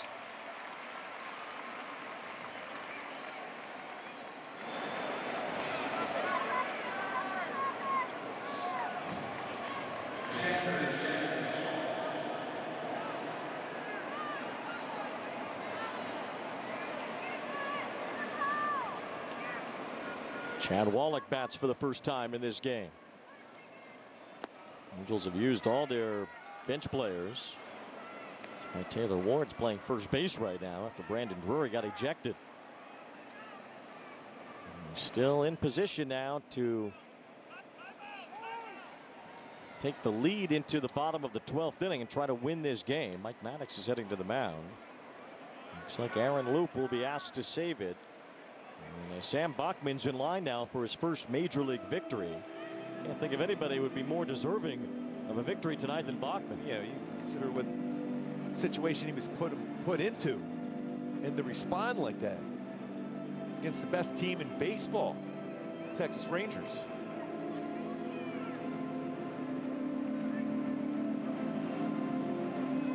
We saw the reaction of the Angels dugout after the home run by Ohtani. This team's pretty together anyway. They've been playing well lately anyway. But what kind of galvanizing moment can a win like this be? It'd be huge if you can just continue and hold on to this and win this game, especially you were down at 1.5 to 1, fought back, and then have a home run, a swing like that. Some great defense. And you talk about using your entire roster tonight. The Angels have fought tooth and nail tonight to try to take a game from the first place Texas Rangers. Trying to win for the 7th time in their last 8 games. Trying to get to a season high 6 games above 500.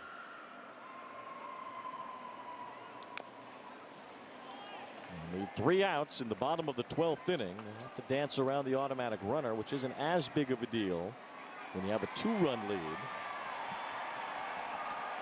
And still, even though you're up by 2, the tying run goes straight to the plate.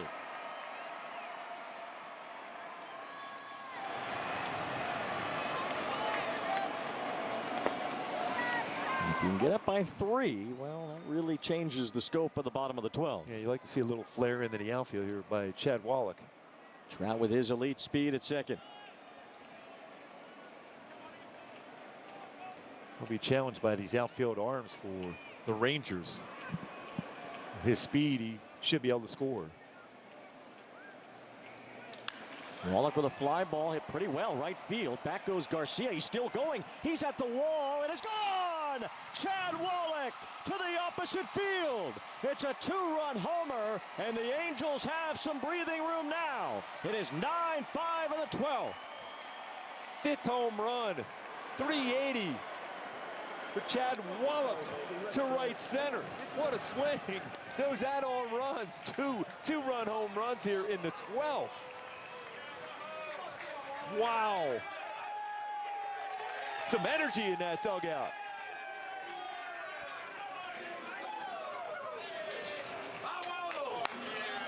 Unbelievable. The Rangers are changing pitchers. Cole Reagans has allowed 2 two-run homers here in the 12th inning.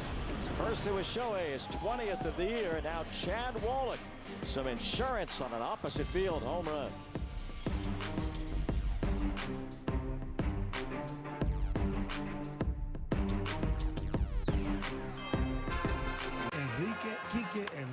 Hey, what's up, bro? Hey, papá. Dímelo, mi hermano. Mira, te prometí que íbamos a cocinar.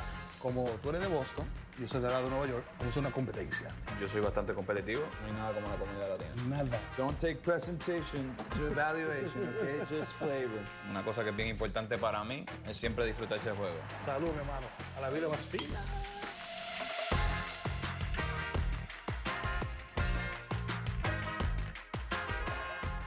MLB Tonight, the ultimate late-night baseball party. See the night's biggest moments, the best interviews. We all love DJ Dan. And cutting-edge analysis from TV's best. This one takes the cake. That is awesome. MLB Tonight, late nights on MLB Network.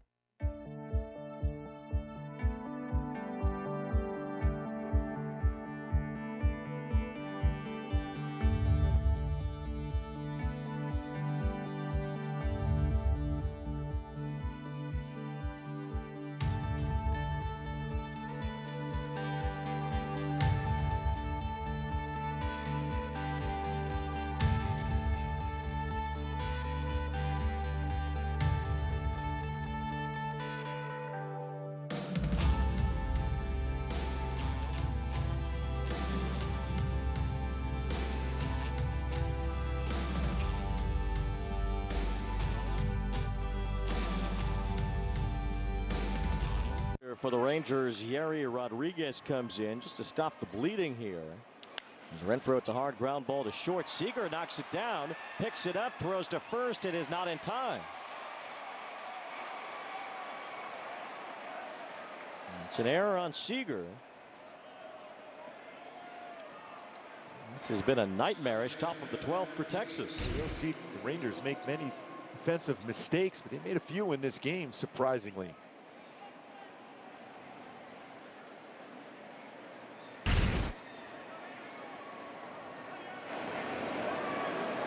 Rengifo coming to play, who made an outstanding play with the infield in to get the runner at home. If you can make a whole list of highlights and great plays that have helped the Angels have a big lead here. I don't even know where you'd rank Rengifo's play. It was a very good play. It might be like the 7th best play the Angels have, though, tonight. Yes. Shohei has hit 2 massive home runs, the game tying and go-ahead shots. And the American League leader now in home runs. I mean, he's the best player in the world, like you said. It is just absolutely unbelievable the way that he has carried this team over the last couple of weeks. And again, he's the best starting pitcher they have. He leads the league in home runs. He's pitching Thursday night here in Texas. It is unreal.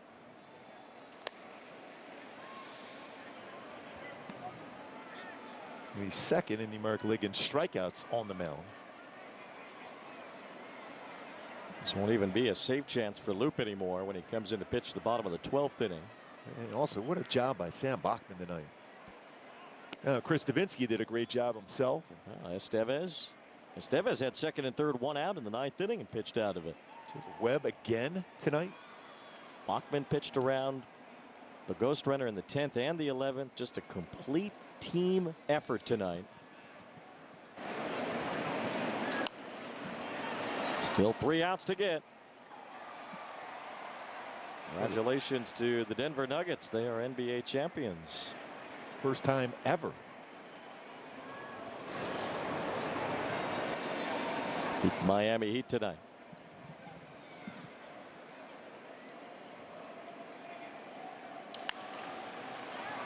This one will reach the seats. Good battle for Rengifo.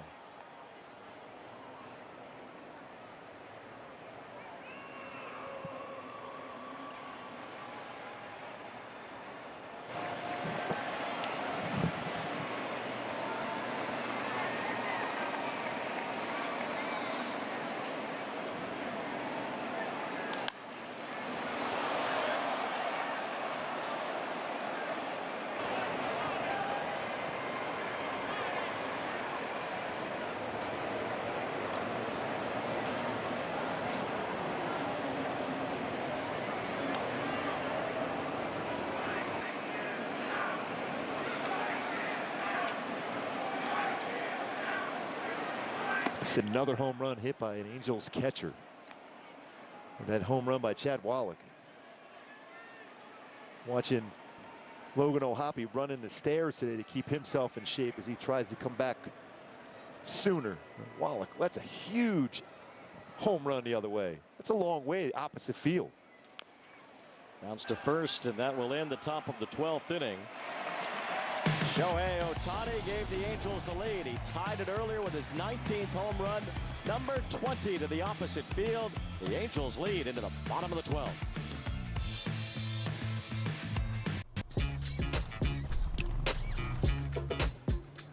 It's like that. Got him, it stays fair.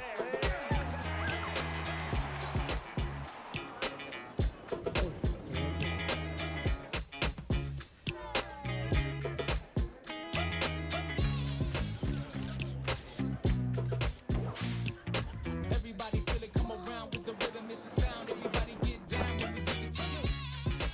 It's like that. Keep up with every team on MLB Network wherever you go. Just download the MLB app, click MLB Network, and sign in with your TV provider info. Then watch MLB Network all day, every day, your way. I'ma do what? That's on me. I'm a young boy, but I keep it OG. No, you can't shine if you stay low key. That's on me, on me, on me. I'ma do what? That's on me. I'm a young boy, but I keep it OG. No, you can't shine if you stay low key. That's on me, on me, on me. Don't want that stuff, but that's on me. Built the house, I got the keys. They say you can't shine if you stay low key. That's on me, on me. Watch games and coverage all day, every day, your way. on MLB Network.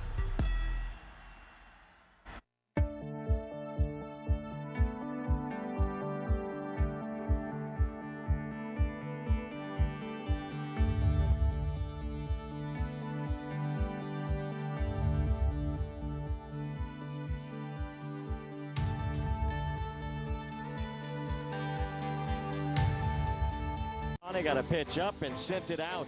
An opposite field home run, his second of the night, his league-leading 20th blast of the year.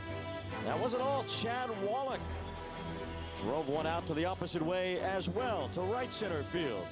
The Angels got some insurance with that home run from Wallach, so now it's a 4-run cushion going into the bottom of the 12th inning with Aaron Loop trying to finish it. That was just a great side view swing of Chad Wallach, how he just stayed short and quick through that baseball to hit it that far to right center. That was impressive.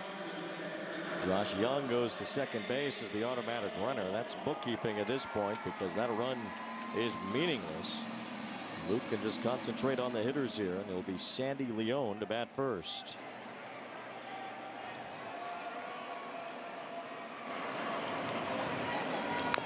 Leone just 6 for 40 this year.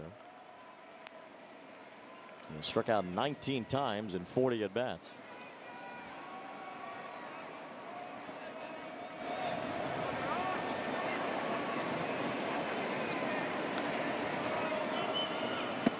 And there's strike two. Game 2 of this series tomorrow. Jaime Barria will start for the Angels.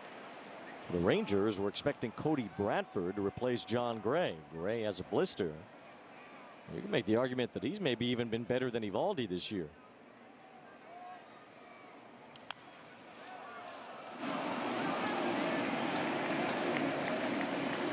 What a game. Huh. This game has seen just about everything. It has been wild.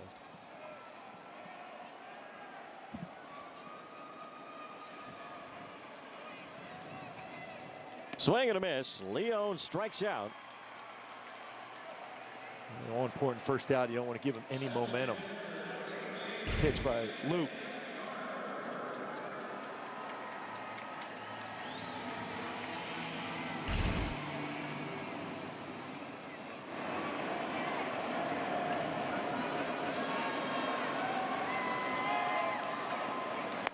Strike one to Mitch Garver. Sam Bachman is in line for his first major league victory. Just a tremendous job. I don't think Harry Houdini could have done a job like that. No. Luke fires in another strike. That's all you need here with a 4-run lead.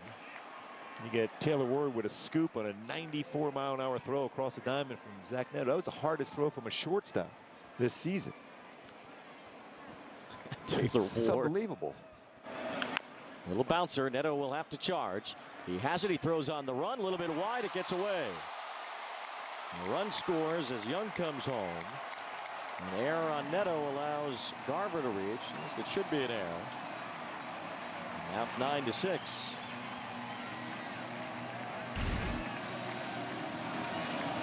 Ended up had it almost threw like a palm ball. Then come up and hit the heel of the glove.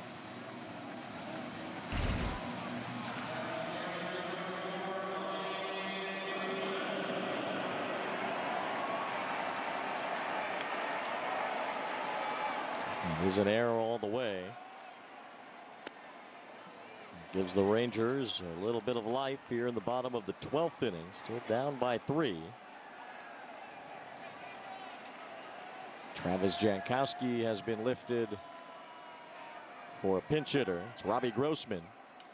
Gets a fly ball to center pretty deep. Trout going back after it. He's there. Makes the catch. 2 outs. Grossman gave it a ride.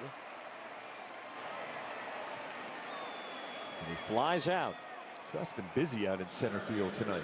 We've all been busy tonight.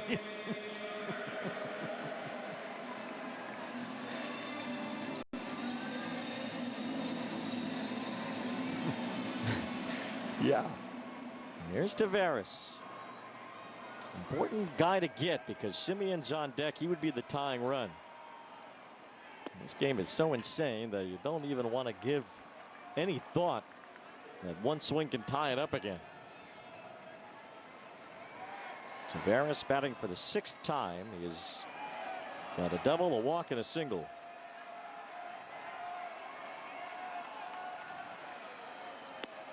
You got to go after him with strikes here, though. That one was borderline, but the call goes to Tavares. 2 balls, no strikes. Semien on deck. 9-6 in the bottom of the 12th. 2 outs. A long road to try to get this one to the finish line. There's a strike on a foul ball.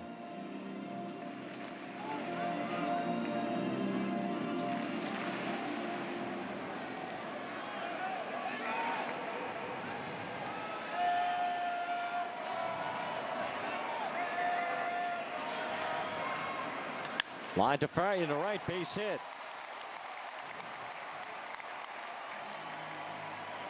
A question for you: why is Taylor Ward holding the runner? I have no idea why you're doing that at that point. I'm just going to say the same thing, because that run doesn't mean anything at all.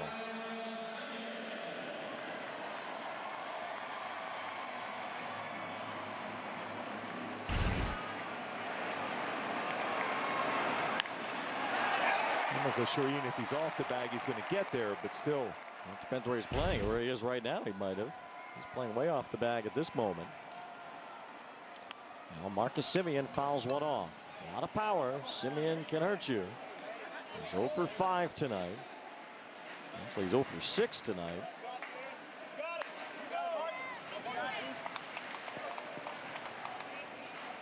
He's hit 9 home runs this year.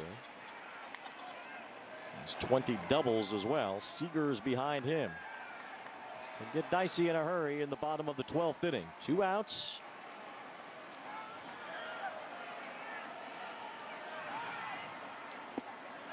Check swing. Semien held up.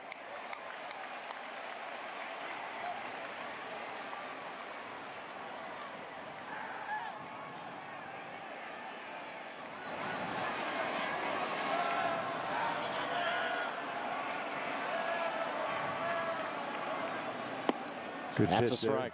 There. Good pitch. Borderline pitch, but it looks like it got the inside corner. Even if it didn't, he owed him one for Drury anyway. 1 ball, 2 strikes on Semien. And it's fouled off. Aaron Loup trying to steer this one into the garage on what's been a long, winding road tonight. This game started 3 hours and 48 minutes ago. We're in the 12th inning. Neither team scored in the 10th or the 11th. Shohei's hit 2 homers. And Semien stays alive.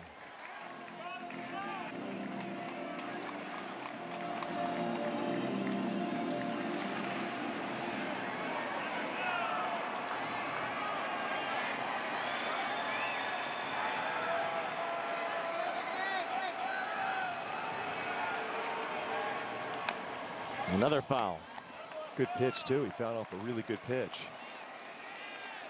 The Angels are starting their bullpen again. Looks like Jimmy Herget. A couple of lefties due up after Semien. I think we'd see Herget unless this game got to Adolis Garcia. The 1-2. Swing and a miss, strike 3, and at long last, say goodnight to the Rangers. The Angels used everyone. A complete team effort in a 9-6 12-inning thriller. Shohei Ohtani tied it and then put the Angels in front with 2 long home runs. That's about as good as a game as I've seen in a long, long time. An intense game for the Angels to win that one, come back like they did. Shohei Ohtani, what a game. Now 50 RBIs on the season for Shohei, 20 home runs. Yeah, wait for Shohei. Yes. Angels now 6 games over 500 for the first time this season. And Sam Bachman, congratulations on your first major league victory. And you'll remember that one for a long, long time. We certainly will. We all will. What a wild game here at Globe Life Field tonight.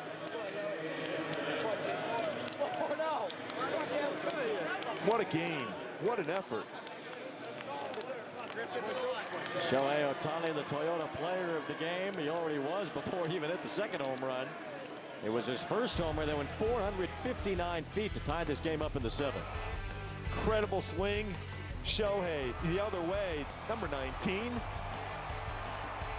But wait, there's more. Slider upstairs the other way, 2-run home run in the 12th. We got the Halos, the lead. Shohei Ohtani delivers 2 home runs in an Angels win. He's standing by now along with Ipe and Erica Weston. Thanks very much, Wayne. Shohei, this was a full team effort with Zach Neto. Go ahead, Zach, it's okay. All right, Shohei, full team effort tonight highlighted by your 2 home runs, the game-tying go-ahead home run. What does a win like this against that team say about this team right now? チーム全員が貢献した素晴らしいチームの勝利ですけど、その中の同点であそこの場面でツーランを放って、こういう首位を走っているレンジャーズに勝つってことはどういう意味を持ちますか？どうしても取りたい初戦だったと思うので、いい守備もありましたし、中継ぎも最後頑張ってくれたので、なんとかいい勝ちになったかなと思います。Yeah, this was the first game of the series, 4-game series, big series. We had to win this game. We really wanted to win, and the defense came through. The relievers came through at the end, and I'm just glad we got the victory. Yeah, the relievers came through. Sam Bachman picks up his first career victory. He wouldn't even be in that spot to go ahead with a home run if not for the work that he did. What can you say about his outing on the mound tonight? 今日もその先ほど言った中継ぎの一人、バックマン、今日メジャー初勝利ですけど、初勝利の楽天を挙げたということで、彼のピッチングをどう見てましたか？初勝利にふさわしい素晴らしい投球だったなと思うので、今からビールシャワーがあるんじゃないかなと思うので、みんなで祝いたいなと思います。Yeah, he definitely pitched really great. He deserves that first win, 100%, and I think he could expect a beer shower after this. We'll look forward to hearing about it. One last question, Shohei, your shortstop, Zach Neto, he's a highlight reel every single night. What does he mean to this team and particularly to you as well? ネト、特に守備の方で光ったプレーが目立ちますけど、もうハイライトを連発してますけど、どういうふうに映ってますか、彼のプレーは。本当に伸び伸び1年目とは思えないぐらい素晴らしいプレーが多いので、もうチームもその勢いに乗ってプレーさせてもらってるかなと思うので、本当に素晴らしいプレーヤーだなと思います。Yeah, I mean, he's a rookie, but he doesn't look like it. He plays like a long-time vet, and the team's doing great right now, and I think he's just going with the flow, and yeah, he's doing great. Thank you for the time, Shohei. All right, guys. All right, Erica, thank you very much. What a game. Is there a game 2 tomorrow? For real? We got to do this again. 12-inning thriller at Globe Life Field. Look at that Neto play. That was like the 12th best play of the night. The Angels win 9-6 against the Texas Rangers to take Game 1 of this important 4-game series. For Mark Ubas and Erica Weston, our entire crew, I'm Wayne Randazzo. Stick around. Angels Live postgame will carry all the way through how this one turned out. The Angels win in Arlington in 12 innings.